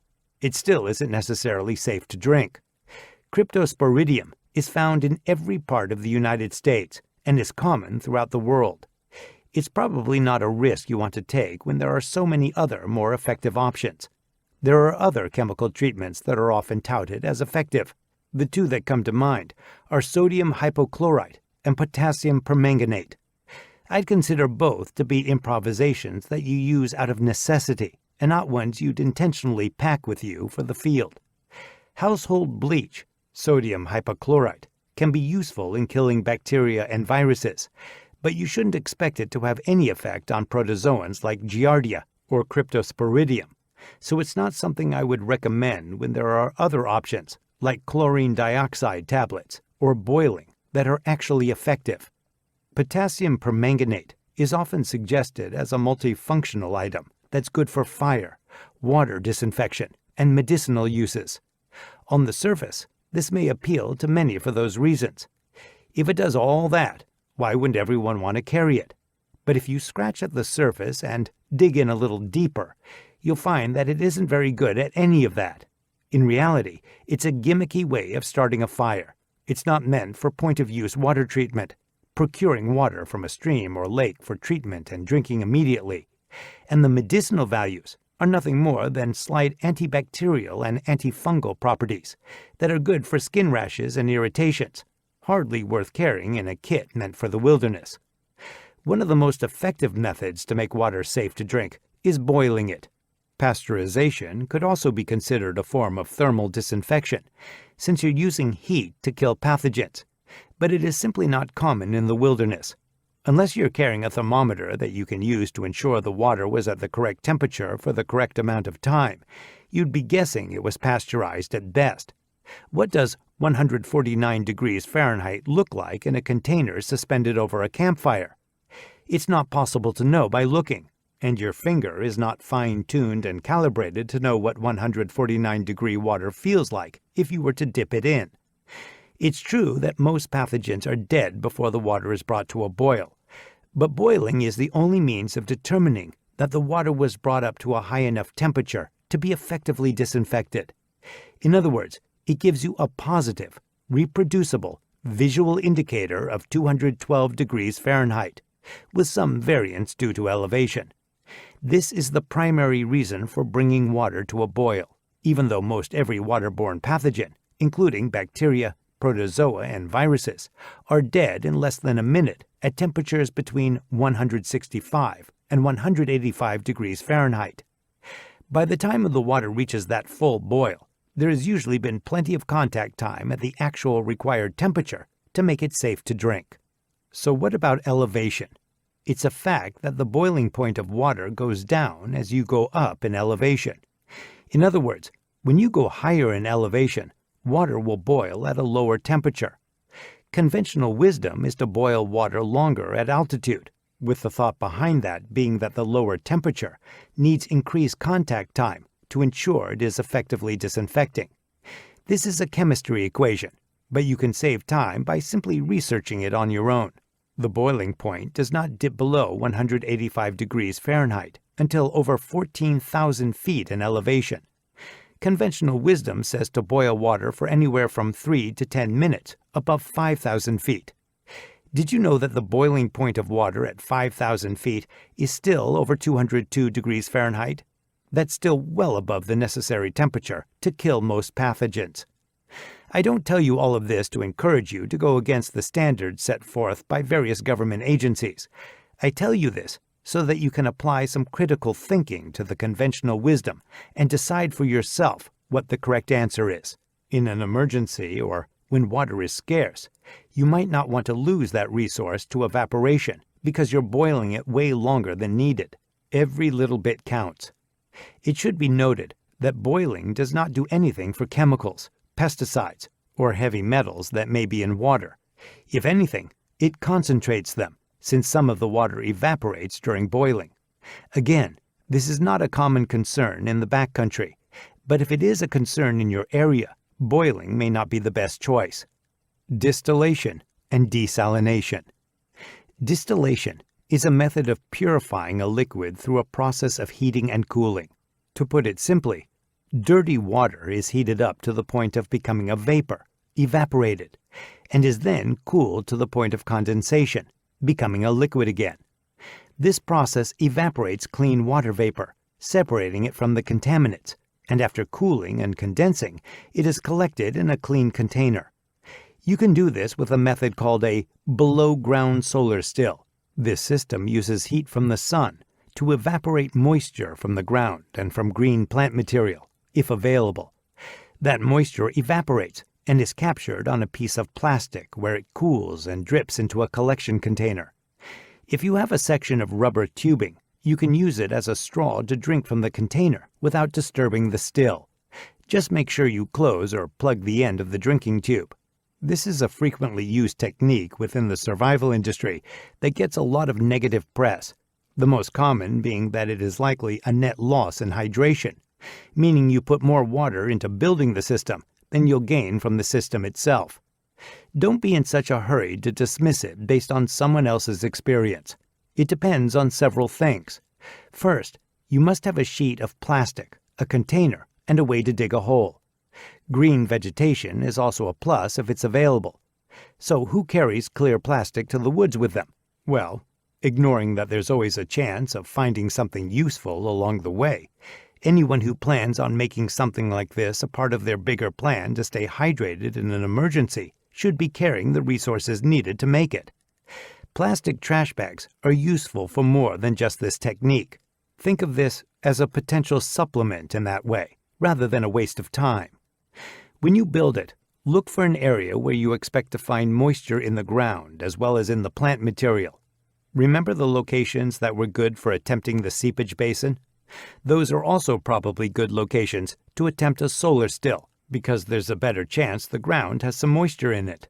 Second, don't rely on one single solar still to provide for all your water intake needs. Some produce a little, some produce more, and there are a lot of variables that determine that. Make as many as you have the resources for, and you'll increase your chances of getting enough water. Lastly, it's a slow process that takes time, so don't wait until the last minute to start if this is a method you want to use. Another thing to consider is that this solar still can distill clean water from contaminated sources. Perhaps you're in a hot area and don't want to start a fire, or you can't get a fire for some reason. You can use this solar still to produce safe drinking water. Simply dig a small trench around the top edge of the still. Take the contaminated water and pour it into the trench all the way around. This water will seep into the ground in and around the still, which will then evaporate, condense, and be captured. This same technique can be used for desalination of ocean or seawater, turning salt water into fresh, drinkable water. It doesn't matter how much moisture is in the ground or the plants if you have a supply of water that you can introduce into the mix. Tips for the unexpected. It's probably a result of many of the survival shows out there on television, but for some reason, folks are obsessed with drinking urine. Is urine sterile? Is it safe to drink your own urine? Is it safe to drink someone else's urine so long as it isn't your own? No, on all accounts. Urine is a waste product. It is not sterile. It contains at least trace amounts of bacteria, worse given any infection. If you apply some critical thinking to this, it's not practical even if you could. First, the more dehydrated you are, the lower the amount of water in your urine, and the higher the concentration of wastes, which you will likely use more water to process than you gained. Second, as you get more and more dehydrated, your body will stop producing urine to hold on to the water you already have available in your body. Lastly, the human bladder's capacity is between 500 to 700 milliliters, which is only about half of what you need per day if you sat in the shade and did nothing to begin with. It's just not a sustainable or sensible method of hydrating, even if it was a good idea to drink it. Will you die from drinking a little urine? Doubtful. Will you live because you drank a little urine? Also doubtful. With all of that said, you can urinate into the trench around a solar still. It will seep into the ground, and the still will evaporate clean water from it. So if you must drink urine, this is the way to do it. Drink the clean water distilled from urine. An above-ground solar still can also be made by placing green vegetation in a clear plastic trash bag and closing it off. This works best with lush green vegetation because you're relying solely on the water that is contained therein. Dry vegetation doesn't have much water in it to be pulled out. Place the bag of vegetation in direct sunlight and allow it time to heat, evaporate, and condense again, and it will collect in one of the corners. Placing it on an incline helps to collect the water in this way. Tubing is again a plus. The water will likely have a greenish tint to it, but be safe to drink. It should go without saying, but so as not to make any assumptions, don't use toxic plants to fill the bag. Also, this will only produce as much water as there is in the vegetation, so it may need to be replenished every day or two. It produces a small amount of water, so never rely on just one to produce your daily requirement. Make as many as you have the available resources for, and they should be part of a larger effort to produce water. Transpiration. Transpiration is a plant process, and knowing a little about it will allow you to leverage it in an emergency. It's essentially how the plant releases water to the environment. This happens in the stomata, which are pores that are found on leaves and stems. This water can be captured by using what's called a vegetation transpiration bag. This is a remarkably simple process that captures moisture as it is released. It also requires something like a plastic trash bag that you can place around a bundle of leaves and stems and secure closed. As the water transpires, it will collect in the lower corner of the bag. This water is drinkable as is and requires no additional treatment. Just like the solar stills, drinking tubes are handy, but not necessarily a requirement. Always make as many as you have the resources for to increase production, and never rely on these techniques as your sole source of water. Hydrating in cold weather. When temperatures drop, water sources will begin to freeze, and rain will turn to snow. It's all still usable water, just in different forms, and you may have to melt it to use it. That's just as well, since drinking warm fluids is better for your core body temperature than drinking cold fluids in the winter. There are some rules of thumb when accessing water in the winter that mostly have to do with fuel consumption. In other words, how much firewood you need to either boil it, melt it and boil it, or simply melt it. Accessing fresh water that's not frozen from a stream or under the ice on a frozen lake or pond is the best practice. It simply needs to be brought to a boil to make it safe to drink. The next best source is ice. Ice will, of course, take more fuel because you must melt it and then bring it to a boil to make it safe to drink. Ice is only as safe as the source of water you got it from. The last choice is to melt snow. Unpacked fresh snow can be upwards of 90% air, so if you were to fill a 32-ounce water bottle with snow, you'd probably only have about 3 to 4 ounces of water once it melted, and you'd have to keep adding more snow to melt until the container was full. It is a source of water, but should only be used if you cannot find unfrozen water or ice. What about eating snow? It's said that it will drop your body temperature and can cause hypothermia. I will say this. It will drop your body temperature slightly, that is true. Will it, by itself, drop it enough to cause hypothermia? Probably not if you're eating it in small amounts like wetting your whistle on a walk to gather resources. We've all probably eaten a snow cone or ice cream cone before, even in winter. Small amounts are not any more of a concern than those would be. Now, eating a lot of snow as your primary means of hydration in a cold weather environment, with all the other methods of heat loss happening, contributing to lowering your body core temperature? Yes, that is a real concern, and should not be done. Drinking warm liquids is always the best bet. Commercial filters must be protected from freezing and cracking during cold weather. On some filters, these cracks cannot be seen, but they effectively increase the size of particles that can pass through and are no longer safe for use. I often get asked how I protect my filters during cold winters. The short answer is that I don't. In order of efficiency, you've already learned that unfrozen water is more efficient than melting ice, and melting ice is more efficient than melting snow. Those are really the options you're down to in freezing temperatures. Because 2/3 of your options require a fire, you may as well continue using that same fire to boil the water and make it safe to drink. It really doesn't make sense to carry a filter that would only be useful for 1/3 of your likely options. Chapter 6. Food Procurement. Food Kit. Putting a food kit together has always made me scratch my head. Every time I go out, I pack food if I plan on being out there for any length of time. Even if I don't plan to stay long, I pack some emergency rations just in case. What I usually see is an ensemble of traps packed in a survival kit. My question is this: why is it that you can remember to pack traps and snares, but can't remember to also pack some emergency rations to eat? There are no rules that state that you have to trap, hunt, or fish for all your food in an emergency, so don't pack as if there are. Some people think that real survival means making everything out of sticks from the forest because there are no other resources. Why don't you have anything else? If you prepared for possible contingencies, you should have resources available. Improvisation is something we do when we find ourselves with no other option. We don't plan to improvise. Having said that, you are limited in the amount of rations you can carry, so you should also have a means of procuring food after those rations run out. Think about multiple traps being put out to catch smaller fish and game. You aren't actively going hunting for deer or wild turkey. You have no refrigeration and can't eat all of that in 1 or 2 sittings, so you'll just waste most of it and draw predators. You're going for the smaller critters and fish that can be cooked and consumed in one sitting.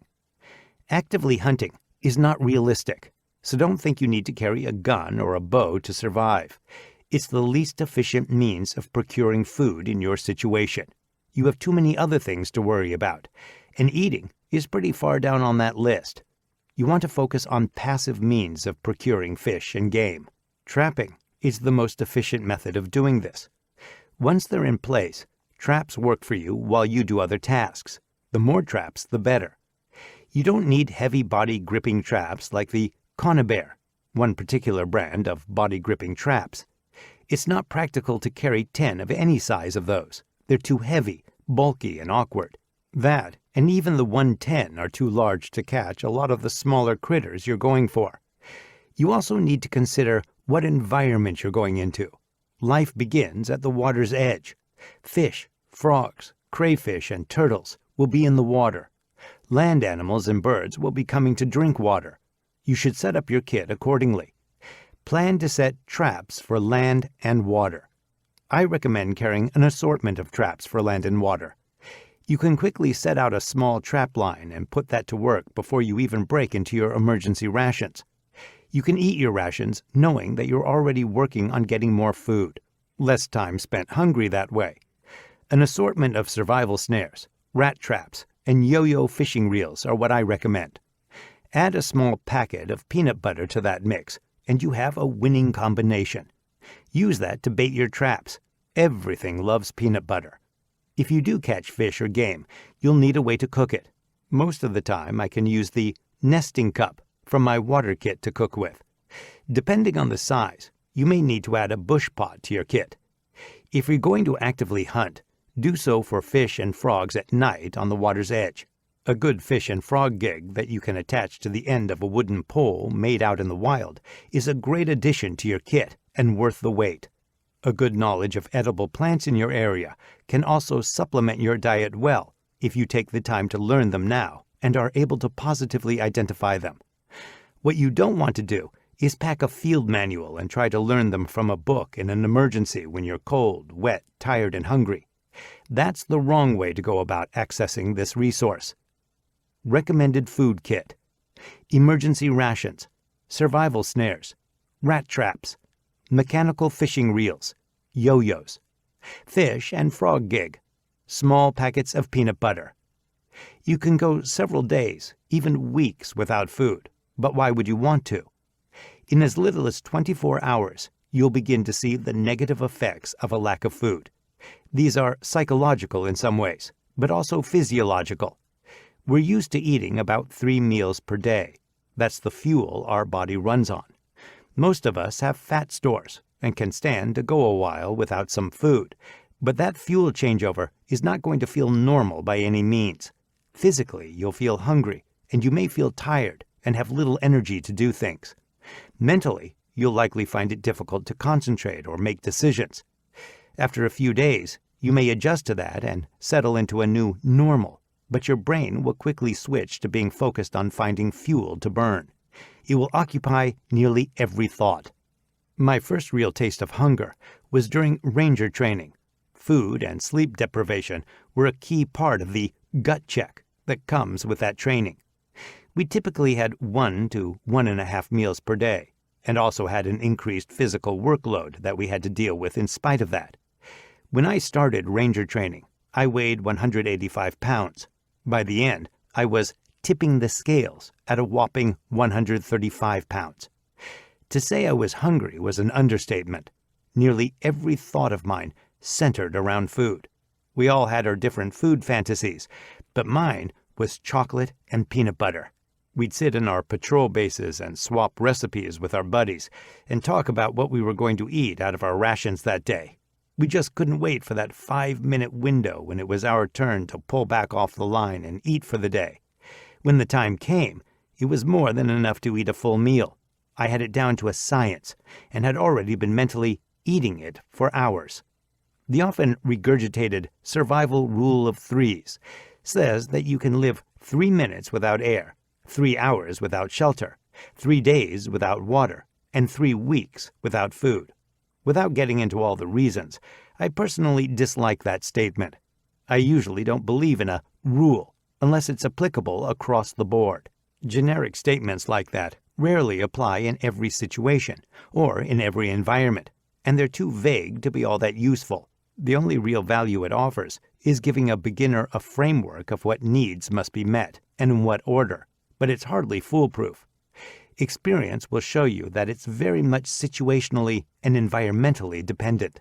In this context, the 3 weeks without food part leaves out the fact that 3 weeks is just the length of time it takes for you to slowly starve to death.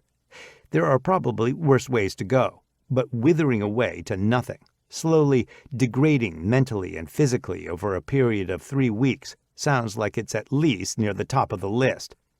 You need food for fuel. You'll be better off with it than without it, physically, mentally, and psychologically.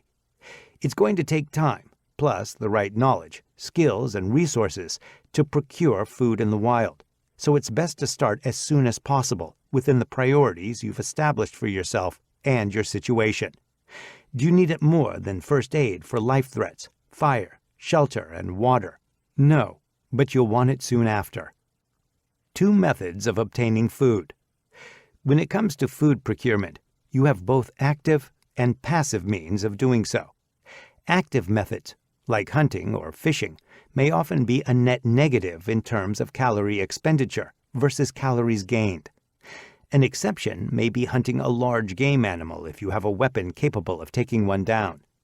That comes with a price in other ways, most notably in the processing, preservation, and protection of that food source. It's a lot of work dressing, skinning, and butchering a large game animal. The meat must then be preserved to prevent spoiling, because you cannot eat it all in one sitting. That means you'll have to store it in some way to prevent it from drawing predators and keep them from taking it. Many smaller meals that you can finish in one sitting may be a better choice. Another drawback to actively going after food is that you must be focused on that and cannot accomplish other tasks on your list of priorities. You still must gather and process firewood. You still must collect water. You should still be improving your shelter. You cannot do all of that if you're actively trying to get food. Passive methods, like trapping, are a much better choice in this situation. You can set up a line of traps that can work for you while you do other things. Having pre-made traps is a real time saver, but there are several primitive traps that can be made to either supplement or take the place of those. Your food sources can either be land-based or water-based. Obviously, land-based will be animals, and water-based are more likely to be fish. In actuality, the water's edge is probably the best of both worlds, since all land animals come to water sources to drink. This is often the best place to try and procure food from both categories. Passive trapping can be used both on land for animals and in the water for fish. What I call opportunistic hunting is an exception. This is nothing more than taking advantage of a potential food source that you see while you're setting up or checking your passive means of procuring food. A great example of this is carrying a rabbit stick as you're setting up your trap line or going to do your daily checks. If you happen to see a small animal like a rabbit or squirrel, why not take a shot at getting it? It's not what you were out there for, but it is an opportunity. Same goes for fishing. Why not carry a spear that you can have ready to go if you should see a fish or frog when you're at the water's edge checking on your fish traps? Trapping. There are several different traps that have been used over the course of human history. Some are highly effective. Some maybe not as much. A trap that is great for one area may not be a good choice for another. With so many different traps out there, how do you know where to start as far as learning them? Like knots, you must narrow them down to what is needed as a baseline. And once you know those, you build on them if desired. It's better to be particularly good at a handful of traps than it is to be mediocre at hundreds. With primitive trapping, the baseline is really understanding what a trap is and how it works. If you think of it systematically, variations on the baseline are easier to grasp and adapt to different situations. Primitive traps consist of an action, an engine, and a trigger. If you focus on learning and understanding those 3 key components, you can use your imagination to come up with many and apply them in countless different configurations to suit your needs. Many can even be adapted to be used on land and in the water, which is extremely valuable. Another thing to consider: primitive trapping is illegal in many areas, except for actual emergency survival situations, so check your local laws and abide by them. Practicing them is one thing, but using them to trap game while practicing may be illegal. Your goal is to capture or kill your prey. There are several different actions that accomplish this. Capturing is usually done with a net, cage, snare, hook, or gorge. Killing can be done in several ways as well. This is usually accomplished by blunt force, penetrating trauma, or asphyxiation. Actions. Cage. A cage is used when you want to capture an animal alive. Typically, this is reserved for birds, but that's not necessarily the only prey it can be used for. They can be made with very little cordage, and the rest is natural resources like straight sticks. Snare. A snare is meant to capture at a minimum, but can also kill by asphyxiation, in this case choking. The goal of a snare is to get a neck catch that results in death, but often you'll get a neck and a leg, or a body catch that just holds them in place until you get there and have to dispatch them. Snares can be made of cordage or wire, but wire is the better choice. It holds its shape better and is more difficult for an animal to chew through and escape. As a rule of thumb, if you don't have wire and must use cordage, that type of snare should only be used with a trap that lifts the animal off the ground. This will reduce their leverage and make it harder for them to chew themselves out. Because cordage doesn't maintain its shape like wire, you'll likely have to use small prop sticks to hold it open in a loop. Just take care that they don't interfere with the trap closing when it is sprung. It's important when making a snare loop to use a locking snare loop. This makes it more difficult for the snare to loosen once it gets tensioned. It's very simple to do. Just make the loop for the slip knot slightly larger than it needs to be to pass the other end through, and twist a second loop into it so that the loop is doubled. This step is less necessary in a lifting trap, since the weight of the animal will likely keep the snare tight, but it doesn't hurt and is such an easy habit to get into for making all of your snares. Deadfall. When selecting a deadfall, a heavy object, it should be 5 times the weight of the animal you intend to catch. It works by asphyxiation, not blunt force.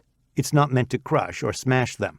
Once the deadfall is on top of the animal, as the animal exhales, it cannot inhale because the weight of the deadfall is more than its respiratory muscles can overcome. It suffocates because it can no longer breathe. Deadfalls should optimally be angled at 30 to 40 degrees. The higher the angle, the greater the chance the animal has to avoid it as it falls. When using a deadfall, ensure that the deadfall comes to rest on a solid surface and not the soft ground, which will reduce its effectiveness. A good practice is to use a large, flat stone as a base. Engines. The engine provides the energy for the trapping action to function. They store potential energy at rest, as they capture the trigger and hold in place. That potential energy turns into kinetic energy in motion, once the trigger is released. This is typically accomplished by the weight of the object like a cage or a deadfall, the weight of the animal, or the addition of a spring pole or counterweight. Spring pole. A spring pole uses the potential energy of a bent sapling that wants to spring back into place. This is a very effective engine in the spring, summer, and fall. Over time, the poles will lose tension and become less and less springy, so you must check them often. In the winter and colder areas, these are usually ineffective because the tree will freeze in place or snap. The spring pole only needs to be strong enough to lift the animal up off the ground. This serves 3 purposes. First, it keeps constant tension on the action, be it a snare or a fishing rig. Second, it lifts the animal up off the ground, which reduces its leverage and prevents it from chewing out. Third, it reduces the chances of other predators getting to it. With that said, you don't want the spring pole to have so much energy that it launches the animal across the woods or sends it up onto higher limbs to get tangled up. You want the spring pole to be fast-acting, so take steps to reduce drag and make sure it can spring up free of obstruction. Trim all the branches and leaves off the pole and clear out any brush that it could get caught on. Another thing to consider when using a spring pole is that there may not be one where you really want it to be. This seems to be especially true when you're using them for fishing. Young saplings may not be available on the banks of the water. When necessary, you can emplace your own spring pole quite easily. You'll need a stick to make a pilot hole, a pole, and a mallet or baton. You'll also need some cordage. The stick that you use to make your pilot hole should be slightly larger in diameter than your spring pole. Drive this stick into the ground to a depth of 2 to 3 feet. After it's driven in, pull it back out and set it to the side. You should now be able to push the bottom of your spring pole into this pilot hole rather easily. To make it more stable, drive the stick you use to make the pilot hole directly in front of it on the side that will receive the tension. Use some cordage to lash the spring pole to this stake to add stability. Counterweight. A counterweight can be used in place of a spring pole. It is most often used in the winter when spring poles tend to freeze and snap. These require a weight and some cordage. The weight is lashed to one end, and the cordage goes up and over a pivot. The weight is lifted, and potential energy is captured by the trigger. The pivot can be as simple as a crook in a tree where the branch meets the trunk. Another method of using this is to tie the weight to one side of a beam or horizontal pole that rests on a pivot. The counterweight is then lifted, and the weight is held by the trigger. This is often referred to as a lift pole, but it's just a part of a counterweight system. Triggers. Triggers capture and hold the potential energy of the engine, and once triggered by the animal, they release the engine and turn that potential energy into kinetic energy. It may look like there are literally hundreds of different triggers out there, but those are in fact just hundreds of variations on a handful of baseline triggers. It's easiest to show you the triggers incorporated into actual baseline traps that use those triggers. This should start putting it all together for you, since you'll be able to recognize the actions and engines that are also involved in each. It's worth mentioning again that there are several different variations and modifications on many of these traps. My goal is to give you one baseline trap to learn with each trigger system and allow you to build on that later. As you can imagine, the terminology used with all the different variations can be confusing. Many people call the same traps and triggers by different names, so there is certainly no standardization. My terminology is not always what you'd find elsewhere for the same thing. When I decided to take a systematic approach to learning and teaching primitive traps, I had to establish standardization within my system of teaching, since none existed. All trigger components are scalable and should be sized according to the size of the animal you intend to catch or kill. A small animal will have difficulty functioning triggers that are too large. You can refer back to Chapter 2 to refresh your memory on the basic notches that are referenced here. 1. Figure 4 trigger. This trap requires no cordage or other resources from your kit and is an excellent beginner trap. Most commonly, this trap is used as a deadfall. The deadfall is both the engine, weight of the deadfall, and the action, asphyxiation. The trigger is comprised of 3 sticks, an upright post, an angled coupler stick, and a horizontal stick, which doubles as the bait stick. The post should be long enough to fit under the deadfall when the deadfall is at the proper angle. The bottom should be flat so that it sits well on the base. Carve an angle at the top, then carve a latch notch a bit more than halfway down the post. The coupler will typically be the same length as the post. Carve an angle on the bottom end and a stake notch just before the top end. This stake notch will correspond with the angle on the top of the post stick. At the top end, cut an angle that corresponds with the actual deadfall so that the deadfall rests securely on that flattened surface. The horizontal bait stick will be the longest of all 3. Carve a stake notch toward the end that will be in the front. That stake notch will correspond with the angle on the bottom end of the coupler. The other end of the bait stick is pointed and should extend well under the deadfall, so the animal is as deep into the trap as possible when it releases. Place the trigger together. Mark where the bait stick crosses the post and carve a square notch on the bait stick to correspond with the latch notch on the post. Put the trigger together while balancing the deadfall. The weight of the deadfall will put tension against the notches in the trigger and hold it until the bait stick is released. The bait can be speared or smeared on the point, depending on what you're using.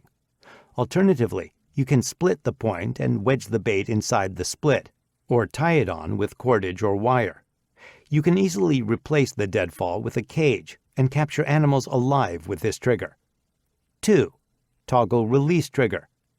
This type of trigger incorporates a toggle and cordage. The toggle is typically used at the end of a section of cordage and is captured and held in place by another stick, usually the bait stick. It's triggered by the animal moving the bait stick, which releases the toggle and functions the trap. There are several different ways this type of trigger can be arranged: horizontal toggle, vertical toggle, horizontal bait stick, vertical bait stick, or several combinations of all of them. A very popular and useful example of a trap that uses this trigger style is the Paiute deadfall. The Paiute are an indigenous tribe that were historically in the western and southwestern United States. It is a very effective trap that shares some similarities with the figure 4, so it's a great place to start learning the toggle release trigger. The Paiute trigger is composed of 3 sticks, a toggle, and a length of cordage. Much like the figure 4, it has a post, a coupler, and a bait stick. The post has a flat bottom that sits well on the base. The top is carved into a wedge or angle. The length is measured in the same way. It needs to be sized so that it sits just under the deadfall with the deadfall at the correct angle. The coupler is also very similar to the figure 4. The coupler should be as long as the post. A stake notch that corresponds with the wedge on the post stick is carved toward the top end of the coupler. At the bottom end, carve a small groove to provide a recess for one end of the cordage to sit in. Tie the cordage in a secure anchor knot. Measure the length of the cordage by mocking up the trap and marking where you need the toggle to end up. It needs to go past and part of the way around the post stick. Tie off the toggle to the end of the cordage. The knot will not be in the center, but slightly offset to one side. In addition, the toggle may require carving a flat surface to rest against the post, as well as another to rest the tip of the bait stick on. Next comes the trickiest part of the entire trap: balancing the deadfall while you set the trigger and capture all the pressure. This can be one of the more frustrating steps, but stick with it as it does take some time. A good practice is to put a stop block under the deadfall so that if it falls, it doesn't crush your hands. This can make it easier to set as well. Wrap the toggle around the post and capture the tension with the bait stick. The bait stick is typically a smaller diameter stick that is flat on one end and pointed on the other. The flat end rests against the toggle, and the pointed end rests against the deadfall, usually in a small imperfection in the stone or block of wood. The bait is placed on the bait stick as far back into the trap as possible. Alternatively, rather than setting the end of the bait stick into a small recess in the deadfall, it can be angled down to the ground to hold the toggle in place. Disturbing the bait stick will still have the same effect of releasing the toggle. Like the figure 4, the deadfall can be replaced with a cage to capture animals alive. 3. Opposing notches trigger. This trigger is very simple to make and is one of the most useful beginner traps because it is so versatile. It can be rigged to target land or water-based food sources. The engine for this is typically a spring pole or a counterweight. The action can either be a snare or fishing tackle, depending on what you're going for. The trigger construction remains the same for either. The trigger consists of 2 sticks. One is a stake, the other is a latch. The stake should be 1 to 2 feet long, depending on the conditions of the earth you intend to anchor it in and the amount of weight from the engine you need to hold. If you can make a tent stake, you can make this component. The top portion has a stake notch carved into it, and the bottom is pointed so that it can be driven into the ground. The latch stick is much shorter, usually only a few inches long. It also has a stake notch carved into one end, but the other end is flat. In addition, it has a groove cut in it to act as a recess for the cordage coming down from the engine and going out to the action. The opposing notches trigger is easiest to learn in the context of a basic twitch-up snare, which is sometimes referred to as a spring pole snare. We call them twitch-ups in the military, so I tend to stick with that terminology. I reserve spring pole for describing that type of engine, since it's applicable to other traps. Just to be clear, a twitch-up snare is used for land, since the action is a snare. A twitch-up rig could be used to describe it if it were used in the water with fishing tackle. The action is to hook or gorge. To set the twitch up, anchor a length of cordage to the engine, in this case a spring pole. Pull tension on the spring pole so that it's oriented over where you want the trap trigger to be anchored. The cordage should be straight vertically, so as not to pull to one side or the other. It needs to come straight down from the anchor point on the spring pole to the stake on the trigger. Drive the stake into the ground. Tie the cordage around the latch portion of the trigger and leave some excess. It should be tied in such a way that the cordage is still vertical when the engine is pulled down and latched to the stake. The latch will be upside down when compared to the stake, so the notches will oppose each other. This allows one to fit into the other and hold. Tie a fixed loop into the end of the cordage. This should be rather short. You still must incorporate the action, which will add length. This loop allows you to attach different actions to it, depending on what you're using it for. Attach a snare for land and a fishing rig for water. If you make a loop in your action as well, it's a simple loop-to-loop attachment that's easy to change out when needed. Pass one loop through the other and girth hitch it. What you end up with will be a square knot.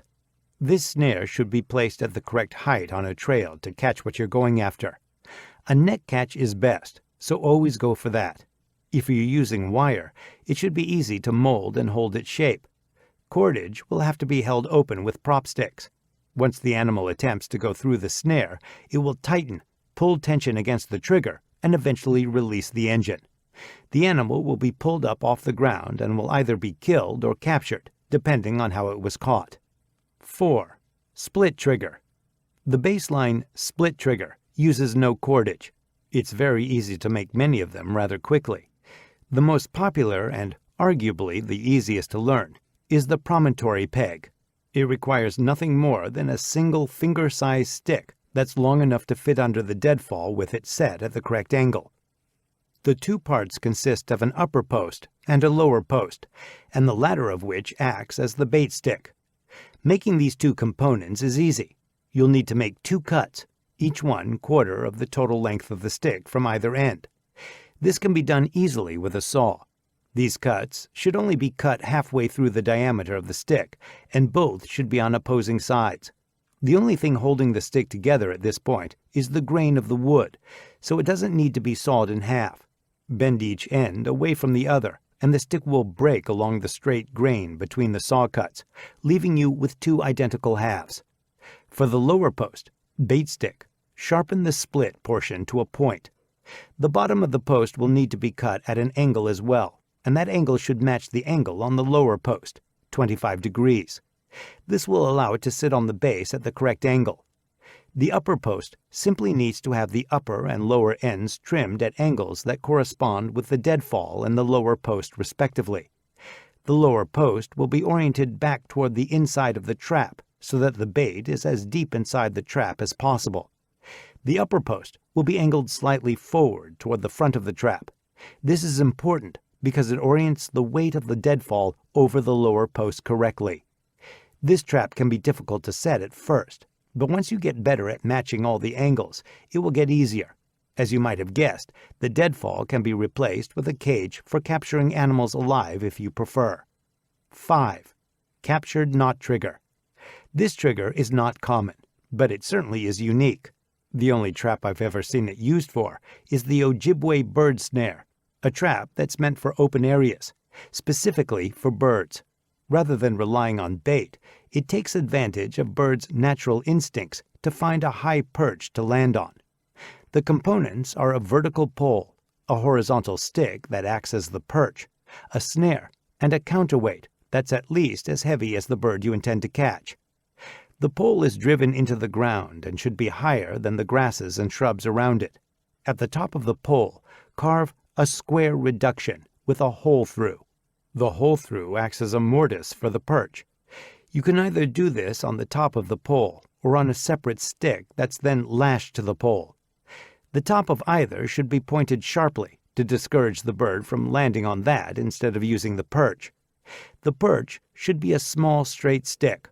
On one end, carve a square reduction that will fit inside the hole through. This could be considered the tenon in this mortise and tenon joint that you've created.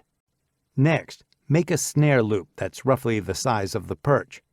Pass the line through the hole through. The knot used to make the snare loop should still be on the side toward the perch. Place the perch inside the hole through to capture the line. This needs to be sensitive, since birds weigh very little. Secure the counterweight on the other end of the line hanging down through the hole through. Ensure that it won't be obstructed by anything on the way to the ground. When a bird lands on the perch should fall away, releasing the knot and allowing the counterweight to pull the snare closed. With nothing to push off, the bird cannot easily get away from the rapidly closing snare loop. The counterweight will pull the bird against the post and hold it there. 6. Step or treadle trigger. The step or treadle trigger is technically also a toggle release trigger, but it's different enough for me to consider it a trigger of its own. A basic toggle release trigger relies on a bait stick being tampered with to release the toggle, whereas the step treadle trigger relies on the animal stepping on a treadle platform to release the toggle. They are more for trails and taking advantage of where the animal will be walking, rather than using bait. The best example of this type of trigger is the treadle spring snare. It uses a spring pole for the engine, a snare for the action, and the trigger consists of a toggle that's held in place by a treadle platform and a horizontal support stick. To create the treadle, start by making the horizontal support stick. This can be as simple as a green stick that's flexible enough to drive one end into the ground, bend to create an arch, and drive the other end into the ground. Alternatively, you could use 2 forked sticks on either side as uprights and lash a horizontal support stick to them. This support stick should be parallel to the trail and on the edge toward the spring pole. Next, place another stick along the horizontal support stick on the outside of the arch. It should be longer than the arch is wide. Now take several sticks and place them perpendicular to and on top of the first. These should extend all the way to the other side of the trail so that they must be stepped on by the animal. The entire treadle should be under and inside the arch. Choose a suitable spring pole on the side of a trail. Tie a length of cordage to the spring pole. Pull tension on the spring pole and mark the location where you will tie on the toggle. The toggle should have a groove in it to recess the cordage. Once you tie the toggle on, use the remainder to tie a large snare loop to cover the treadle. To set this trap, pull the spring pole down and route the toggle over and then under the horizontal support stick. Lift the entire treadle up with the second horizontal stick and capture the toggle and tension with it. The snare should be lying flat on the treadle, as this is meant for a leg catch. It would be difficult to do a neck capture with this setup, but not impossible. When the animal steps on the treadle, it will drop and release the toggle, and the spring pole will tighten the snare around the animal's leg. 7. Balance trigger. A balance trigger is another trigger that's easy to make. There are a few traps that could be categorized as such, but they all rely on a delicate amount of balance when set. That balance is interrupted. In other words, it is put off balance to function. A great example of this is the split stick deadfall. I personally dislike that name, since split implies that the stick is split with the grain, which is not the case. I have also heard it called the 3-stick deadfall, but there are several traps that use 3 sticks for a trigger, so that one's not really a good descriptor either. Let us just assume that by split, they mean cross-cut in half. This trigger consists of a single post stick and a horizontal bait stick. The post is cross-cut into 2 pieces on the lower third of the stick. The now upper post should be angled on top to match up with the deadfall, and the lower end should be shaped to allow the bait stick to sit securely inside. The lower portion of the post should be the opposite, with the bottom end being flat to sit securely on the base, and the top end shaped to accept the bait stick. The bait stick's pointed end is as deep inside the trap as possible, and the other end is placed through the recesses in the post stick. The upper post is balanced on the lower post, and the bait stick splits them both. I suppose I should settle on that being why it is called the split stick deadfall. The balance is interrupted by any movement on the bait stick, which triggers the deadfall. This could, of course, also be used with a cage instead of a deadfall. 8. Notched toggle trigger. The notched toggle trigger is also technically a toggle release, but like the step or treadle, it's different enough to warrant its own category. It consists of an engine, an action, a notched toggle that also acts as a bait stick, and a horizontal support bar that's usually held up by two uprights. The uprights are stakes that are driven into the ground. The horizontal support can either be lashed to the uprights or held in place by forks in the uprights and oriented in such a way that they keep the horizontal bar from being pulled up.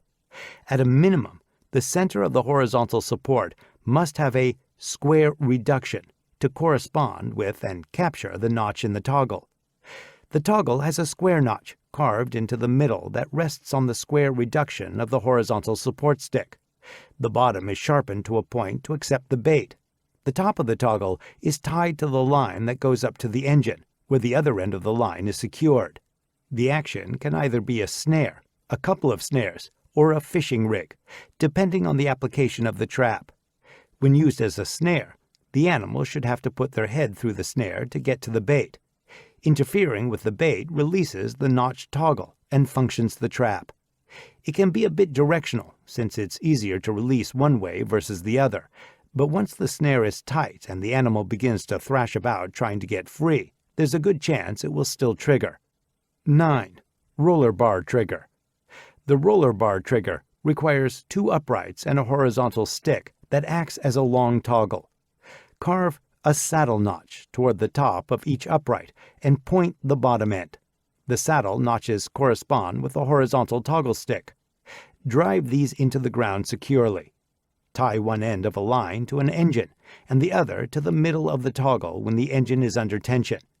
It's best to have the tension pulling both up and slightly back so that the horizontal toggle sits well into the saddle notches.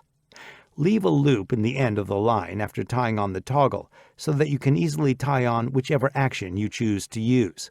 On land, this trap is best used along a trail, with the action of the animal putting their head in the snare, releasing the roller bar toggle from the saddle notches. This makes it a bit directional as well, but there's still a good chance that the animal thrashing will release it. 10. Arapuca trigger.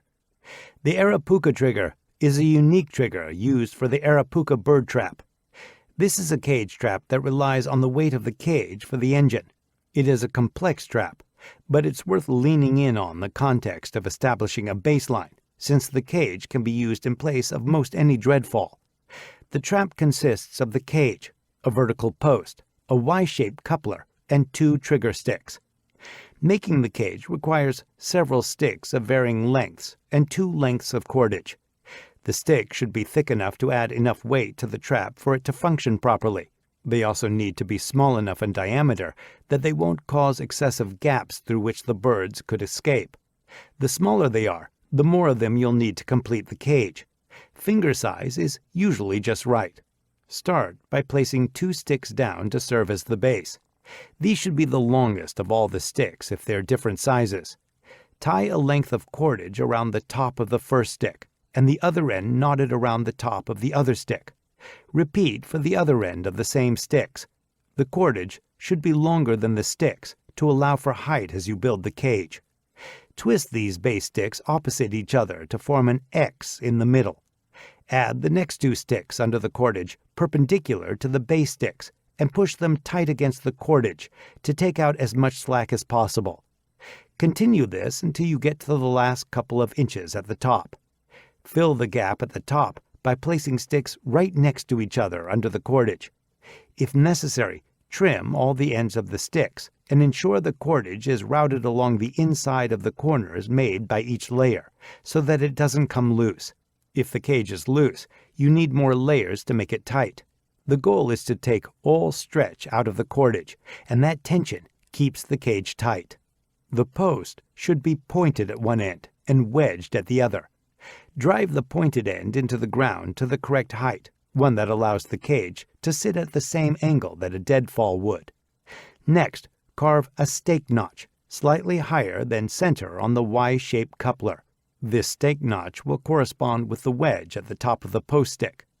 The bottom of the coupler will be trimmed to an angle that matches up with the trigger sticks before setting. The trigger sticks will need to be measured so that they extend from the mating surface on the bottom of the coupler to the base stick in the very back of the trap. This trap uses 2 trigger sticks that extend back at an angle toward opposite corners of the trap, so it can be triggered by either and doesn't rely on the bird being in the center and hitting a central trigger stick. Place the cage over the post and ensure that it does not interfere with the cage closing completely. Next, lift the front of the cage and place the coupler onto the post. The Y portion of the coupler will catch the cage's base stick toward the front. The opposite end extends down at an angle of approximately 45 degrees. The trigger sticks are placed in the back corners of the cage and matched up with the bottom surface of the coupler. The trap is now set. Bait should be placed well inside the trap. When a bird jumps on or even bumps one of the trigger sticks, the cage will fall and capture them. With a working knowledge of all of these different trap triggers, it is possible to adapt and modify them to suit your needs and the resources you have available. An example would be using a split stick trigger as the post, and for that trigger to be released by 2 strings instead of the 2 bait sticks. Principles of trapping. Now that you know the basic triggers and some baseline traps, let's discuss some commonalities that all traps share. These are principles that need to be applied to all trapping. First, you must trap in a location that you expect an animal to be. You cannot simply place traps at random if there was nothing that led you to believe they were in the area. You're attempting to capture an animal that has free rein over where it travels, eats, drinks, and beds down. To do that, you have to place a trigger that will only cover a few inches of that animal's potential route. Animal signs can narrow that down for you. Those would include tracks, feces, dens, burrows, and trails. The use of baits that are attractive to the animal can also alter its daily routine and bring it to the trap itself. Channelization or funneling also alters or limits their route choices and can be used to steer them toward your trigger. Trapping is a numbers game. You cannot expect every trap to yield a catch every day. Often, even the best-placed traps require a 2 to 3 day soak time before they ever catch anything. My saying for trapping is this: 2 is 1, 1 is none, 10 or more is dinner for sure. I expect my trapping to yield results about 10% of the time. If I only have 1 or 2 traps out, I should not expect to eat more than once every 5 to 10 days. I would prefer to eat every day, so to increase my chances, I increase the number of traps that are out. The minimum for me is 10 traps. Wild edibles. In addition to animal and fish food sources, there are a variety of edible plants that you may be able to take advantage of, depending on where you are and the time of year. This can be a very challenging thing to teach, given the variety of different plant species and their distribution and season. What's available in one area may not even grow in another. This is something that must be learned over time, and as your knowledge and experience increase, your ability to recognize food sources where others would just see weeds also increases. When it comes to learning wild edibles by yourself, I recommend cross-referencing with at least 3 different manuals to make sure that you can positively identify them. Over time, they'll become more and more recognizable. Look at it like this. You can likely walk through the produce aisle at your grocery store and spot common edible plants like carrots, broccoli, cauliflower, potatoes, strawberries, and onions from a distance. That's because they're familiar to you. You've seen them your whole life. Wild edibles are no different. They're just less familiar to you right now. Once you spend time learning the wild edibles in your area, the fields and forests will begin to look like your produce aisle, and you'll start to see edibles everywhere. Dangerous plants. Many plants are dangerous for several reasons. Some are contact poisons that will cause an itchy rash if they come in contact with your skin. and some are toxic for consumption. Obviously, you do not want to consume or touch any of these. Rather than spend a lot of time and effort learning these plants, I recommend you focus on learning what plants you can eat, and always go by the rule of only consuming plants that you can positively identify as edible. Assume any other plant is toxic until you prove it otherwise in your study of wild edibles. By default, that rules out the ingestion of any plant you don't already know, as well as any toxic plants. Focus on what you can eat rather than what you cannot. Backyard edibles. With thousands of plants out there, the vast majority of them being unfamiliar, and with many dangerous plants potentially lurking somewhere in the mix, how do you start your journey toward learning wild edibles? As a baseline, I recommend starting right in your backyard. Granted, backyard edibles are by no means universal. You may not have these plants in your yard. The specific plants are not what is important in this section. The importance of this section is that you recognize the systematic approach to establishing a foundation of knowledge that you can adapt to your specific environment and build on later. It's not possible for me to give you a list of beginner wild edibles for every environment. What I can give you is one that is applicable to as many areas as possible with quite common plants. It can serve as a template that you can apply to your own situation. When it comes to learning wild edibles, it's important to first be able to positively identify them. This is not limited to visual cues. There are also cues like preferred habitat and growing season. Think of it in terms of what I call the 3 rights. Is this the right plant, growing in the right environment, during the right season? Once you can positively identify it, what do you do with it? Is the whole plant edible, or just certain parts? Can it be eaten raw, or does it need to be cooked? How is it best prepared in a field environment? Are there any poisonous lookalikes that you need to be aware of? Or is there any other cautionary information about the plant that you should know? This is all information that you should be learning about each plant. It's better to be able to identify a handful of edibles inside and out and know how to use them than it is to be able to simply identify hundreds. All of this is important information to know and include as you learn individual plant profiles. Many wild edible plants can also be considered useful for other priorities, including medicinal. That information should also be included in your plant profiles. On the subject of backyard edibles, you must keep in mind that if you treat your lawn, whatever chemicals you put on it are now in these plants. The same is true if you're foraging along roadsides or in public parks. If you plan to consume these items, remember that they are only as good as their source. Plant Profile Template. The following is the template I use when studying useful, edible, and medicinal plants. I create these plant profiles so that I have a central location for all the information I gain from these studies. I found that this is the easiest way to learn the specifics of each plant, keep it all organized, and avoid confusion and being overwhelmed with information.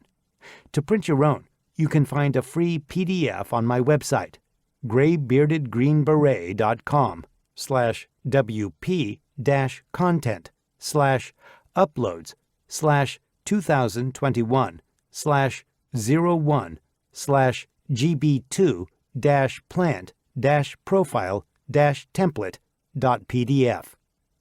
Plant name. Common. Scientific. It's important when learning to positively identify plants to ensure that you know the scientific name of the plant, not necessarily from memory, but at least in this profile. Common names are often used to describe many different plants and can cause confusion. Identification. What are the characteristics of this plant that you can use to positively identify it?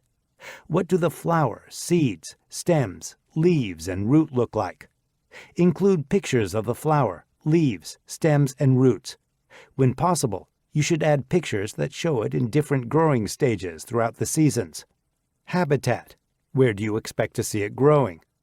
Distribution. What areas of the country or world does it also grow in? Season. During what seasons should you expect to see it growing? Cautionary notes. Are there any toxic parts to this plant? Are there any toxic lookalikes that you need to be aware of? Edible parts. Specifically, list all parts of the plant that are edible. Inedible parts should be listed above under cautionary notes. Harvesting.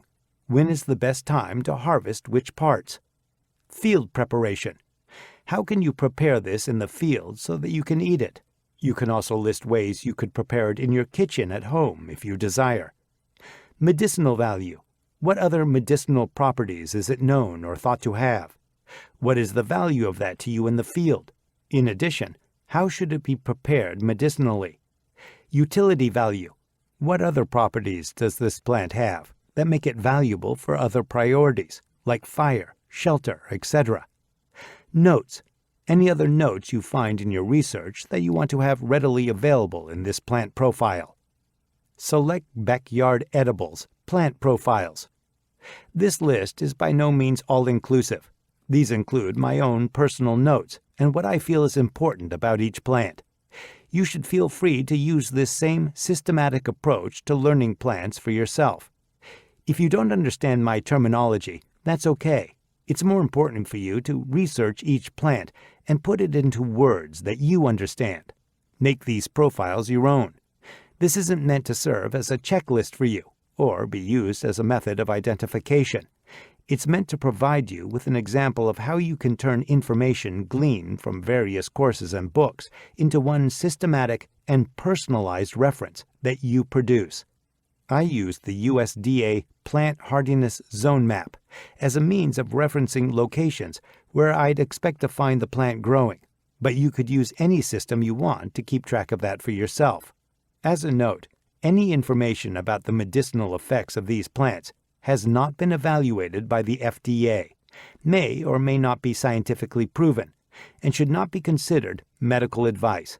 Do your own research and make your own conclusions about any listed medicinal benefits. Additionally, I am referring specifically to the edibility and preparation of the named species of plant. You may have other species of plant that are similar but have different edibility and preparations. It's especially important to apply this information only to this specific species. This is another reason that common names are not the best practice and scientific names should be specified. Plant name. Dandelion. Taraxacum officinale. Identification. Yellow flower. Radially symmetrical, with multiple small petals, 1 to 2 inches wide. Brown seeds with white pappus. Seed head. Basal leaves only. Deeply toothed. Leafless, hollow scape. Flower stalk with milky sap. Off-white root with white center. Habitat. Lawns, fields, meadows, roadsides. Distribution. USDA zones 3 through 10. Season. Spring, summer, fall, occasionally winter. Cautionary notes. The stems and seed heads are not considered edible parts of this plant, as they contain sesquiterpene lactones, a phytochemical group that may cause contact dermatitis in individuals who are sensitive to these compounds. Rare. Edible parts. Basal rosette. Leaves. Flower bud. Flower head. Root crown. Root. Harvesting. Flowers are good in late spring, whenever they're available prior to going to seed. Leaves are best from early spring to late fall and are less bitter in cool weather. Roots are sweetest from late fall through late winter. Field preparation. Flowers and young leaves may be eaten raw, as well as small amounts of the root. The root should be cooked before consuming larger amounts. All edible parts are good for an herbal infusion. Tea. Medicinal value. The leaf is high in protovitamin A, vitamin B complex, vitamin C, vitamin E, calcium, and iron. The root is high in minerals. The leaf and root are both considered a health tonic for the liver and an aid in digestion. Dandelion may have a mild laxative and/or diuretic effect. Utility value. None. Notes. The red-seeded dandelion, Taraxacum erythrospermum, is a similar species. Fall dandelion, Leontodon autumnalis, and cat's ear, Hypocharis radicata, look similar but are from a different genus. Plant name. Red clover, Trifolium pratense. Identification. Purple flower, irregular, stalkless head, alternate leaves that are divided, typically in 3 smaller leaflets. Leaflets may have a white V shape, 6 to 24 inches high. Habitat: lawns, fields, meadows, roadsides. Distribution: USDA zones 3 through 10. Season: spring, summer, fall. Cautionary notes: there's been some debate over the implications of phytoestrogens, plant-based estrogens, on hormone balance within humans. Clover does contain phytoestrogens, so it's important to note if that's a concern. Edible parts: stalks, leaves, flowers. Harvesting: the leaves are best from early spring to summer. The flowers are best from late spring to midsummer. Field preparation: edible parts can be eaten raw, cooked, or infused.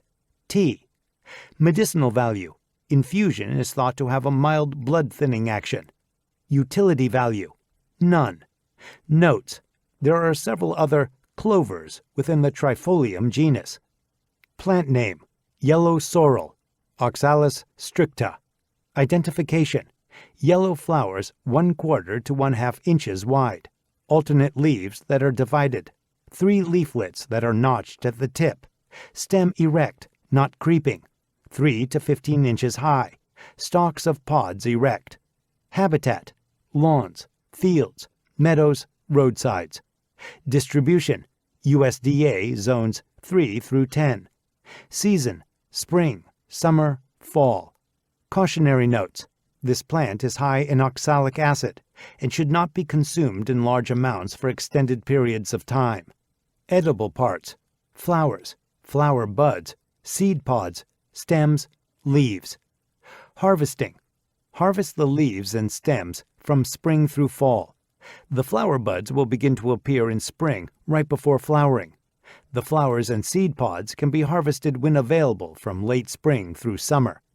Field preparation: flowers are eaten raw. Leaves, stems, and seed pods can be eaten raw or cooked. Medicinal value: high in vitamin C, cooling, astringent. Utility value: none. Notes: there are other wood sorrels with similar characteristics and varied distribution. It's worth noting that any of the other species within the Oxalis genus can be used similarly. Plant name: common plantain, Plantago major. Identification: greenish-white flowers on a dense, blunt spike on a long stem. Basal leaves only. Leaves are entire and mostly egg-shaped with prominent parallel ribs. Breaking a leaf in half near the base will often reveal what looks like fine white threads. Seed heads start out covered by green seeds that eventually turn brown. Habitat: USDA zones 3 through 10. Distribution: lawns, fields, meadows, roadsides. Season: spring, summer, fall. Cautionary notes: none. Edible parts: leaves and seeds. Harvesting: the young leaves are best and should be harvested from early to mid-spring, but you can still harvest younger leaves from spring through midsummer. The seeds should be gathered after they've turned completely brown. Although the seeds are edible, they're usually not something you'd bother with in the field. Field preparation: the leaves can be eaten raw. Medicinal value: contains vitamins C and K, provitamin A, and the minerals calcium and potassium. Plantain contains substances which are known to have wound healing, anti-inflammatory, astringent, expectorant, diuretic, and antibacterial qualities. Plantains are most useful as relief for insect bites or stings, and can be taken advantage of for minor cuts and scrapes. This can be done by crushing it and mixing it with water before application, or by using a spit poultice. A spit poultice is made by chewing up the part and mixing it with saliva. Don't worry, the same antiseptic qualities you're leveraging in this plant also work on the germs in your saliva. Utility value: none. Notes: the use of the general term broadleaf plantain is often used to describe any plantain species with broad leaves. That could be common plantain or red stem plantain, Plantago rugelii. Plant name: common burdock, Arctium minus. Identification: flower is purple or pink, growing in bristly heads in fruit that produce bristly, clinging burrs, 1/2 to 1 inch wide, stalkless or on short stalks. Leaf stalks are hollow. Leaves are entire or somewhat toothed and alternating. Leaves higher on the plant are typically egg-shaped, with lower leaves being egg-shaped. Grows 2 to 4 feet high. Habitat: lawns, fields, meadows, roadsides. Distribution: USDA zones 4 through 8. Season: summer, fall. Cautionary notes: contain sesquiterpene lactones, a phytochemical group that may cause contact dermatitis in individuals who are sensitive to these compounds. Rare. Edible parts: peeled leaf stalk, peeled pre-flower stalk, root. Harvesting: first-year plants will grow in the form of a basal rosette. The second year, it will shoot up a stalk. From early summer through fall, the new seedlings have tender, edible roots. The basal rosettes, found from spring through late fall, have edible taproots. This taproot is edible from the first year fall through the second year spring, when the plant is young prior to shooting up the stalk.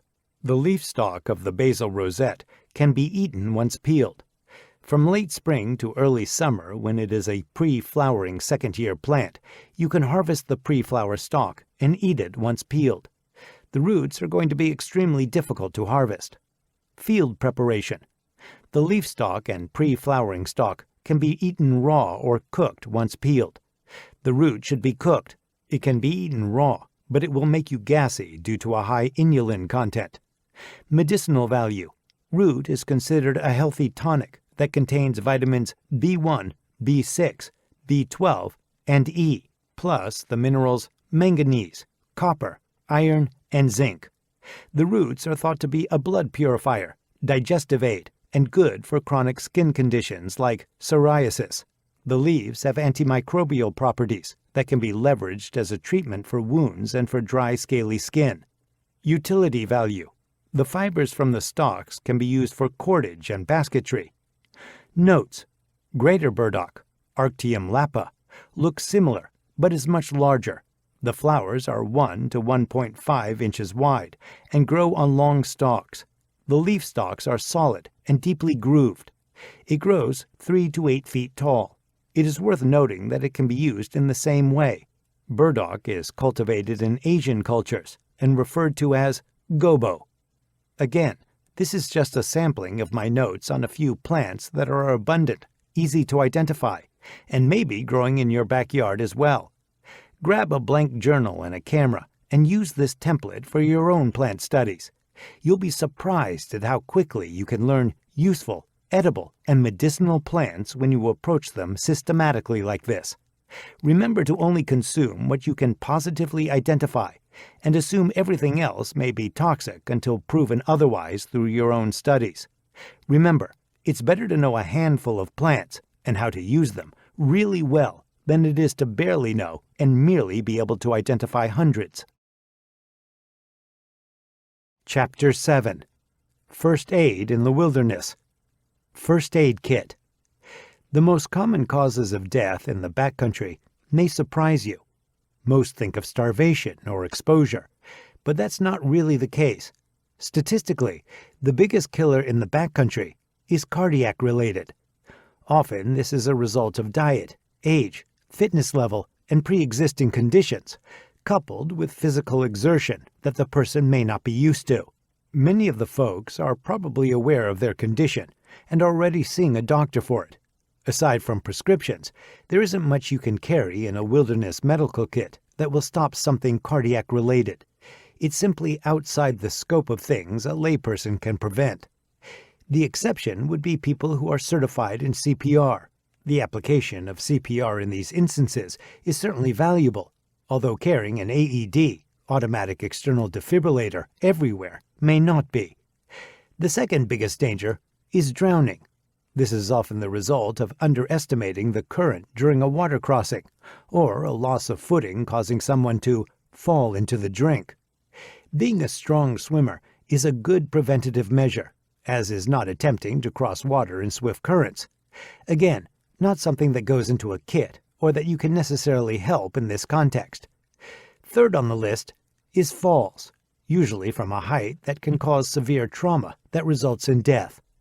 This can occur after losing your footing due to loose rocks and dirt, slippery conditions, or just inexperience in that type of terrain. If you happen to frequent that type of terrain, the preventative measure is to train in mountaineering and equip yourself accordingly. That's outside the scope of first aid as well, except for minor falls resulting in mechanical injuries that you may be able to help. So what type of injuries can we expect to actually be able to handle? What resources should we consider having in our wilderness medical kit to handle them? This kit will be highly variable per individual. It really depends on your skill level and the activity you're planning to do when you go out in the first place.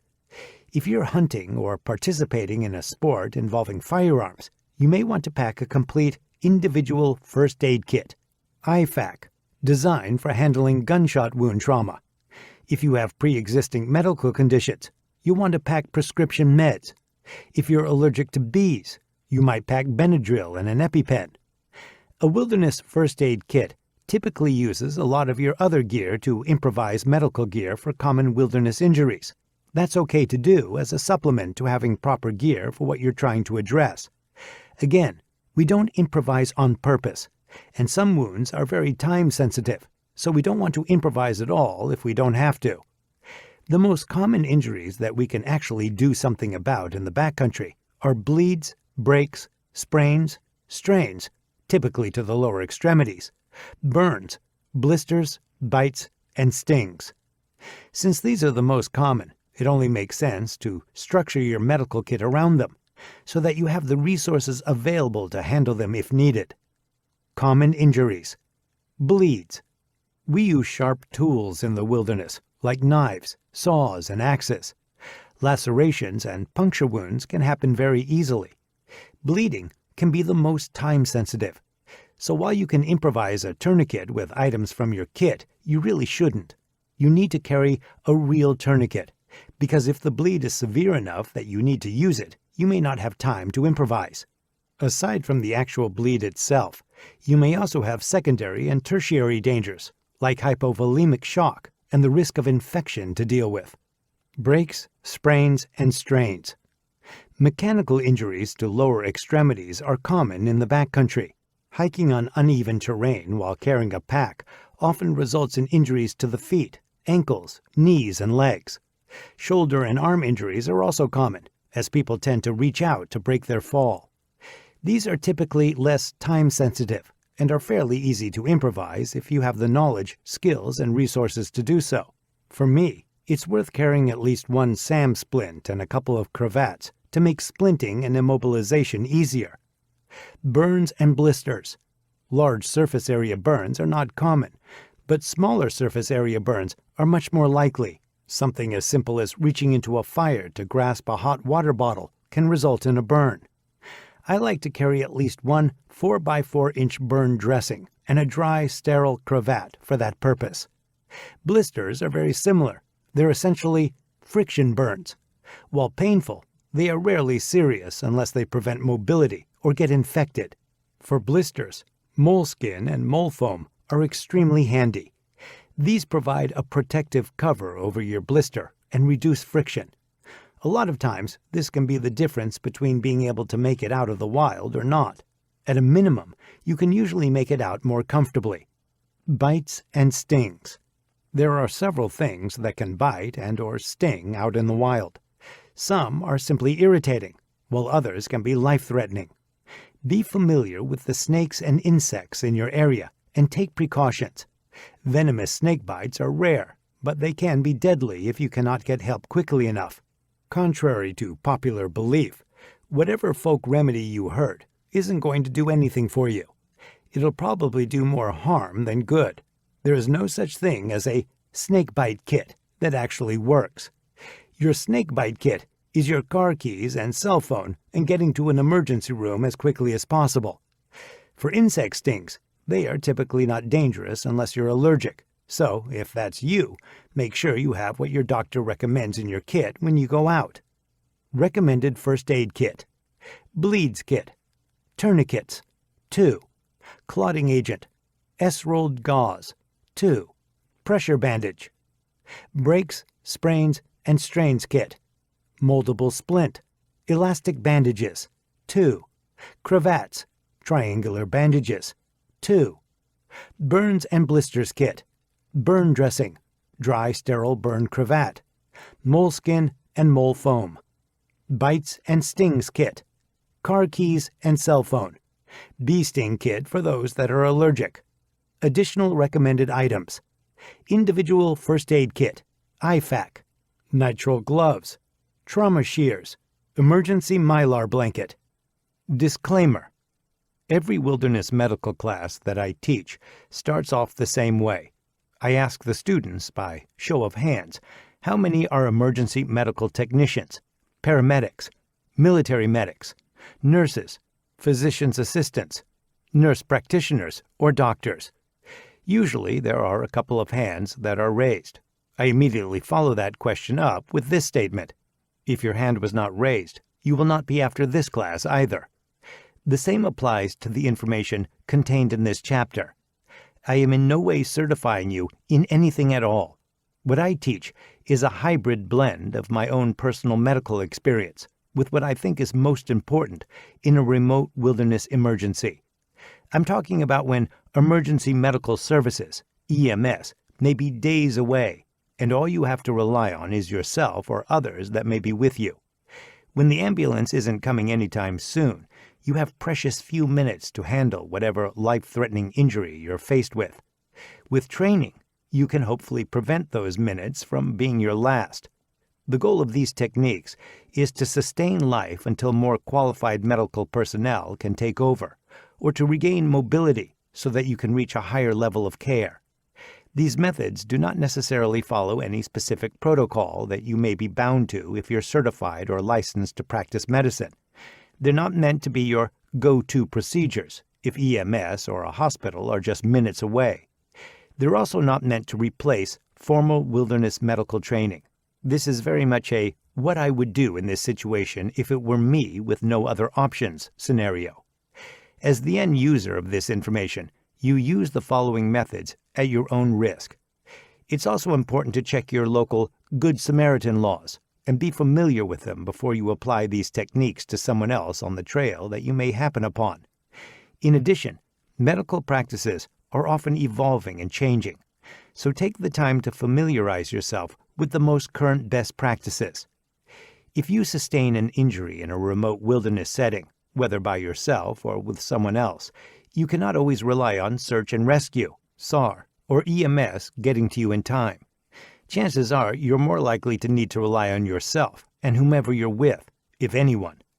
For most common wilderness injuries, the same principles apply regardless of whether you're handling them on yourself or another person. Granted, it'll be much easier with a partner, but it can also be done by yourself, so long as you're conscious. It is simply unrealistic or unreasonable to expect you or your buddy to be able to handle certain injuries alone. Some injuries are so severe that your ability to self-rescue is not possible. This chapter will focus more on what is possible and what will help you get back on your way to civilization. Bleeds. Life-threatening bleeds are the most critical and often the most time-sensitive injury you can sustain in the backcountry. Even the loss of as little as 10 to 20% of your blood volume can be dangerous. This is considered hypovolemia, low volume, which can quickly progress into hypovolemic shock. In this case, the hemorrhagic version that's caused by blood loss. Hypovolemic shock is a life-threatening condition in which your cardiovascular system no longer has enough blood to supply your tissues, resulting in organ failure. We will discuss how to recognize, prevent, and treat shock later in this chapter. The loss of 30% is even more dangerous, particularly in a self-aid situation. At this point, many experience syncope, passing out, and are unable to help themselves. If the bleeding has not been stopped before that, blood loss will continue until exsanguination, bleeding out. Once a person has lost 40 to 50% of their total blood volume, death is likely to occur, even with higher medical intervention. The key takeaways from all of this are that it is extremely important to keep as much blood volume in your system as possible, and a life-threatening bleed must be stopped as quickly as possible to maintain that volume. So, how much blood does a person have to begin with? It's important to know where a person starts so that you know how much blood loss has occurred. It varies by size and gender. Large males will usually have more total blood volume than a smaller female, for example. A 200-pound male would start with roughly 6 liters of blood. If he were to completely sever a large artery, he would take less than a minute to bleed out completely, and he would pass the point of no return, 40 to 50% loss, in as little as 30 seconds. Primary concern: stop the bleed. I cannot stress this enough. If you have a life-threatening bleed, your primary concern is maintaining blood volume to prevent hypovolemia and exsanguination. If you're by yourself, that needs to be done prior to passing out and being unable to help yourself any longer. This is not the time for improvised techniques. Types of bleeds. All bleeds are not the same. Certain bleeds are more dangerous than others. Generally speaking, the amount of time it takes to lose blood through a vessel that has been compromised depends on the diameter of the vessel, the degree to which it is severed, and the amount of pressure behind it, forcing blood out. In other words, each type of bleed has its own characteristics that can be identified quickly to be handled efficiently and effectively. Capillary bleeds are a relatively slow oozing of blood and are not typically life-threatening. Venous bleeds can be a larger volume of oozing blood that are typically darker red in color and can be dangerous depending on the volume. Arterial bleeds are bright red, often spurting, and are the most dangerous. Location of bleeds. The location of the bleed is also a factor in choosing what techniques you can use to control the bleeding. In general terms, there are 4 main areas that you could be dealing with: the head, junctional areas, torso, and extremities. Junctional areas are the junctions where the extremities and head meet the torso, the shoulders, groin, and hips, and the neck. The torso, or trunk, is medial, closer to the center line of the body, to the junctional areas. This is your chest, abdomen, back, and pelvis. Extremities are distal, farther from the center line of the body, to the junctional areas. The appendages, arms, legs, hands, and feet are the extremities. This information is important because the type of bleed and bodily location that you're dealing with will often determine the most appropriate intervention. Interventions. Before getting into the actual interventions, it's important to understand a couple of key things that may be applicable to your situation. Scene safety. Always ensure that whatever hazard has caused the injury, either to yourself or someone else, has been removed, so as to not cause further injury to yourself or others. If you cannot remove the hazard, remove yourself and others away from the hazard. Body substance isolation, BSI. When available, precaution should be taken to isolate you from the bodily fluids of anyone you're helping. At a minimum, gloves should be used. Nitrile is recommended over latex due to potential allergies. Depending on the situation, you may want to also include a mask and goggles to further protect yourself. This is often not a concern when dealing with yourself or your own family members. However, nitrile gloves, while not sterile, are often going to be cleaner than your hands in a field environment and should be used to keep the wound as clean as possible. Direct pressure and elevation.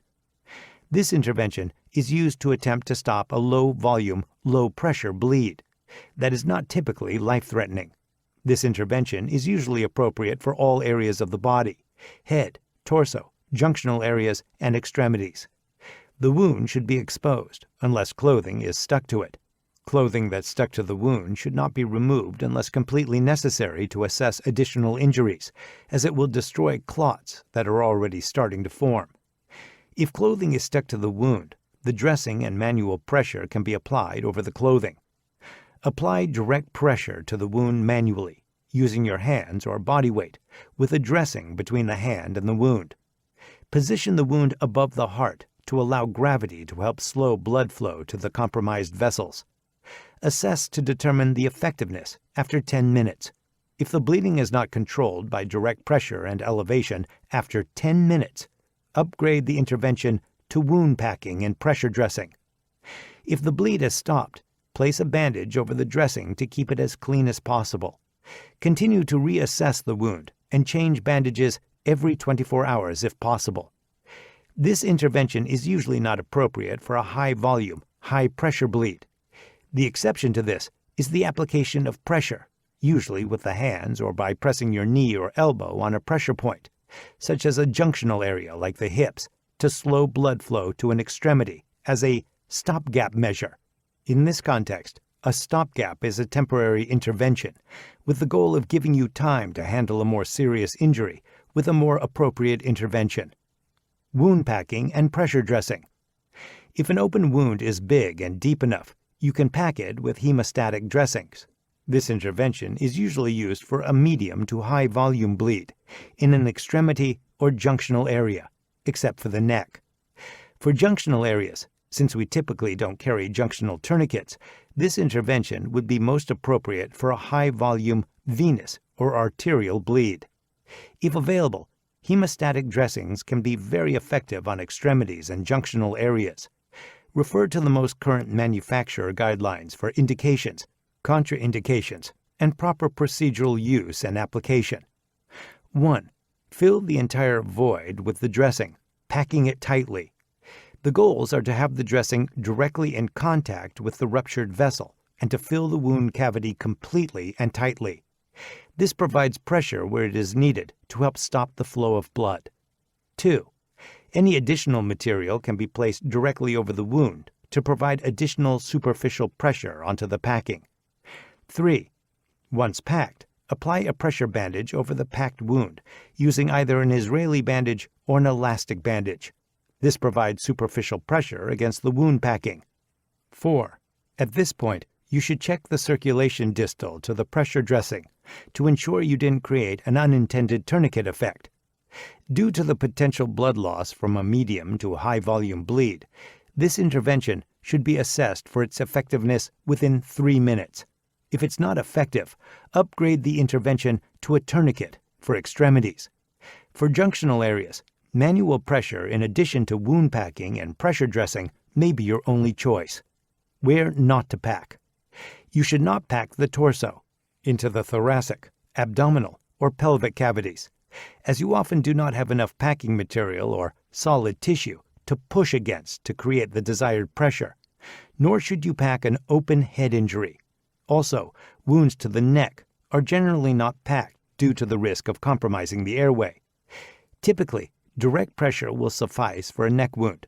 An exception would be the carotid artery or jugular vein, in which you may have to weigh the risks of airway compromise against the risk of blood loss. Tourniquets. Tourniquets are often taught as a last resort, but this is not always the case. Seeing as you are someone interested in survival, it's good to know the general application. The tourniquet is the most appropriate intervention for a high-volume venous or arterial bleed, when time and prevention of blood loss are critical. This may be the first intervention you choose in this case. Knowing how little time you may have to stop a life-threatening bleed, think about how much of that time would be wasted going through the other 2 interventions to see if they maybe, hopefully, work, just to end up using tourniquet as a last resort. Think about the amount of blood loss that will occur. Do not lose a life trying to save a limb. Direct manual pressure with the hands on the wound, or dropping a knee or elbow into a junctional area at a pressure point to slow the flow of blood, are often useful stopgaps that allow more time to apply the tourniquet. For combat applications, care under fire, placing the tourniquet as high as possible onto a single bone, upper arm or upper leg, is most appropriate, as you may not be able to properly assess the wound locations until later and typically have medical evacuation close by. However, for remote wilderness emergencies, without knowing how long the tourniquet may be in place while waiting for rescue or self-rescuing, and often knowing exactly where your wound is located, it's worth attempting to preserve as much tissue as possible while still stopping the bleeding. For these instances, so long as time permits, 1. Tourniquets should be placed 2 to 3 inches above the wound, so long as that's not on a joint. 2. Tourniquets must be tightened until the bleeding stops. You should not be able to locate a distal pulse after the application of the tourniquet. 3. If the first tourniquet is not effective at stopping the bleed, place another tourniquet above the first one, closer to the heart. It's recommended that you carry at least 2 dedicated tourniquets in your kit to prevent having to improvise when seconds count. Record the time that the tourniquet was put in place. Tourniquets may also be used as a stopgap measure to determine the extent of the injury and replaced with a more appropriate downgraded intervention, if applicable. Downgrading tourniquets. This information also goes against the old conventional wisdom out there about tourniquets, but is in line with the most current information, at the time of this writing, from Battlefield Medicine on tourniquet use. The most up-to-date information can be obtained from the Committee for Tactical Combat Casualty Care, COTC. An attempt to downgrade a tourniquet to a wound packing and pressure dressing may be appropriate within the first 2 hours of tourniquet placement to prevent potentially extensive tissue damage and/or loss of limb. If the wound packing and pressure dressing is effective at controlling the bleed, the tourniquet may be removed. If it is not, leave the tourniquet in place. However, never attempt to downgrade a tourniquet if the person is showing signs or symptoms of shock. Blood volume is too precious at this point to risk it. Never attempt to downgrade a tourniquet used to stop bleeding on an amputation or a partial amputation. The limb below the tourniquet is already lost, or will be due to the extent of the damage caused by the partial amputation, so there's no benefit to the risk. Never attempt to downgrade a tourniquet after 6 hours have passed. The limb will not recover after a loss of circulation that long, and the risk of reperfusion injury, release of toxins back into the bloodstream that damage other tissues, is also a concern. Never periodically loosen the tourniquet as an attempt to restore blood flow to the limb and preserve the tissue. Typically, all this results in is periodic blood loss and gradual exsanguination. You either need the tourniquet to control bleeding or you don't, and it should be downgraded in a controlled manner. Secondary concern: hypovolemic shock. Now that you've stopped the bleeding, your focus should shift to the prevention and treatment of hypovolemic shock from the loss of blood, hemorrhagic shock. Remember that hypovolemia can result from as little as 10 to 20% loss of blood volume, and that can progress into life-threatening hypovolemic shock if steps are not taken to recognize it and prevent it. How to recognize the signs and symptoms of shock.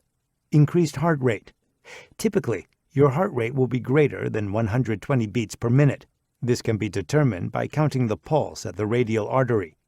If the pulse cannot be determined at the radial artery, the next step is to try at the brachial artery. If no pulse can be felt at the brachial, move to the carotid artery in the neck. Decreased blood pressure. You probably won't have a blood pressure cuff in the wilderness, so this is something that can be inferred by a weak or absent radial pulse. When you're checking the heart rate initially, this would become evident. Rapid breathing. Your breathing rate will typically be greater than 30 breaths per minute. It's very easy to measure this. Watch the rise and fall of the chest and count. Pale, cool skin. The condition of your skin, specifically the color and temperature, will be key. In this case, the skin will be pale and cool to the touch. Cyanosis. This is a bluing, blue color, around the lips and mouth that indicates a lack of circulation. Altered mental status. You could define AMS as any deviation from the baseline, but in this case, you're looking for signs of dizziness or confusion that may indicate poor circulation to the brain. Treating shock. If you recognize these signs and symptoms, take action to treat the shock. Protect the ABCs: airway, breathing, and circulation. Maintain your core body temperature to keep from getting too hot or too cold. This may require you to build a shelter and a fire, or to use the Mylar blanket. Make sure you remain hydrated, which also helps with blood volume, by drinking plenty of water. Elevate your feet 8 to 12 inches off the ground while lying down to help with blood pressure. Tertiary concern: prevent infection. With the bleeding under control and preventive measures being taken to recognize and treat shock, the next concern with an injury is infection. The wound should be cleaned by irrigating it with water that's as clean as possible. Now you can take time to disinfect the water you'll be using for irrigation by using one of the techniques we discussed in the previous chapter on water. The only exceptions to this are if you don't have the means to disinfect the water, or if you don't have enough water to spare for cleaning because you need it for hydration. If you cannot disinfect the water, use the cleanest possible. The pressure and flow will likely make the wound cleaner than it was. If you need the water to drink and cannot readily resupply it, know that dying of dehydration is a more immediate concern. Infection likely won't come until later. A simple irrigation technique is to hold a full water bottle high above the wound and slowly pour it over the wound. The height of the bottle will increase the velocity of the water flow and make it more effective. Some commercial water filter systems come with a large syringe that's meant to be used for backflushing the filter periodically. This syringe makes an excellent irrigation tool. The wound should be irrigated, cleaned, and have fresh bandages placed on it at least once per day while in the field. Of course, this depends on the resources you have available. Remember that cotton material can be cleaned and disinfected by boiling, so you may have to add cleaning bandaging material to your list of priorities. Field expedient wound closure. Suture kits have no real place in wilderness medicine.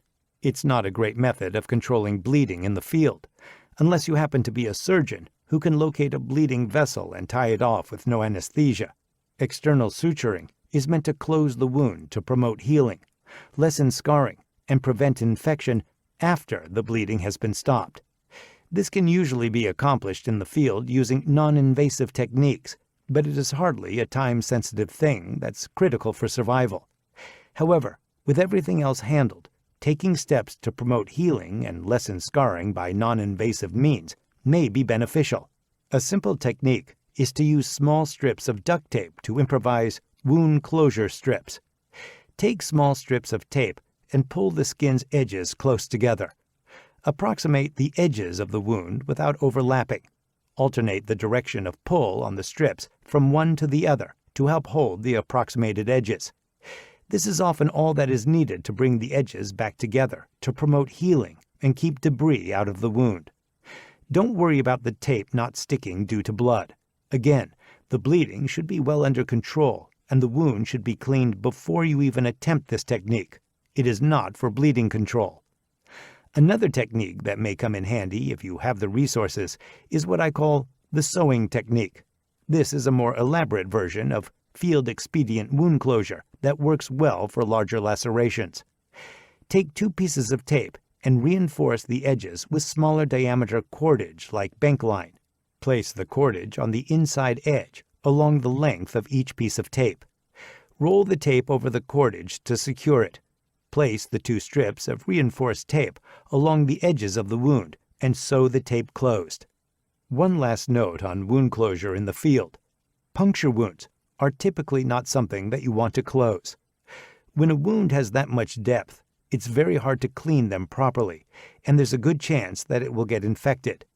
Closing them up can make that even worse. Those are best left open, and you should keep them covered with a dressing and a bandage. Remember that a dressing is in direct contact with a wound, and a bandage is placed over a dressing to keep it in place and protect it. Breaks, sprains, and strains. Typically, breaks, sprains, and strains are non-life-threatening, although there are certainly some dangers with breaks. The issue that's not often thought of, and is sometimes even more dangerous than the break itself, is the loss of mobility. This loss of mobility can force a person to spend the night out in the wilderness without having planned or prepared to do so, and exposure to the elements while unprepared can be catastrophic for them. A sprain is a stretching or tearing of the ligaments that connect 2 bones together in a joint. A strain is a stretching or tearing of a muscle or tendon. Both can be extremely painful and cause a loss of, or limit to, mobility. Both have similar signs and symptoms, and both are handled in the same way. Sprains or strains. Signs and symptoms: tenderness, swelling, bruising, pain with movement. How to treat: for sprains or strains, the Rice's protocol is most often recommended. Rest: resting will take the stress off the injury and prevent further damage. Ice: ice will reduce swelling and pain. Apply early and at least 3 to 4 times per day. Compression: this prevents the injury from swelling and provides support. Elevation: elevating the joint above the heart will assist in the reduction of swelling. Stabilize: taping or splinting the injury will prevent further damage. Some of this may be difficult to do in a remote wilderness emergency. You have other priorities that you must handle, so you cannot exactly sit back and prop your feet up as if you were back at home.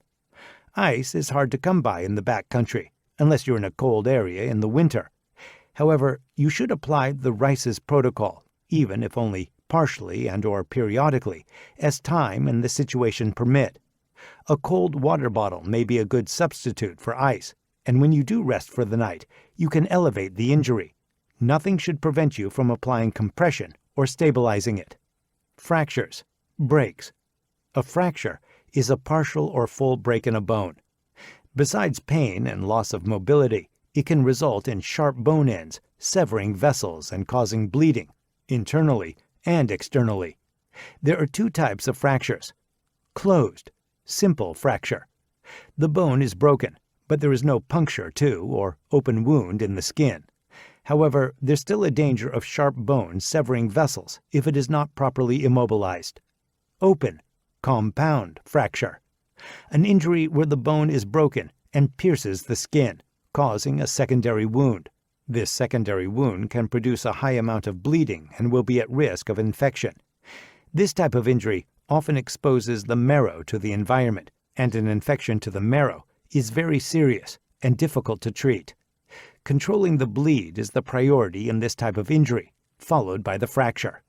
Signs and symptoms: pain and tenderness over a specific site, rapid swelling and bruising, inability to use the extremity, crepitus, grating, cracking or popping sound, deformity, inappropriate movement.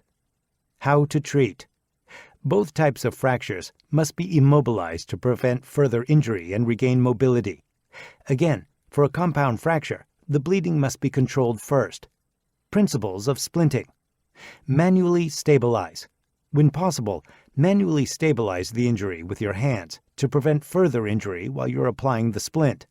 Position of comfort or function: always splint the injury in a position of function, or the neutral position it should be in when relaxed.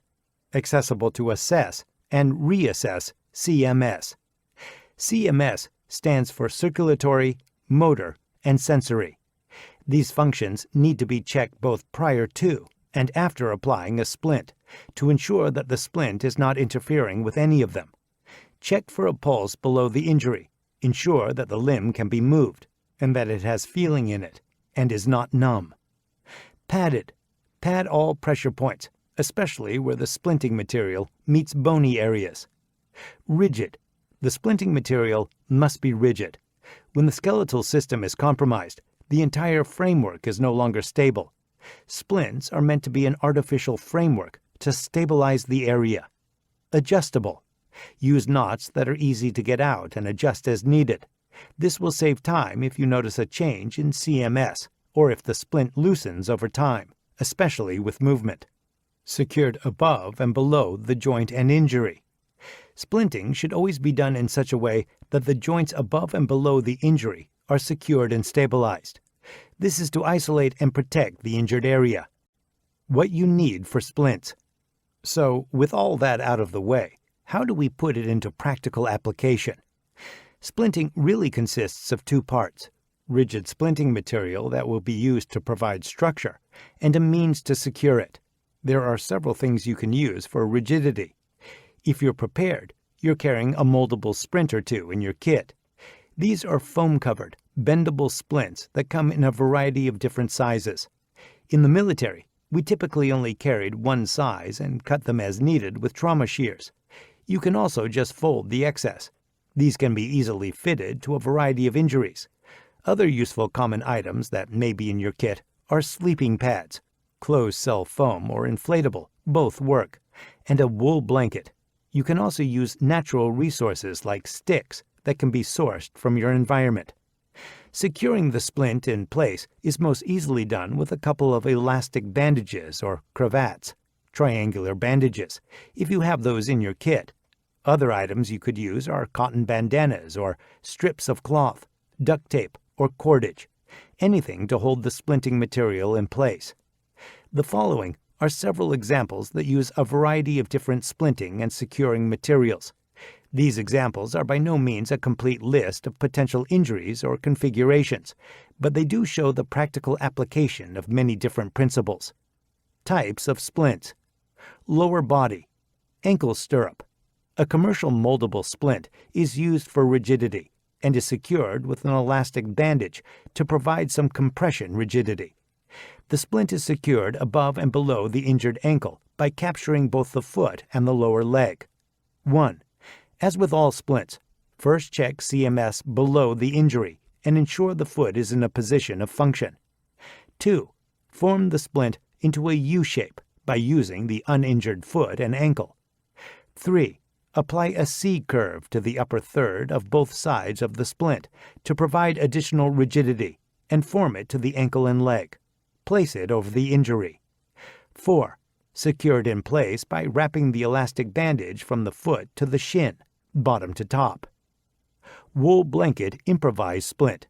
In this instance, you improvise an ankle splint using a wool blanket for rigidity. 1. Roll the wool blanket tightly to provide some rigidity. 2. Secure the blanket above and below the injured ankle by capturing the lower leg and the foot. 3. Place the tightly rolled wool blanket in a U shape under the foot, with the foot in a position of function, and bring both sides of the roll-up alongside the lower leg. This provides both rigidity and padding. Additional rigidity can be added with a closed-cell foam pad, or by adding sticks sourced from the landscape if needed. 4. Secure the splint above and below the wound using cravats. Ensure that you use knots that are easy to take out so that you can adjust the splint if needed. 5. As always, check CMS before and after application of the splint. This is an improvised splint, and all improvised splints should adhere to the buff principle. They should be big, ugly, firm, and fluffy. Closed-cell foam knee brace. A knee brace is necessary when you want to add some support to a usable knee injury. If the knee is not usable, you'll want to use the knee immobilizer below instead. This is a very simple brace to make that uses a closed-cell foam pad, your sleeping pad, for rigidity, which is secured in place by cravats above and below the knee. 1. Place the pad underneath the leg, behind the knee. 2. Fold or roll up the sides. Place them alongside the knee and secure them. 3. Leave the front of the knee open. You want to only brace the knee, not completely immobilize it. Improvised air mattress knee immobilizer. This is like the brace above, but is meant to completely immobilize the knee due to an injury that renders it useless. This example uses an inflatable sleeping pad rather than the closed-cell foam for rigidity. Secure it with either cravats, cotton strips, duct tape, or cordage. It relies on compression rigidity from the air in the pad, as well as the addition of sticks sourced from the landscape if needed for extra stability. 1. Start with the mattress deflated. Wrap it around the injured knee. 2. Loosely secure it above and below the knee with cravats to allow some room for expansion of the air mattress. 3. Add sticks if necessary, ensuring that the sticks are smooth and do not have any sharp points or edges that can puncture the mattress. 4. Inflate the mattress. This provides padding, compression, and rigidity, and fills all the voids. It is essentially an improvised air splint. Upper body.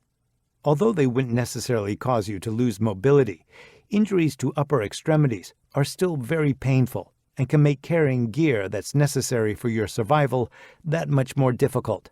And of course, there is a danger of compounding an injury that you want to avoid. Sling and swath. This is used primarily to support and immobilize a shoulder injury. The shoulder is a ball and socket joint, so it must be immobilized in multiple directions. The sling is applied to rest the arm in and take some weight off the injured shoulder joint. The swath is then tied around the sling to hold it against the torso and prevent movement. This can be done with 2 cravats or other cotton material, and can also be done with duct tape rather easily. 1. Start by folding the cravat into a triangle. 2. Tie an overhand knot into the corner so that it creates a pocket. The elbow should sit in that pocket with the rest of the arm inside the sling made by the cravat. 3. Place the other 2 tails over the shoulder and neck and tie them to secure. 4. Fold the other cravat into a long rectangular shape. 5. Wrap it around, capturing the arm and sling, and secure it by tying. Many other upper extremity injuries can also benefit from applying a sling and swath after applying a splint. Humeral shaft splint. The humerus is the long bone in the upper arm. To secure it, we must capture above the injury at the shoulder and below the injury at the elbow. 1. Take a moldable splint and fold it into thirds. 2. Fold a J shape into the bottom of 2 of the sections. This is meant to cup and capture the elbow. You can use the uninjured arm as a template for this. 3. Form a C-curve into the upper part of the splint to add rigidity and mold it to the upper arm. 4. Place the elbow inside the pocket of the splint made by the J shape. If you have excess that extends above the shoulder, simply fold that back down onto the long portion of the splint. 5. Secure with an elastic bandage from the bottom, elbow, to the top, shoulder. Apply a sling and swath if desired. Forearm and wrist splint. This is primarily used for an injury to the wrist. It secures the hand and the forearm. 1. Start by folding the moldable splint so that one end can be rolled into a grip that will keep the hand in a position of function. Alternatively, if you have the resources, you can use a shorter moldable splint and something to grip like an elastic bandage. 2. Mold the rest of the splint around the forearm. 3. Secure it with an elastic bandage from the wrist to the top of the splint on the forearm. Burns and blisters. Burns in a remote wilderness setting are usually small and come from spilling hot water, grabbing a hot water bottle from a campfire, or proximity to the flames or coals of a fire. They are typically non-life-threatening. However, large surface area burns can reduce your body's ability to regulate temperature and are highly susceptible to infection. The 2 most important things to note with a burn are the total body surface area, TBSA, affected, and the degree of severity, although the latter is less important because it has little bearing on how you will handle it in the field. Typically, in a wilderness setting, you're going to encounter what is considered a small surface area burn, which is 10% or less of your TBSA. As a rule of thumb, your hand is roughly equal to 1% of your TBSA. A small surface area burn will benefit from what is called a wet dressing, which will be more cooling and soothing on the burn site. This can be achieved with a dressing that's designed for burns, or simply by applying a dressing that has been moistened with disinfected water. Large surface area burns, larger than 10% of your TBSA, will typically get what is called a dry dressing. Although wet dressings are more soothing, a person that has lost the integrity of their skin over a large area has also lost the temperature regulation function of that same area.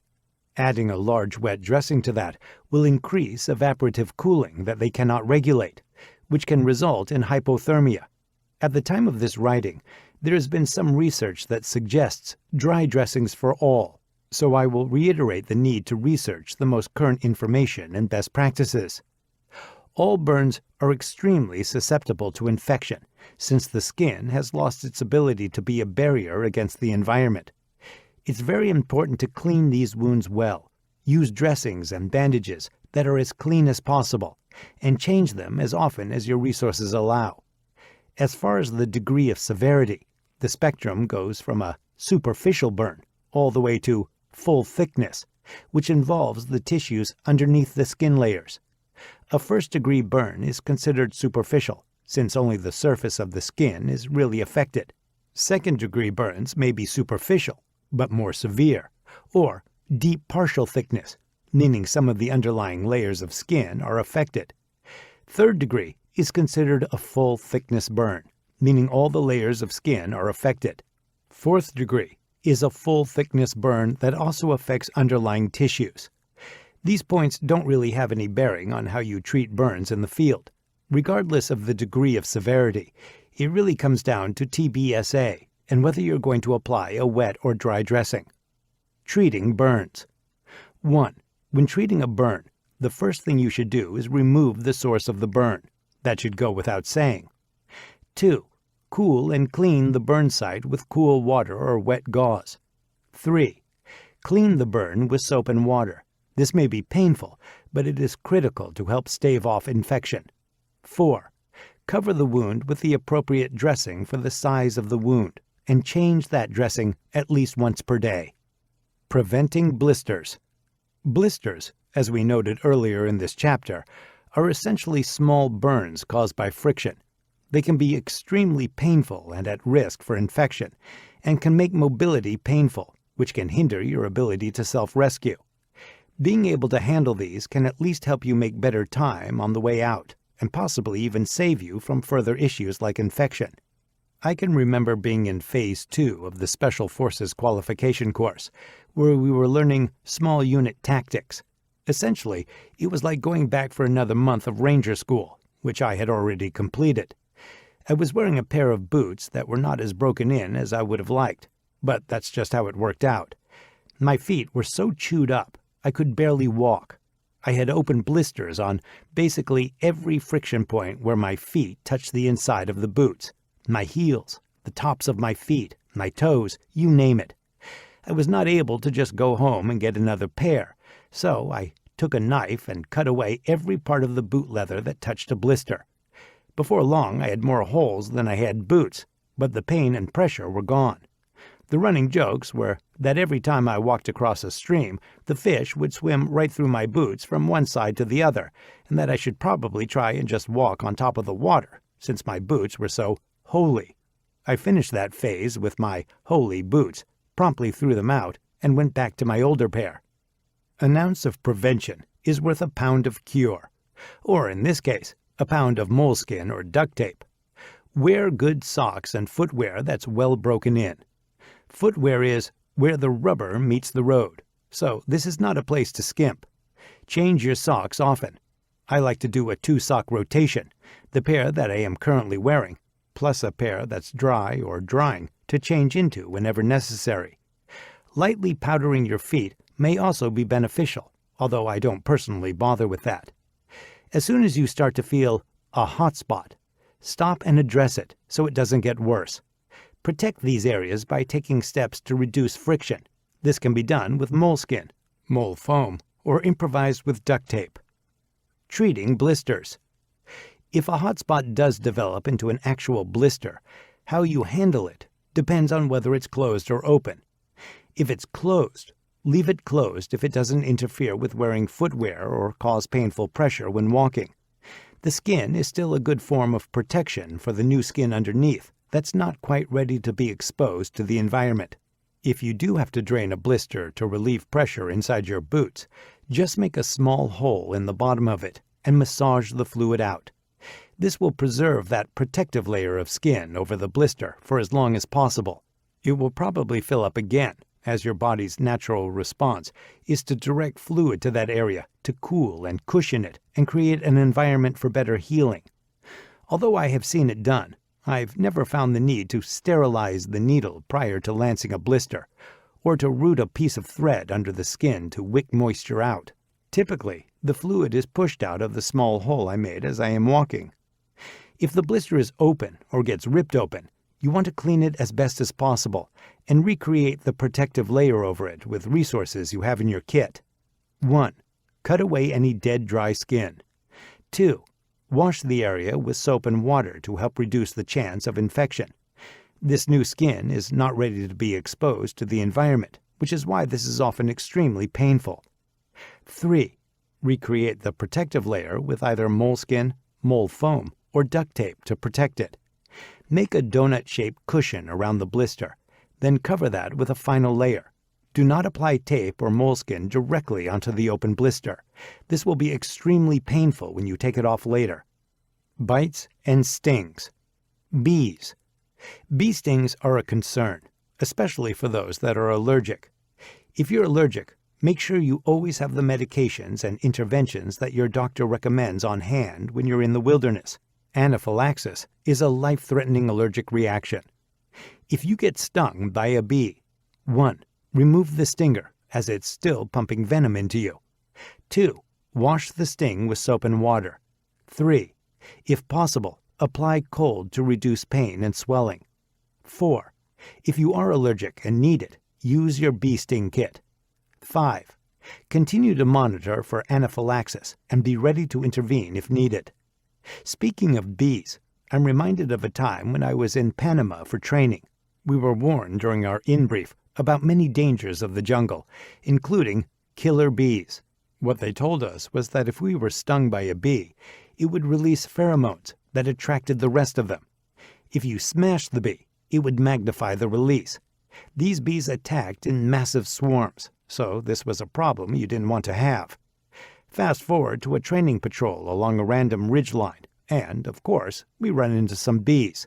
What seemed like dozens quickly turned into hundreds, then thousands, as everyone smacked the ones that were stinging them. Force of habit, I suppose. I quickly dropped my rucksack and dug out my mosquito net. This was a big one that was meant to go over a jungle hammock. I draped it over myself and my equipment and smacked the handful of bees that made it under the net with me. I remember having to stick my hands in my pockets because they were stinging through the net and my uniform. The patrol was scattered all over. It was controlled chaos with just a touch of attempted discipline. I saw my buddy, a machine gunner, getting stung like crazy, but still trying to keep from throwing the machine gun down and running off. This is not something I assumed, as he literally kept saying, "I'm going to throw it, I'm going to throw it," over and over as bee after bee stung him. I shimmied my way over to him to get him under the net with me. As the swarm grew, I think we even had 3 people under that net at one point. The other thing they told us was that a swarm would chase you, sometimes up to a mile. Even going underwater would not help, as they would just wait for you above. We sat under that net for what seemed like an eternity. Eventually, we noticed that the rest of the patrol had scattered and ran off, and we'd lost contact with them. Our first plan was to shimmy down the route we thought they took to catch up, but we realized that would take too long, and we'd get further and further behind. So we tightened our ruck straps, and, in a total, on the count of 3 moment, we threw the net up and ran as fast as our legs would take us. I'm not even sure our feet were touching the ground as we sailed down this hill. I don't know how far we ran, but eventually we found the rest of the patrol, sitting down in a quick security halt, as if nothing ever happened, looking at us, strolling in with welts all over. We had finally gotten far enough away from the bees. All's well that ends well. We managed to keep all our gear and not leave a yard sale on the side of the mountain, and my buddy never did throw that machine gun. Africanized bees, killer bees, are present in the United States. They do tend to attack in swarms, and the sheer number of stings and resulting venom can cause severe reactions and death, even if you're not allergic. Other insects that can cause anaphylaxis include the fire ant and the harvester ant. Scorpions. Scorpion stings are extremely painful, and they can be a problem for people with a history of severe allergic reactions to stings. Fortunately, North America is not home to dangerous scorpions.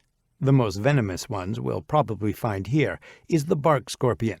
Its venom causes severe pain that can be coupled with numbness, tingling, and maybe even vomiting. Often the affected location will go completely numb and become unusable. Certainly not pleasant by any stretch of the imagination, but fatalities are extremely rare.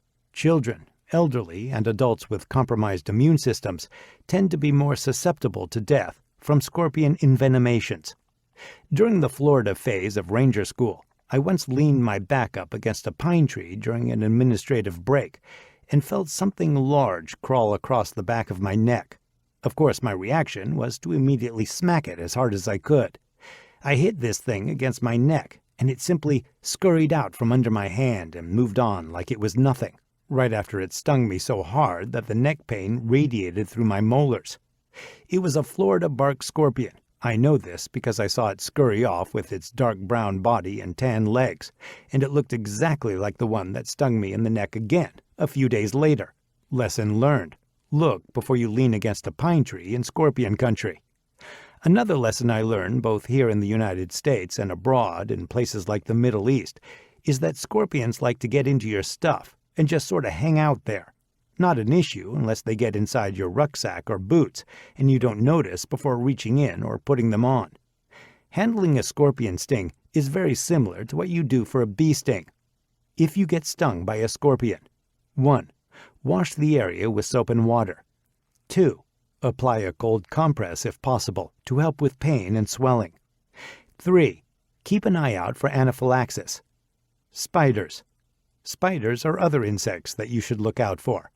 I'm happy to report that I do not have any personal stories of getting bitten by one, but I have seen several brown recluse spider bites firsthand, along with the necrotic damage they can do.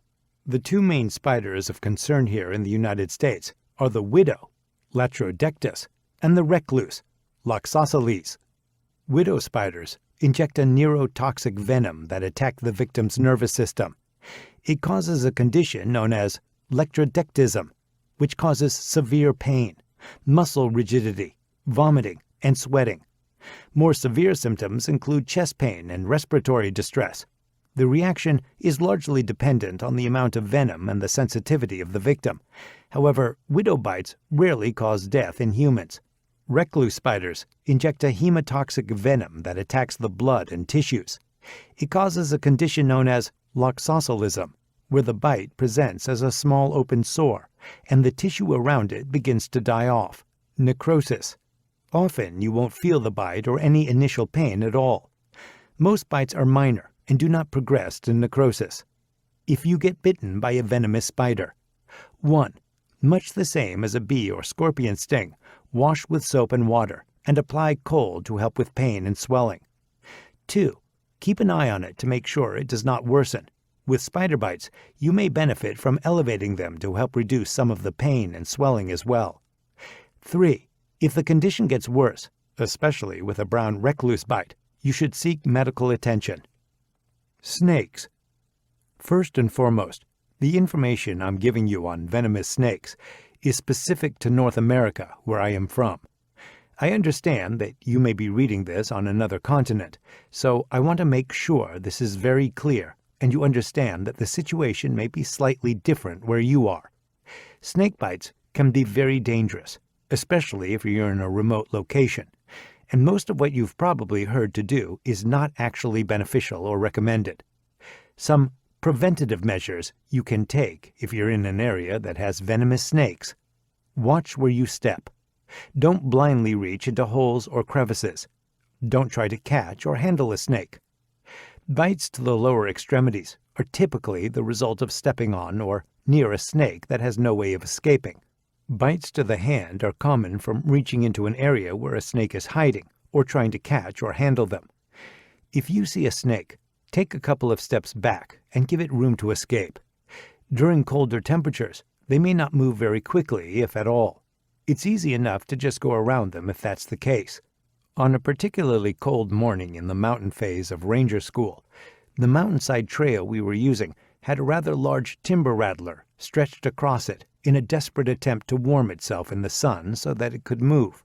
There was a long line of us, probably at least 35 to 40 ranger students, and another handful of ranger instructors, and we just stepped over it as if it were a stick lying there. The snake didn't even flinch, so it might as well have been. If you get bitten by a snake, 1. Get away from the snake and stay as calm as possible. 2. Remove any jewelry and restrictive clothing around the area because it's going to swell rapidly. 3. Start making your way out of the wilderness. 4. If you have a cell phone and signal, call the closest hospital or 911 to let them know where you are, what happened, and that you're making your way out. This gives them a heads up that you're coming, and depending on the situation, they may coordinate for an ambulance to meet you. Do not delay movement for any reason. Like with any other life-threatening injury, immediate evacuation and seeking of qualified medical care is the only real course of action. Not snakebite kits, not sucking the poison out, not constricting bands of tourniquets, not cutting the wound open, not icing it down, not electric shock. None of that. Time and medical care are what you need. The rest is a waste of time, and not only delays evacuation in many cases, but also does nothing but cause more damage to the wound. The best snakebite kit is your car keys and a cell phone. You do not need to capture, kill, or even identify the snake that bit you. It's unnecessary. All this does is risk another bite and waste time. Further, even a dead snake can still bite and envenomate someone. So all this does is put people at risk for no reason. The hospital will identify the snake clinically and take the necessary steps. There have been some studies that show that positioning the bite a certain way may help reduce the damage, depending on the type of snake that bit you.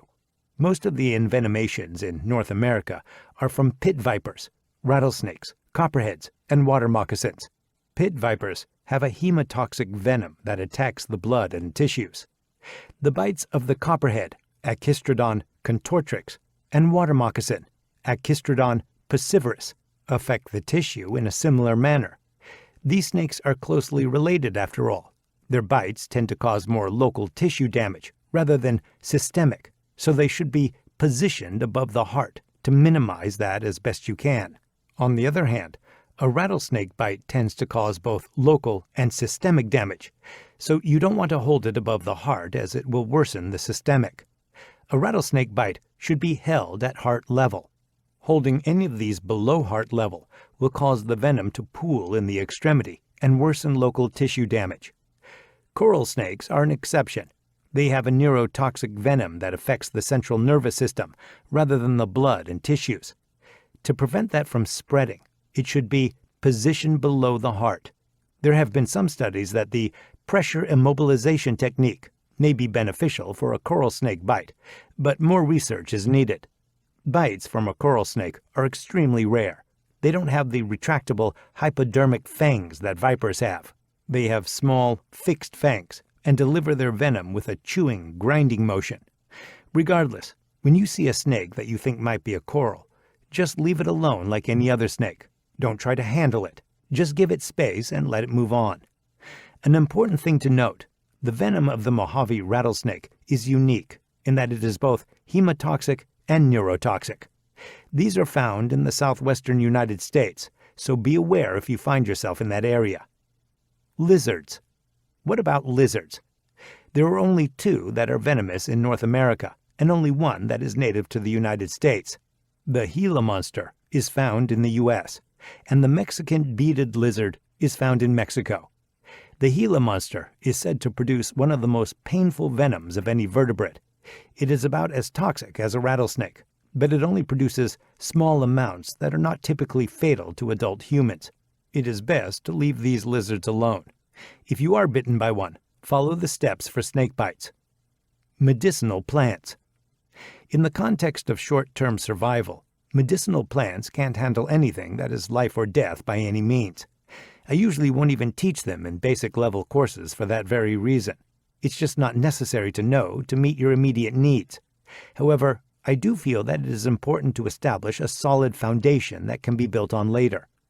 When it comes to medicinal plants, you really have only 2 things that are important on a very basic level.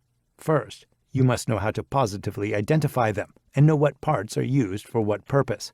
This goes back to that systematic approach of learning that we already discussed in Chapter 6.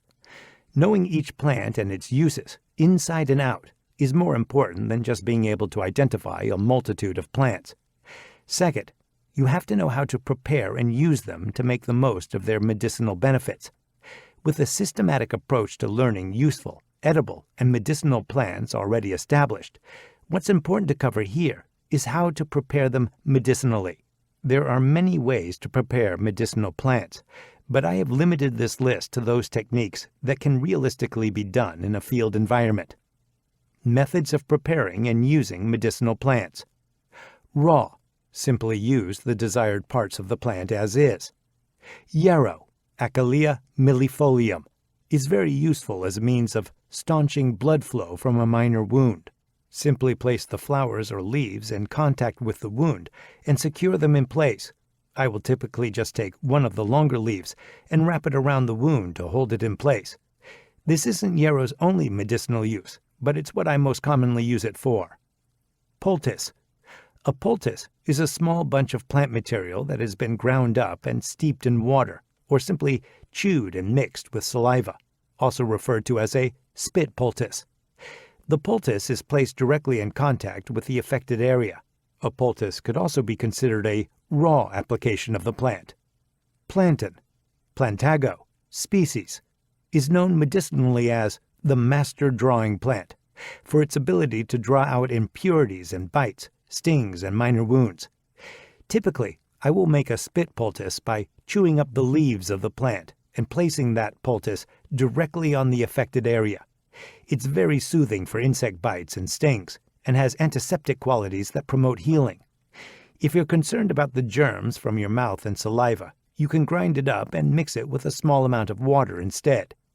Keep in mind that the same antiseptic qualities that make this great for bites, stings, and wounds also take care of anything in your saliva. Infusion. Infusion is the process of extracting medicinal compounds from plants by soaking them for a period of time in some sort of solvent like water or alcohol. This is typically done with soft parts of a plant like leaves, flowers, or needles. Think of an infusion as tea. When used with water, the water is first brought to a boil, and once removed from the heat, the soft parts of the plant are placed in it to steep. White pine, Pinus strobus, can be infused into a beneficial tea that's full of vitamin C. To make it, simply bring some water to a boil and remove it from the heat. Add a handful of green needles and let them steep for several minutes. There are no critical measurements with this. Simply add depending on your own personal taste. Decoction. This is the process of extracting medicinal compounds by boiling and concentrating the plant material, and is typically done with the hard or woody parts of a plant, like stems, roots, and bark. These denser parts of the plant require a more aggressive approach to extracting the medicinal compounds, so they are placed in the water and boiled down, often more than once, to concentrate them. Willow bark, Salix, several species, is very useful as an analgesic, pain reliever. Make a decoction with bark by filling a container with bark and covering it with water. Bring the entire mixture to a full boil. Continue boiling until half of the water has evaporated away. Cover with additional water and boil it down again to concentrate it. The bark can be strained off, and the decoction can be drank. Using medicinal plants for pain relief is not as simple as take 2 of these tablets and call me in the morning. You may have to make and drink this decoction for a couple of days before the pain completely subsides. Wash. A wash quite simply uses the end product of an infusion or decoction that's meant to be used externally to wash the affected area. Fomentation. A fomentation is the application of hot, moist substances to the body. An example would be soaking dressings or cotton material with the end product of an infusion or decoction that's meant to be used externally, and placing the dressing directly on the wound. Again, this list is by no means all-inclusive, and the examples given are not the only medicinal uses for these plants. This is meant to help you establish a baseline for knowing how to prepare and use medicinal plants in the field, so you can build on this information in the future. This is merely a snapshot of the world of medicinal plants. Chapter 8. Map Reading and Land Navigation. Navigation Kit. The baseline for a navigation kit is a reliable compass. There are a number of different types, styles, and brands to choose from. Whichever brand you choose, the important thing to know is how to use your compass well. Compasses are most useful for showing direction of travel, reducing lateral drift, our natural tendency to drift one way or the other while walking, by guiding the user to walk a straighter line and measuring angles between points. When possible, you should choose items that serve more than one function. I personally prefer the Suunto MC2 compass because it also has a mirror that I can use for signaling and first aid applications. The compass should have an adjustable declination feature that allows you to compensate easily for the difference between grid and magnetic north. If it doesn't, you'll be burdened with mathematically converting this angular difference yourself. Generally speaking, if all you need to do is walk a certain direction to make your way back to civilization, that can be done with nothing more than a compass. However, you still have to know what that direction is beforehand.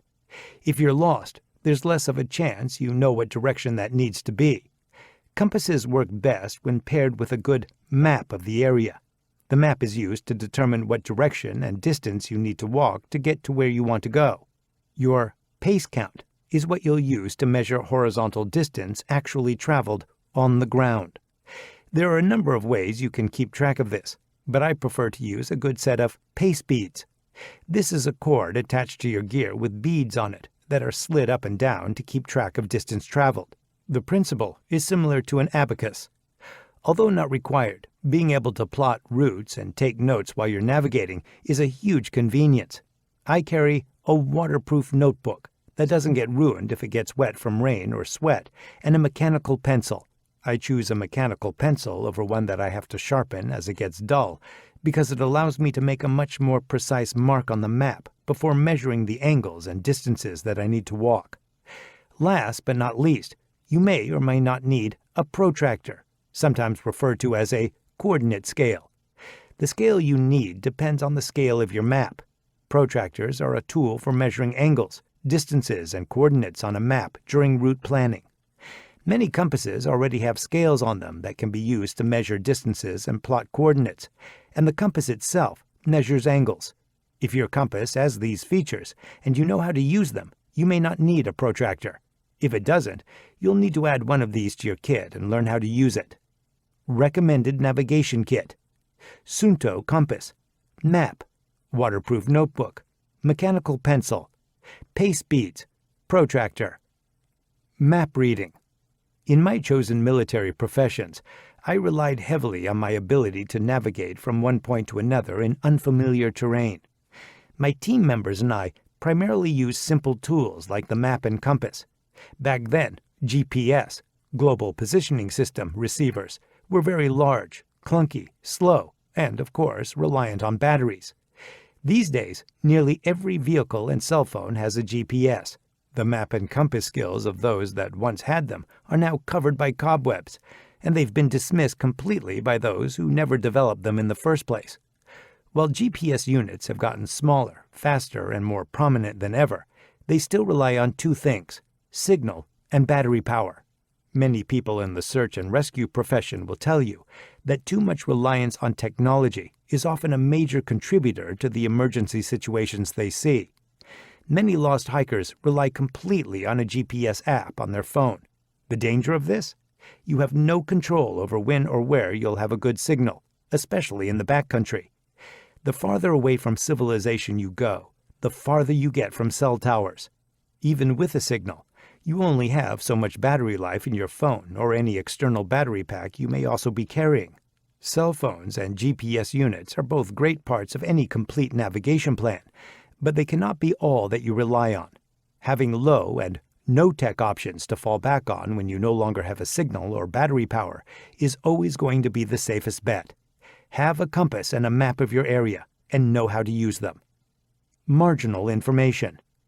Let's take a deeper dive into all the information given to us on a map, starting with marginal information. There's a lot of important information around the outside, margin, of the map if you know what to look for. There's also a lot of information you do not need for basic land navigation purposes, so I'll only highlight the important points. Map name. The map is often named after the most prominent and populated area on it. Other times, it may be named for the most prominent terrain feature depicted on it. The date the map was created is also important. Always ensure that you have the most up-to-date and accurate map available. Scale. The scale of the map shows the ratio of a unit of measurement on the map to a unit of measurement on the ground. For example, on a 1 to 25,000 scale map, 1 inch on the map would be equal to 25,000 inches on the ground. Of course, you'd have to convert that to a more useful unit of measurement for your trek, but that's the idea. Fun fact, the metric system is typically used for maps, since the metric system is a base 10 number system, groups numbers in tens, and map grids are also base 10. The closer that relationship is within the ratio, the more accurate and detailed the map will be. A 1 to 10,000 scale is much more detailed than a 1 to 50,000 scale. Bar scales. These are essentially rulers that have already converted map measurements into useful on-the-ground measurements. They have increments that often show meters, feet, miles, and nautical miles. Contour interval note. This is an important note that gives the vertical scale between contour lines on the map. This information can be used to determine elevation and relief in each area. It will usually have a number and a unit of measurement. An example would be 10 meters, which means that there are 10 meters of elevation gained or lost between each contour line depicted on the map. Legend. The legend provides additional information and describes symbols that are used specifically on your map. Declination diagram. It's important to understand that there are 3 different types of north when it comes to maps, and they are rarely the same.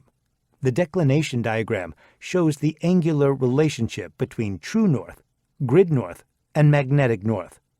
This information is important for converting them, which we'll discuss later in the chapter. The diagram may or may not also include a note for converting one to the other. If it doesn't, it's worth adding that note yourself for easy reference. Declination does change, especially over time, so reason it's important to have the most up-to-date map available. Basic colors. There are 5 basic colors on a map, and they are not randomly chosen. The colors themselves give you valuable information, like the location of water, vegetation, roads and trails and buildings. In addition to contour lines, colors depict the topography of an area, which can be useful for navigation. Green is used to indicate vegetation like forests, orchards, and vineyards. White is usually used to indicate an absence, meaning the area is not forested and is a clearing or grassland, which is important information to the navigator. Keep in mind that forests are managed and cut from time to time, so it may not always be the most accurate information. Blue is used to indicate bodies of water like lakes, ponds, swamps, streams, rivers, and creeks. Certain bodies can be there either year-round or intermittently or seasonally. That information will also be depicted on the map. A continuous body of water will usually be depicted as solid, while intermittent or seasonal ones will be depicted with dashed or dotted lines. Black is most often used to depict man-made features like buildings, roads, and railroads. It is also often used to note political boundaries like state borders and county lines. Usually, a more prominent feature like a county highway would be a solid, thick black line, while a trail through the woods may only be a thin dashed or dotted line. Red is used primarily for populated areas and major roads. For example, a city may have its political boundary outlined in black, with numerous black buildings within that boundary, but the entire area will be filled with a reddish overlay to highlight everything within those city limits. For roads, the black is used up to a certain point, but major roads with multiple lanes and interstates will be depicted in red to differentiate them from smaller roads. Brown is used for contour lines that show the topography of the area. Contour lines show both elevation and relief. Many maps use brown for this, especially in the civilian sector. A lot of military maps use a combination red-brown color instead of red or brown, so that maps are red light readable, meaning that using a red filter on a flashlight to read it at night will not drown out the color. Here's a tip I learned during Special Forces Assessment and Selection, SFAS. We frequently navigated at night, and while I do that less often now as a civilian, I still do it. For quick reference, I would take different colored fluorescent highlighters and trace different points of interest like roads, streams, bodies of water, populated areas, what have you. This highlighted those areas for me during the day, but it proved to be even more beneficial at night. When you use a blue filter on your headlamp or flashlight, the fluorescent highlights glow extremely bright, and those key locations really pop out at you. This was extremely valuable to me, as I often needed to navigate as quickly as possible using key terrain while trying to avoid roads and populated areas. Terrain features. Terrain features are extremely valuable reference points when navigating. They give you an idea of the terrain in the area and serve as additional confirmation of where you are on the ground and on the map. When I first joined the military, I was taught that there are 5 major, 3 minor, and 2 supplementary terrain features. At some point in my career, the supplementary and minor terrain features were combined into one list. 5 major terrain features. Hill. A hill is a point or area of high ground with ground sloping down on all sides. A hill is depicted by contour lines that form concentric circles. If you're standing on a hill, you'll have ground sloping down on all 4 sides, to your front, behind you, and to your left and right. Valley. A valley is an area of lower ground with ground sloping upwards on 3 sides, in front, away from you, and 2 slopes up to the sky. In other words, if you were standing in it, you'd have high ground to your left and right, and the ground would slope upward on the upstream side and downward on the downstream side. These are often linear and usually contain a river or stream bed. The valley flows, much like a river would, from higher ground downstream to lower ground. A valley is depicted by U-shaped or V-shaped contour lines that point uphill to the higher ground. Ridge. This is a line or stretch of high ground with various elevations along its crest. It's depicted on a map by U-shaped or V-shaped contour lines that point downhill to lower ground. The term ridge is often used interchangeably with ridgeline, but they are slightly different. Think of a ridgeline as a mass like a mountain in its entirety. The mountain is a large grouping of various individual terrain features. An actual ridge is a specific, individual terrain feature within that larger group. Saddle. A saddle is a dip or a low point along the crest of a ridge that's normally found between 2 hills. If you're standing in the middle of a saddle, you'll have 2 sides of higher ground, the hills, and 2 sides that lead to lower ground. When looking at the map, you'll notice 2 separate concentric circles that depict individual hills, with another concentric circle around both, which is lower in elevation than the 2 hills. The area between the 2 hills is the saddle. Depression. A depression is a hole or low point in the ground that's surrounded by high ground on all sides. These will often contain water, like a pond. The scale varies, but they're a lot like craters. They're depicted on the map by a contour line that forms a concentric circle, with tick marks around the inside of that line that point toward the lower ground. 5 minor terrain features. Draw. Think of a draw as a valley on a smaller scale, and usually on the side of a ridge. Remember that a valley is a major feature, and a draw is minor. You will still have higher ground on 3 sides, with one side lower, downstream, and it will still be depicted by U-shaped or V-shaped contour lines pointing up to higher ground, just on a smaller scale. A draw is appropriately named. It quite literally draws precipitation out of the high ground and directs it down to the valleys. When rainfall hits higher ground, like a hill or ridge, it will follow the path of least resistance downhill until it reaches the valley, and then go on to the ocean. Draws are often the result of, and made deeper by erosion. This is also why most draws have spurs on both of their sides, along the side of a ridge. Spur. A spur is essentially a smaller ridge. It's an area of higher ground along the side of a larger ridge, with a draw on both sides. It will have high ground on one side, the uphill side going up to the ridge, and 3 sides that are lower ground, a draw on each side, and the other low side that leads downhill to the valley. It's depicted by U-shaped or V-shaped contour lines that point downhill to lower ground. Cliff. Most people are familiar with cliffs, a very steep incline or sheer vertical, even overhanging drop-off. It's a rather abrupt change in elevation and very dangerous to navigate on or near. A cliff may be depicted by contour lines that are touching each other, or by a single contour line with tick marks pointing to the drop-off. Cut. A cut is a man-made feature that's typically seen along a road or railroad bed, where people have cut away terrain for progress to be more gradual than following the natural, more dramatic landscape. While driving along an interstate, you've probably noticed where they cut or blasted a path through a hill to build a road. On a map, these are usually depicted by tick marks along the contour lines on the side of a road or railroad. The tick marks point down to the lower ground where the road or railroad is. Fill. A fill is the opposite of a cut. It's a man-made feature in which material has been added to build up a road or railroad bed to make the grade more gradual, instead of dropping off with the surrounding terrain. These will be depicted by tick marks along the contour lines, with the tick marks pointing down to the lower ground, in this case, away from the road or railroad bed. Grid reference systems. Finding a location in a developed area is as simple as having the address. It's already laid out with a house or box number, a street or road name, city, state, and zip code. Addresses of specific locations are nothing more than a systematic reference system, so anyone can find a location as long as they know what to do with the specific bits of information that are included.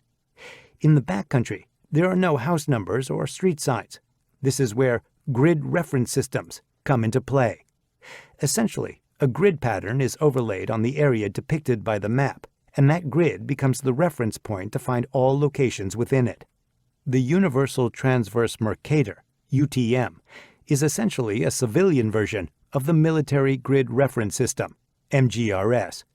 It's more readily available and more commonly used outside the military, so it's what I base my classes on. For you, as the end user, they'd both work the same, but since they're different systems of reference, they have different coordinate designations. Think of it as MGRS calling one place Maple Street, while UTM calls it Jackson Road. It's the same exact location on the ground, but people are referring to it by different names. Grid coordinates. Typically, a coordinate scale, referred to more commonly as a protractor, is used to plot or determine the coordinates on a map. It has different scales that are meant to match various specific map scales that you may be using. To use it, make sure you're using the correct scale. Once you've found the grid square you're looking in, use the smaller increments of the protractor to precisely determine the rest of the 6, 8, or 10-digit grid coordinates. Most protractors are not accurate to the 8 or 10-digit grid level, so you must estimate in those cases.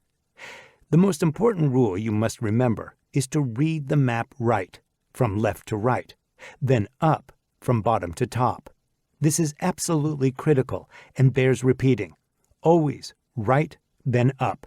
Another important note is that each vertical line on the grid, though running north and south, is actually separating east and west, and each horizontal grid line, running east and west, is separating north and south.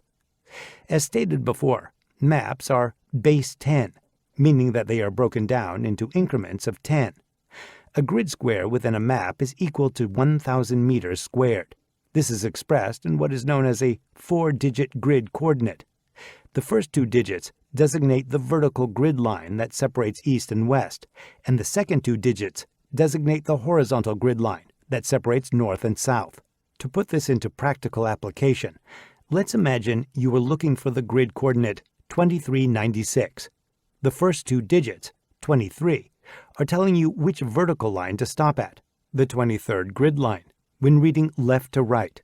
The second 2 digits, 96, tell you which horizontal grid line to stop at when reading up. The intersection of those 2 grid lines is the point that grid coordinate is designating.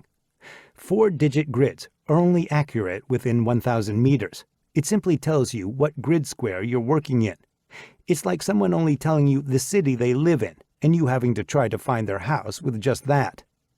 Because it is base 10, each individual grid square can also be further broken down into a smaller 10 by 10 grid. Having these additional numbers included in what is known as a 6-digit grid will get you to within 100 meters of your desired location. This is like knowing the city and having it narrowed down to the street name. Adding to the first example, Let's say you're looking for the grid 23, 5, 96, 5. At this point, I find it best to split the coordinates in halves, so it's easy to identify which are meant to be used together. You would still read right first, then up. The first two digits of each half of the full coordinate are still going to designate the same grid square, but this time we have additional information from the third and sixth digit given. If the original grid square is broken into a smaller 10 by 10 grid, each square within it is now a 100-meter square. The third digit, 5 in this case, tells you that you would read right first to the 23rd grid line, but the actual location you're looking for is halfway across that grid square when continuing to read to the right. The sixth digit, also 5 for this example, tells you that when reading up to 96, the actual location is halfway through the grid square as you continue to read up. This can sometimes be confusing, but if you remember to use the rule always right, then up, it'll become second nature. To make it more simple to grasp, what I like to do is use the first two digits of each half to locate the 1,000-meter square I'm working in, and from that point, I know that any additional information, digits, given, will be further into the square. Once I have identified the grid square, I use the same right then up rule to plot the additional information given within that square. The same principles apply when given additional digits of information in a grid coordinate. If you were to take one of the 100-meter squares that were designated by a 6-digit grid and break it down into an even smaller 10 by 10 grid, each square within that would be 10 meters. Adding to the example, say the grid coordinates are 23, 52, 96, 58. This time, the fourth and eighth digits are telling you how far to read right and up within one of those 100-meter squares. This is accurate to within 10 meters. If you're looking for a house, think of this as having its actual box number. This is what is most used for land navigation purposes. It is possible to further break one of those 10-meter squares down, again 10 by 10, into 1-meter squares, and use a 10-digit grid to find it on the map. This would of course be accurate to within 1 meter. This is rarely used in navigation with a map and compass because that level of precision is difficult to put into practical application between plotting points on the map and walking that straight of a line. Elevation and relief. Contour lines are used to depict elevation and relief. They are a means of translating the three-dimensional topography of an area onto a two-dimensional map. Contour lines are by no means arbitrary, even if it looks like a cluttered mess of squiggly lines all over the map. These are precise depictions of elevation in each area. Remember the contour interval note from earlier? It tells you the vertical distance between contour lines. All points along a contour line are the same elevation. If you were to take a snapshot of how those lines of elevation and relief ran along the terrain and place it on the map, you'd have a graphic representation of the terrain in that area. There are three types of contour lines. Index. Every fifth contour line is what's considered an index contour. It is depicted by a much bolder line that usually has the elevation of that concentric circle annotated on it somewhere. You may have to follow it around the map a bit to find that index for reference. Intermediate. These are the contour lines between the index lines. They are set at the actual contour interval. They are solid lines, but not as bold as the index contours. Supplementary. Supplementary contour lines are used less frequently. They represent an area that is 1/2 of the contour interval. They are depicted as dashed lines instead of solid. When using contour lines to determine the elevation of a specific location, the line will fall on the terrain at that specific elevation. Find the nearest index contour line and read that elevation. Using the terrain features, determine whether the point you're looking at is going uphill or downhill from there. Count the intermediate contour lines up or down to the point you want to determine the elevation of. If it's between two contour lines, use half the contour interval for that location. On a hill, that terrain will usually continue to go higher in elevation within the concentric circle formed by the contour line. The center of that hill, or the summit, is likely higher than the last contour line. The last contour line may read that the elevation is 840 feet. Simply estimate using half the contour interval to determine what the actual elevation is at the summit. If the contour interval is 10 feet, then it's safe to assume the elevation of the actual hilltop is 845 feet, a higher number because the top of the hill is higher ground. The same goes for areas of relief like a depression. The outer rim may be 80 feet in elevation, but with a contour interval of 10 feet, the center or lowest part of the depression would be 75 feet, a lower number because the ground is lower in a depression. Some areas may have been surveyed and have their actual elevations depicted on the map. The legend will give you more information on the symbols used. Benchmarks, horizontal control points, and spot elevations are common. Determining direction. An azimuth is used to determine the angular direction from one point to another. Many people use it interchangeably with the term bearing, but they are not the same. A bearing is based on an angle that is 90 degrees or less within a quadrant defined by a cardinal direction. For example, north 45 degrees west. An azimuth is an angle that is between 0 and 360 degrees, as it is measured clockwise from north. Your compass measures an azimuth, not a bearing. That same bearing example would be a 315-degree azimuth. In my opinion, using the terms interchangeably has the potential to cause confusion and should be avoided. A reverse azimuth, sometimes called a back azimuth, is used to quickly calculate what azimuth you would need to walk to return to where you started. This is a very simple calculation. If your original azimuth was greater than 180 degrees, subtract 180 and you'll get your reverse azimuth. If it was less than 180, simply add 180 degrees and that will take you back. For example, the reverse azimuth of 270 degrees is 90 degrees. The reverse of 45 degrees is 225 degrees. Converting an azimuth. As you learned during the section on marginal information, there are three types of north that you need to be familiar with. True north, a line from any point on the Earth's surface to the actual North Pole. Grid north follows along the grid lines that are overlaid on the map as part of the grid reference system. This does not always follow true north because the Earth is spherical and three-dimensional, while a map is rectangular or square and two-dimensional. If you were to lay the sphere out flat, there would be some declination in the grid. Directions that are taken from the map are grid azimuths. Magnetic north, the north that a compass needle will point to when used. The magnetic North Pole isn't the same as true or grid north. Directions that are determined with the compass are considered magnetic azimuths. The Earth's magnetic field is not at the North Pole. It's in northern Canada. Declination is the angular difference between true north and either grid or magnetic north. Those are the two types of declination: grid declination and magnetic declination. The declination diagram in the margin of the map will show this angular difference between the three types of north.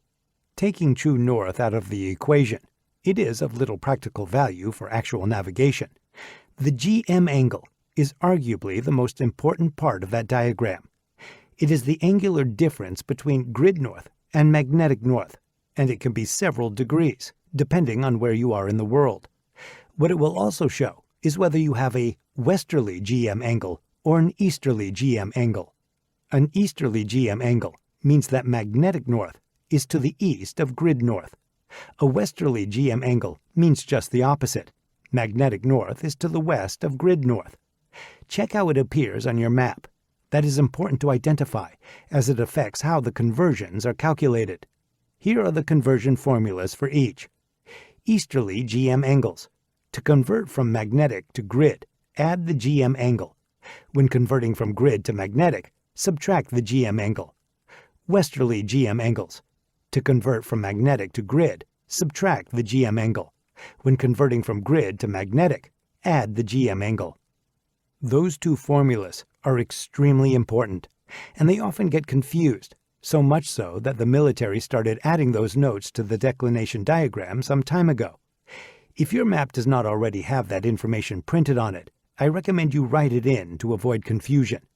No matter how long I have been doing this, I still second-guess it when I have no notes to refer to. This information can be used to convert a grid azimuth that was taken from the map to a magnetic azimuth that you can point to with your compass and walk toward. Converting the azimuth ensures you end up at the correct location. For example, say you're working with a map that has an easterly GM angle of 7 degrees. Using your map, you determine that the direction you need to travel to get from point A to point B is 155 degrees. Since this was taken from the map, this is a grid azimuth. This needs to be converted to a magnetic azimuth that you can now measure with your compass. You're converting from grid to magnetic on a map with an easterly GM angle, so you subtract the GM angle, which is 7 degrees. The magnetic azimuth you need to travel to get from that same point A to point B on the ground is 148 degrees. The opposite can also be done by converting a magnetic azimuth that you determine with your compass on the ground to a grid azimuth that you can correctly plot on the map. One last note on converting azimuths. Some compasses have adjustable declination on them.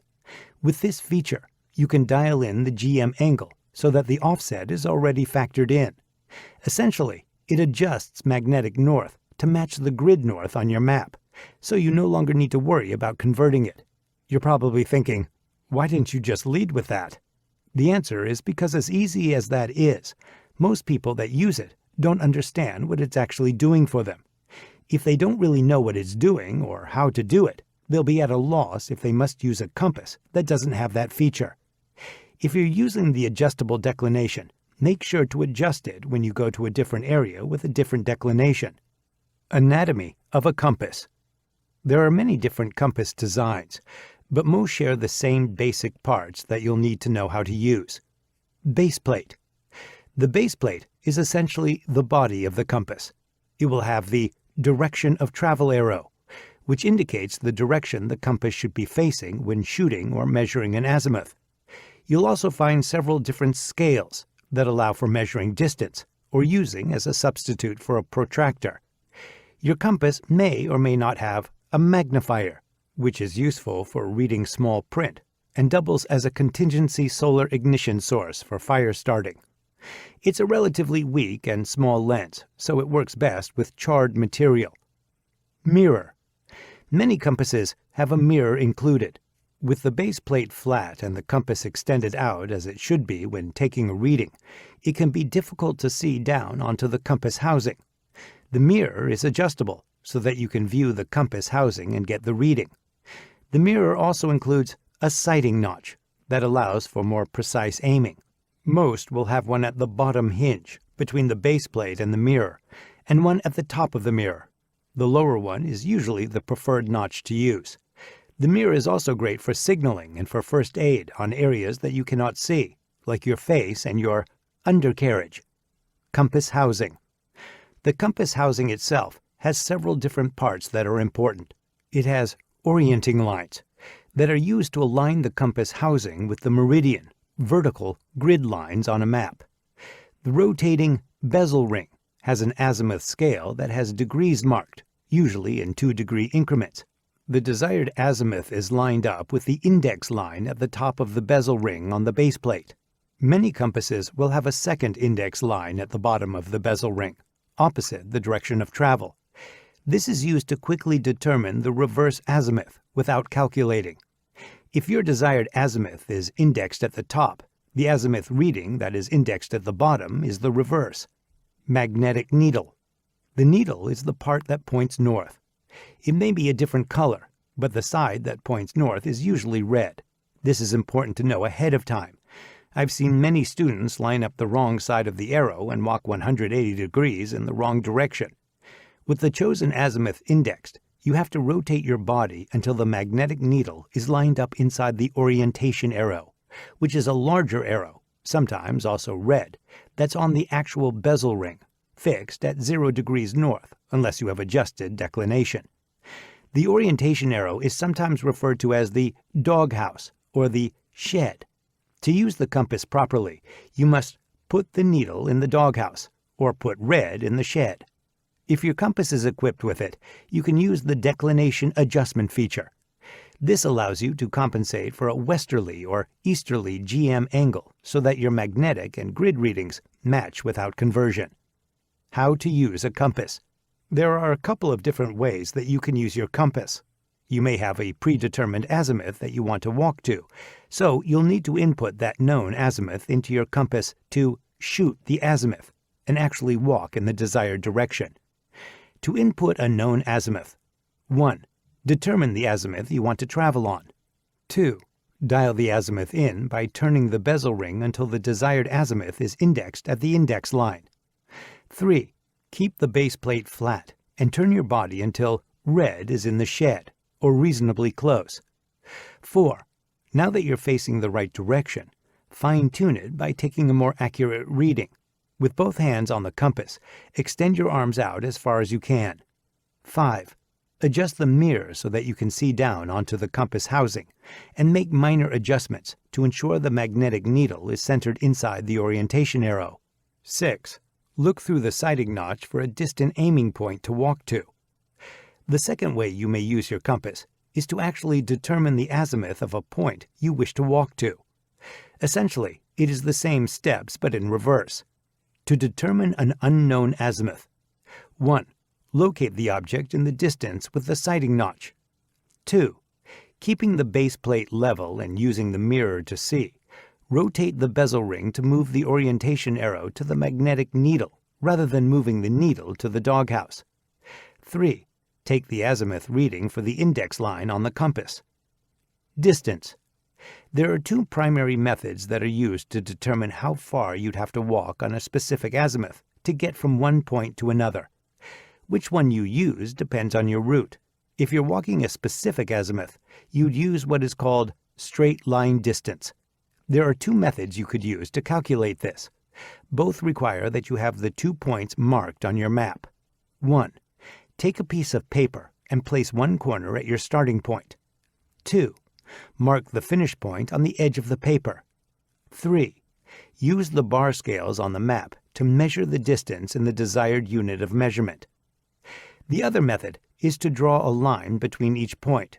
You can use the scale on your compass, depending on the model, or a protractor to measure the distance along that line. To use the bar scale, take the larger reading on the right side of the scale and determine the remainder using the left side of the scale. If you're walking along a road or trail, you'd use what is called curved line distance. 1. With the start and finish points marked on the map, place the corner of a piece of paper on the start point. 2. Align the edge of the paper along the road or trail and follow it as closely as possible. 3. Make an index mark whenever the road curves away so that you can turn the paper to follow the curvature of the road or trail. The more precise you are with this, the more accurate you'll be. 4. Once you get to the end, use the bar scales to calculate the total distance. For quick results, you can use a string to try and follow the curvature of the road, or measure the straight line distance and then measure the portion of the string that was used. But I've found those to be fairly inaccurate methods, so I don't use them. Using a paper is a much more accurate method in the end. Land navigation. Different ways to get there. Dead reckoning is a technique that uses precise azimuths and distances to navigate from one point to another. For the most part, these are straight line routes, or a combination of several straight line azimuths and distances, known as legs, that get you from one point to another. Typically, you'll use one of two methods, or a combination of the two, when dead reckoning. Distant aiming point.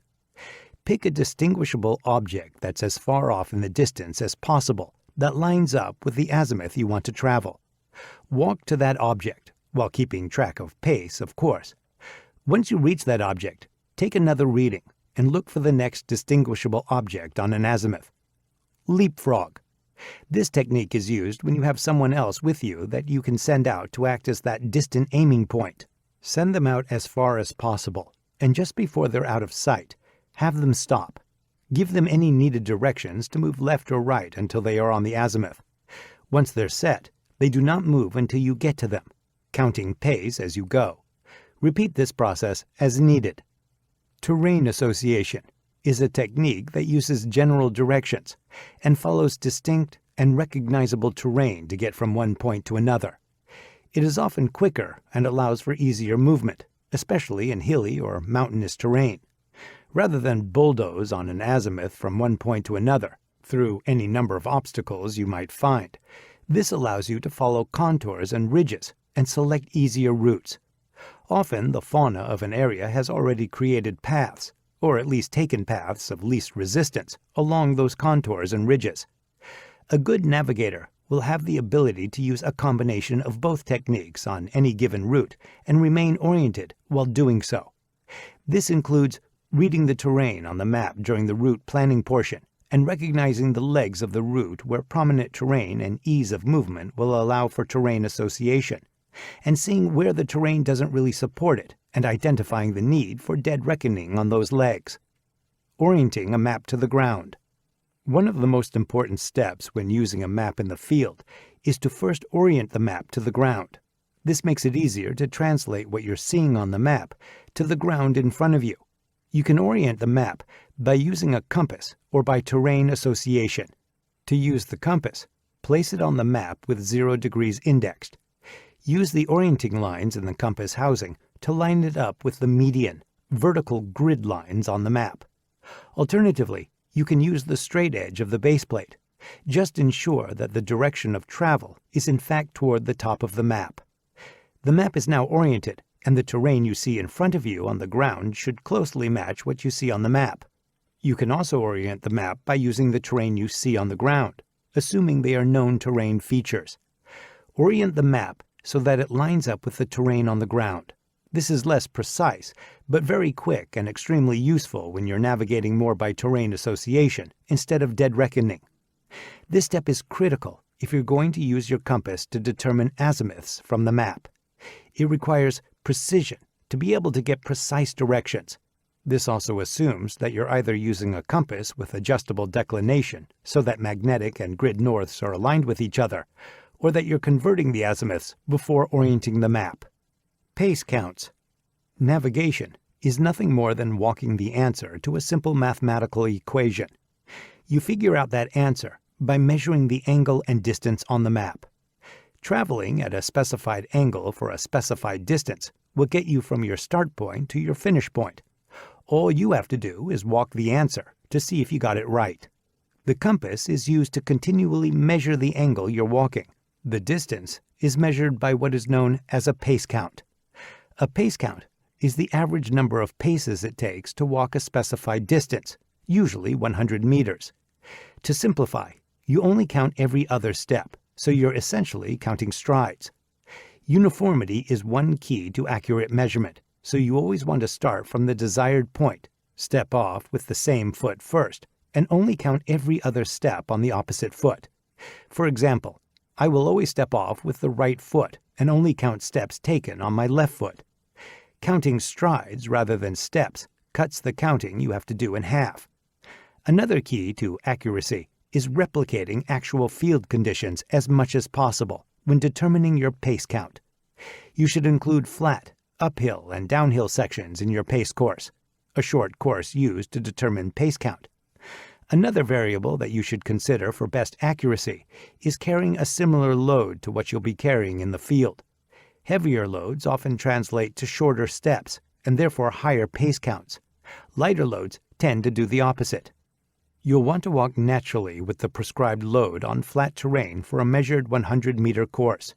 Record that number. Walk uphill for 100 meters and record that. Lastly, walk downhill for 100 meters and record that. Average the sum of those three numbers. That's a fairly accurate average pace count through varying terrain with a similar load to what you're going to be carrying. Remember that pace count. Now, when you're actually out navigating, you'll count every other step until you reach your pace count and know that you have walked 100 meters. Keep track of this by using your pace beads. They have 9 lower beads that measure 100-meter increments and 4 upper beads that measure 1,000-meter, kilometer increments. Every time you hit your 100-meter pace, drop a bead down and start your 100-meter pace count over again. Once you hit 1,000 meters, drop one of the upper beads down, slide all the lower beads up, and begin again for the next kilometer. Continue until you get to where you are going. This is extremely important because there's a good chance you'll lose count, and it's not as if you can just go back to the beginning and start over if you've already traveled a few kilometers. Navigational aids. There are some extremely useful aids that make navigation that much easier. They are safeguards that not only speed up navigation, but also prevent you from becoming hopelessly lost. These should be part of every route plan, every time. When you look at your map, determine what area you're going to be traveling through and box yourself in using linear features like roads, trails, and streams. You may even have some very prominent terrain features like ridgelines to use. Essentially, you're using these to make a box around your area, and if you never cross these boundaries, you're never outside of that box. Even if you get temporarily disoriented, you'll know roughly where you are, which will make it easier to find yourself using an escape azimuth. You use an escape azimuth to get out of trouble. When you're boxed in like this, provided you haven't crossed any of your navigational aids, you know that you can walk a specific azimuth and eventually reach one of them. Determine what your baseline is. The baseline is the feature behind you in your direction of travel that you have no reason to cross. In other words, if you run into that, something is very wrong. On the opposite end of the corridor you are creating, establish what is known as a backstop. This is a prominent feature on the far end of your route that you also have no reason to cross, and if you do, you've gone too far. Next, determine what you're going to use as handrails that would be to your left and right as you travel. Like handrails, you can follow closely by them or on them to go the desired direction and keep from going outside the box. If there are large obstacles or terrain within this corridor that you want to avoid altogether, you can use a technique called deliberate offset. Rather than going straight to the point, you deliberately choose to offset one direction or the other to go around the obstacle or area. This will lead you to what is referred to as an attack point, a point that is offset from the actual point you're traveling to. You then navigate from the attack point to the actual desired location. You may find that you run into obstacles that weren't planned when you were dead reckoning and not accounted for when you were using terrain association or any of the previously mentioned navigational aids. You must be able to get around them, but you still need to keep track of the azimuth and distance you're walking to prevent getting lost. This can be done using the detour bypass method. This is used to precisely box around the obstacle and get back on course. Once you reach the near side of the obstacle, 1. Stop your forward pace count and add or subtract 90 degrees from your original azimuth to make a right or left turn to go around. 2. Walk on that temporary azimuth as far as necessary to clear the width of the obstacle. You need to keep track of that distance with a separate pace because you haven't made actual forward progress on your route with this leg. 3. Make another 90-degree turn to put you back on the original azimuth and walk until you've cleared the length of the obstacle. This pace is forward progress on your original route, so it's added to the primary pace count. 4. Next, make another 90-degree turn and travel the same distance you traveled originally to clear the width of the obstacle. It needs to be the same so that you end up on the far side of the obstacle directly in line with your original azimuth. This pace obviously does not count as forward progress. 5. Once you've finished boxing around, simply pick up your original route and continue to walk. These navigational aids really speed up the process. I used them often during SFAS when I had very little time to move relatively great distances as part of the assessment and selection process. I would quickly establish my backstop, baseline, and handrails, quickly assess the terrain in the box that I created, and choose a deliberate offset to an attack point closer to the actual point that I needed to find. I could take one quick compass reading, put it away, and run toward the attack point, bouncing off the handrails if I drifted into them, but always moving forward. I usually used the intersection of my backstop and handrail as an attack point because there was no way of mistaking it. From the attack point, I used dead reckoning to precisely navigate to the actual point I was looking for. I covered the bulk of the distance very quickly, which saved time, and I only had to take my time precisely navigating a couple hundred meters at the end to find the points. Route planning. Here's where we put all this information together into practical application. There's an old saying, plot twice, walk once. I don't know who said it originally, but I found that it holds true. Taking the time to carefully measure angles and distances, and then double-checking them for accuracy, is extremely important.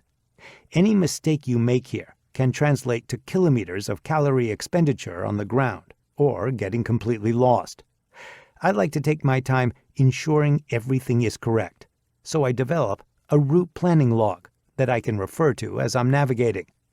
This log can have any information you want on it, but mine usually has a leg number, azimuth, distance, and remarks.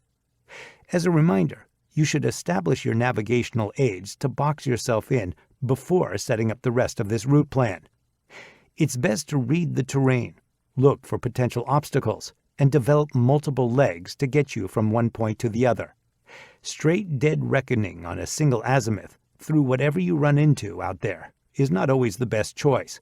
The easiest way to eat an elephant is one bite at a time.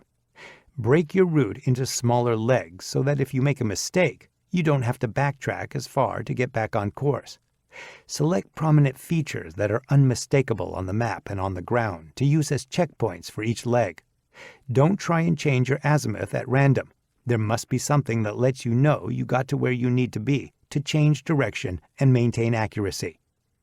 Calculate your azimuth by using a protractor on your map and converting it to a magnetic azimuth that you can actually walk, or by using an expedited technique where you use the compass as a protractor. If the compass has adjustable declination and it's set, you can disregard the conversion from grid to magnetic. 1.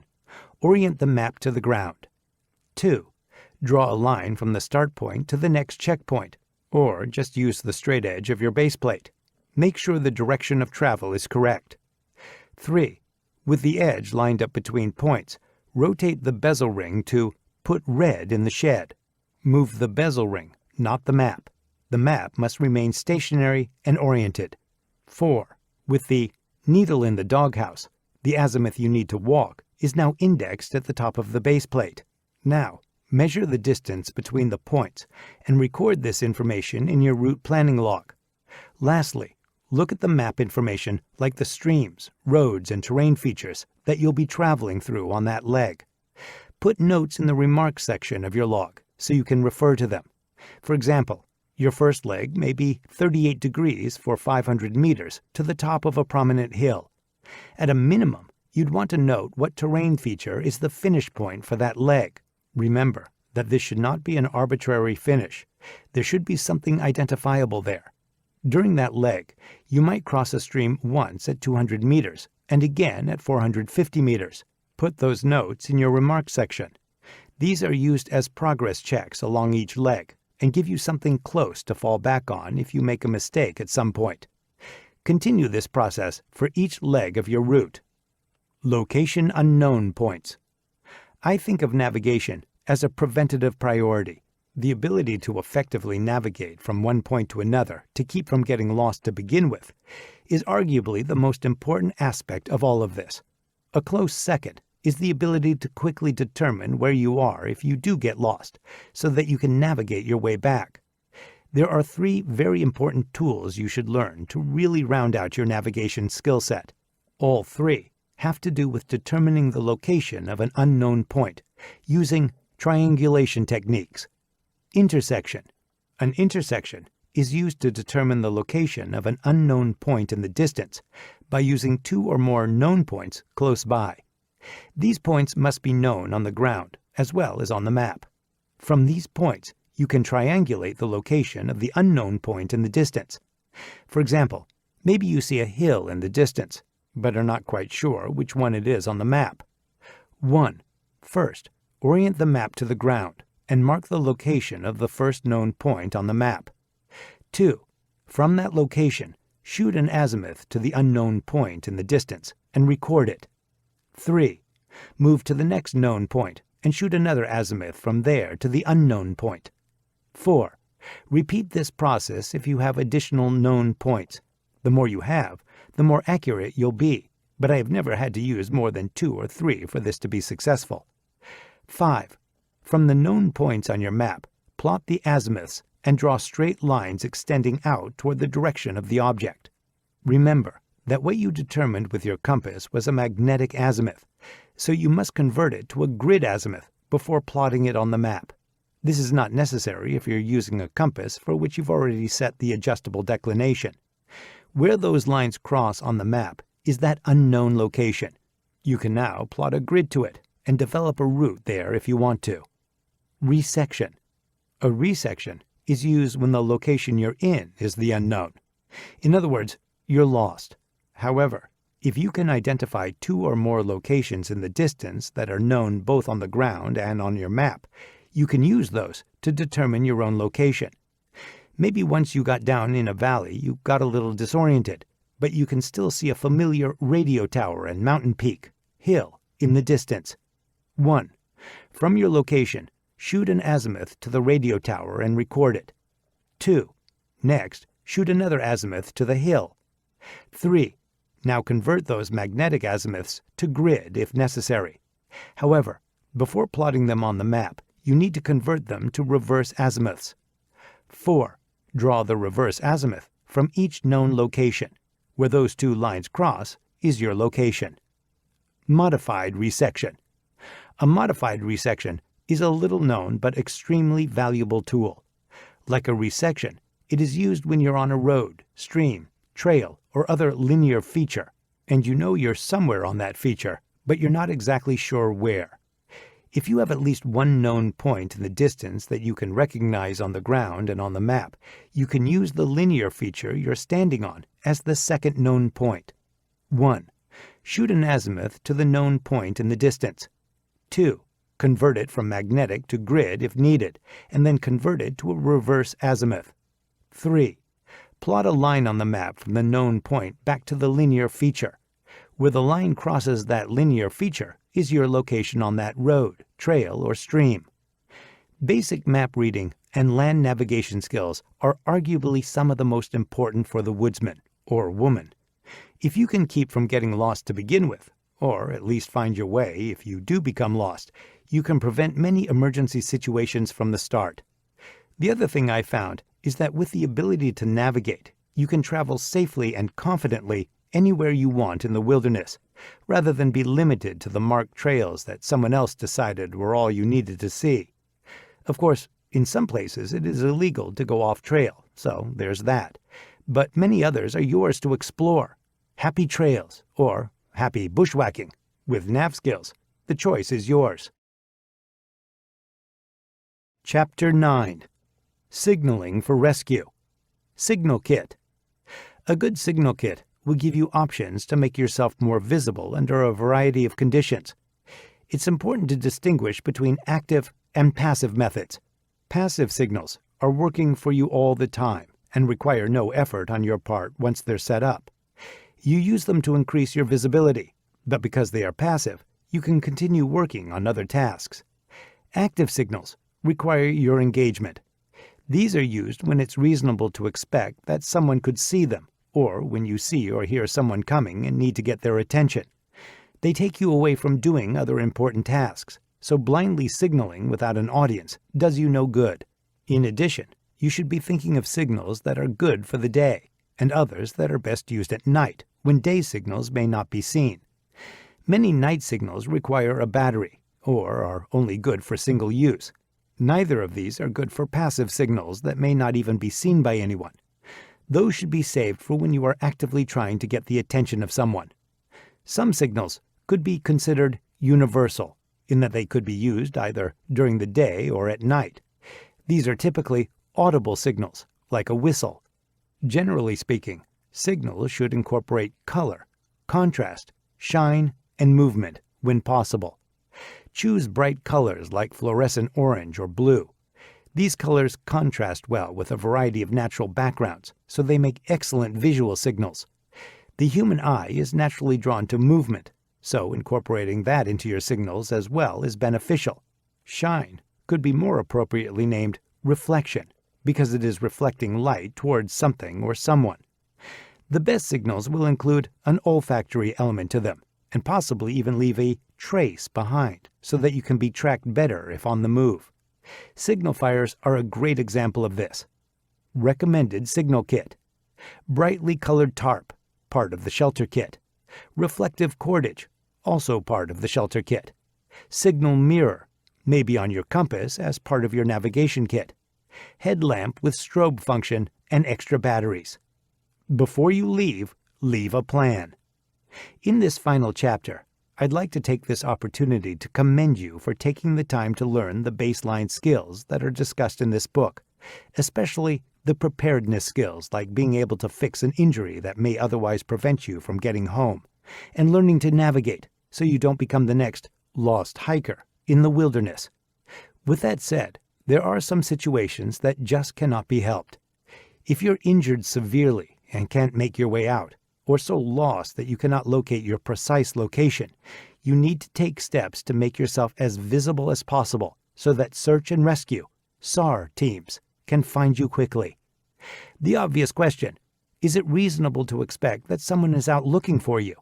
Don't make the mistake of thinking that because you always have your cell phone on you, that you can just call for help if needed. Yes, you'll likely have that option, and you should call for help if you can. There's no questioning the value of that. But what if you don't have signal or battery power to make that call? You cannot rely completely on technology. You must have a no-tech backup plan for when the tech plan fails. The first step to any emergency signal plan is to leave a detailed plan with someone. Let them know where you're going and how long you expect to be gone. That way, if you don't return on time, someone knows to begin looking for you. Other information you may include is what you're wearing, maybe even down to the footwear, so that trackers can identify your footprints. What you're driving and what trailhead you're parked at, if any. A route plan.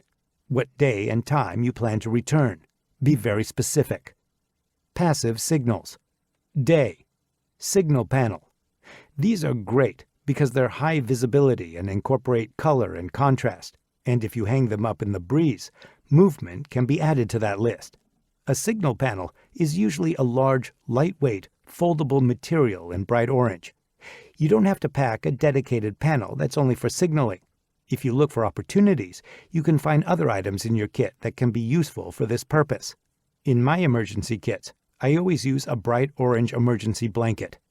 I can use it for shelter, plus it makes a large passive signal panel. I can use an orange bandana or shemagh, scarf, for my water kit, as bandages, or as a panel in an emergency. I like to wear natural colors for my clothing, but I can also substitute either the bandana or shemagh with an oversized, brightly colored t-shirt that I can put on over everything to make myself more visible. I have an orange backpack that I could choose, or a Signal Joey in my other packs. This is a versatile pouch that contains my entire signal kit that I can tie on the outside of my pack. One side is natural colors, and the other is bright orange. If I get into trouble, I can tie it with the orange side out and turn my backpack into a passive signal. Trail marking tape.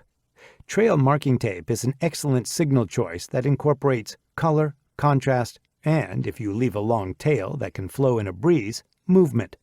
This comes in a roll that's easy to pack in any signal kit. It's useful for marking trails to prevent getting lost as well. Night. Reflective tape. You've probably seen this before on a road construction worker's vest. During the day it appears silver or gray, but at night when light hits it, it glows brightly. It has also been incorporated into items like running shoes and jackets.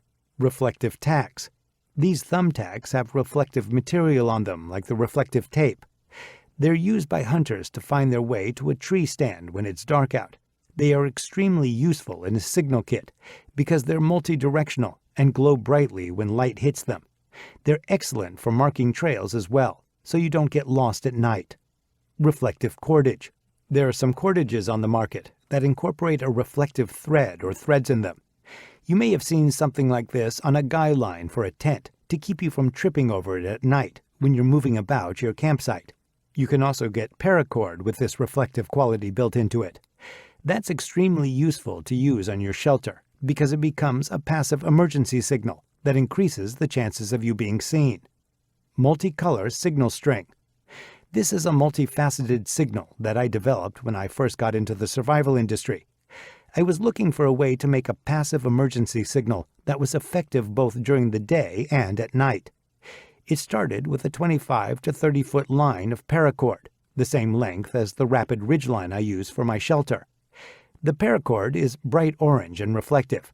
I took 3 brightly colored bandanas, red, blue, and orange, and installed some small grommets in the corners with a simple grommet kit. The grommets were used to fasten each bandana to the line of paracord. By design, this was meant to be strung up high above the shelter to increase the chances of being seen at a distance. The orange reflective paracord was a passive day and night signal.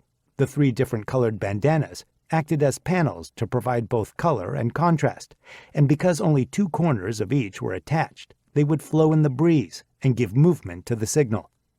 This system incorporates all the characteristics of a good signal: color, contrast, movement, and shine, reflection. It was meant to be the center of a larger signal circle. Making a passive signal circle. The signal circle was another system I developed early on. The shelter itself, which is where most of your time would be spent, should be marked by the multicolor signal string. In order to increase your chances of being seen at a greater distance, you should branch out from that central location and leave passive signals that could be seen by someone walking by, even if they didn't see your shelter location. From the shelter, you can travel out in all directions and mark a tree with orange trail marking tape secured by a reflective tack. This makes for an excellent day and night passive signal. Set these up in a 25-meter circle around your shelter, and then out to 50 and 100 meters. If time and resources permit, this could easily be expanded. This greatly increases the chances of being found because your footprint in the area is so much larger. Active signals. Day. Signal mirror. A signal mirror can be seen from miles. You can use a dedicated signal mirror or the mirror on your compass if it has one. To aim the signal mirror, extend your arm in front of you and make a V shape with your index and middle fingers. Reflect the sunlight onto that V and use it as a sighting window to direct that reflection to the person or object you're trying to signal. This incorporates color, contrast, movement, and shine. Signal flag. Movement can help with the visibility of your signal. It may be beneficial to make a flag by attaching a brightly colored panel to a pole that you can source from the landscape that can then be waved to get someone's attention. This incorporates color, contrast, and movement. Night. Chemical light. These are small lights that have a capsule inside them. When you snap the capsules, they glow for a few hours. Some color choices are brighter than others. Many of these are difficult to see, so I recommend making a chem buzzsaw to really increase their visibility and add movement. You can make a buzzsaw with 1 light, but 3 lights makes it more visible and effective. Take a length of cordage, about 3 feet, and tie it to the chemical lights. Hold the end of the string and twirl the chemical lights to create a larger circle of light. Remember that these are a single-use item, so this should be reserved for active signaling. Strobe. This can be a strobe function on your headlamp or a dedicated strobe. The headlamp option is not nearly as bright, but it does provide additional function since you can use it primarily as a light source for working or navigating at night. A dedicated strobe is extremely bright and can be seen a lot farther away. Both take batteries, so neither is a good option for passive signaling and should be saved for active signaling attempts. Audible signals. Whistle. When it comes to whistles, always choose the loudest possible one you can find. The better the noise carries, the farther away someone can hear you. There's some debate about using a whistle that has a P in it, like a referee whistle, or using a P-less version. The bottom line is this: both are loud, and both can be heard in many circumstances. A P-less whistle may be a better choice in water, because water tends to bind on the P and cause a potential loss of function. However, P-less whistles lack the audible contrast that the rattling P provides, and can sometimes be drowned out by heavy winds. No single signal should be relied on completely, so remember that this is just part of a larger signal plan. Metallic objects. Banging a bush pod or metal water bottle can be an effective improvised signal in the woods. The sound of metal clanging is not normal and could get someone's attention. Signal fires. One of the most effective signals is a fire, and you're likely already using it to accomplish other priorities. A fire and its smoke can be seen day or night. What really sets it apart as an outstanding signal is that it also has an olfactory aspect to it. Even when it cannot be seen, the smoke can be smelled from a long way off. It also has the element of a trace, coals and ash, that's left behind, even if you're moving to other locations, trying to make your way out, or looking for an area with better resources. It's universally understood that 3 of anything, evenly spaced, is a distress signal. That is why I place 3 large X's evenly spaced across the back of my emergency blanket. That differentiates it from another orange tarp in the woods. It's meant to signal distress. The same is true when I'm using a fire for signaling. 3 evenly spaced fires send a much stronger message than a single fire that could be dismissed as a simple campfire of someone out enjoying themselves in the wilderness. An efficient way to use your existing fire as a standby emergency signal is to have your main fire going that you're using for other tasks, and build 2 more fire lays evenly spaced on either side, but don't light them. If the opportunity to signal arises, transfer the fire from the main fire to the other 2, and you'll quickly have 3 fires going to signal for rescue. Smoke generator. Smoke generators are excellent tools for signaling. They are constructed from the landscape, and although they take a little time and effort, they're extremely effective signals. To build one, make a tripod about 6 feet high. Lash a platform on the underside about halfway down. Build a fire lay complete with tinder on the platform. Cover the top half of the tripod with green conifer boughs or other green vegetation. This serves 2 purposes. The green vegetation keeps the fire lay and tinder dry, and it also produces thick smoke when the fire is lit under it. Start by building one in an area that is highly visible, and then, as time permits, build another 2. Remember that 3 of anything, evenly spaced, is a universal distress signal. A variation you could do on this structure is building a second platform about 6 inches underneath the first. Pack this lower platform with tinder and use the upper platform for the fire lay. It takes a little more work and resources, but it incorporates significantly larger amounts of tinder, so the fire lay is almost sure to light. Having an effective, redundant signal plan can make all the difference in being found quickly or being forced to continue exposed to the elements. Your signals should not be an afterthought, nor should they be stuffed away somewhere you cannot easily get to if the opportunity to get someone's attention presents itself. The moment you realize you've gone from recreation to an emergency, get your signals out and be ready to use them. You may have a very narrow window of opportunity to catch someone's eye and get the help you need.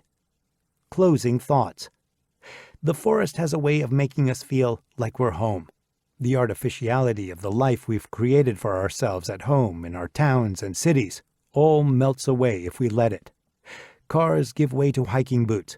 We ditch lawnmowers and pristine landscaping to take a look at the chaotic and random beauty that only Mother Nature can create.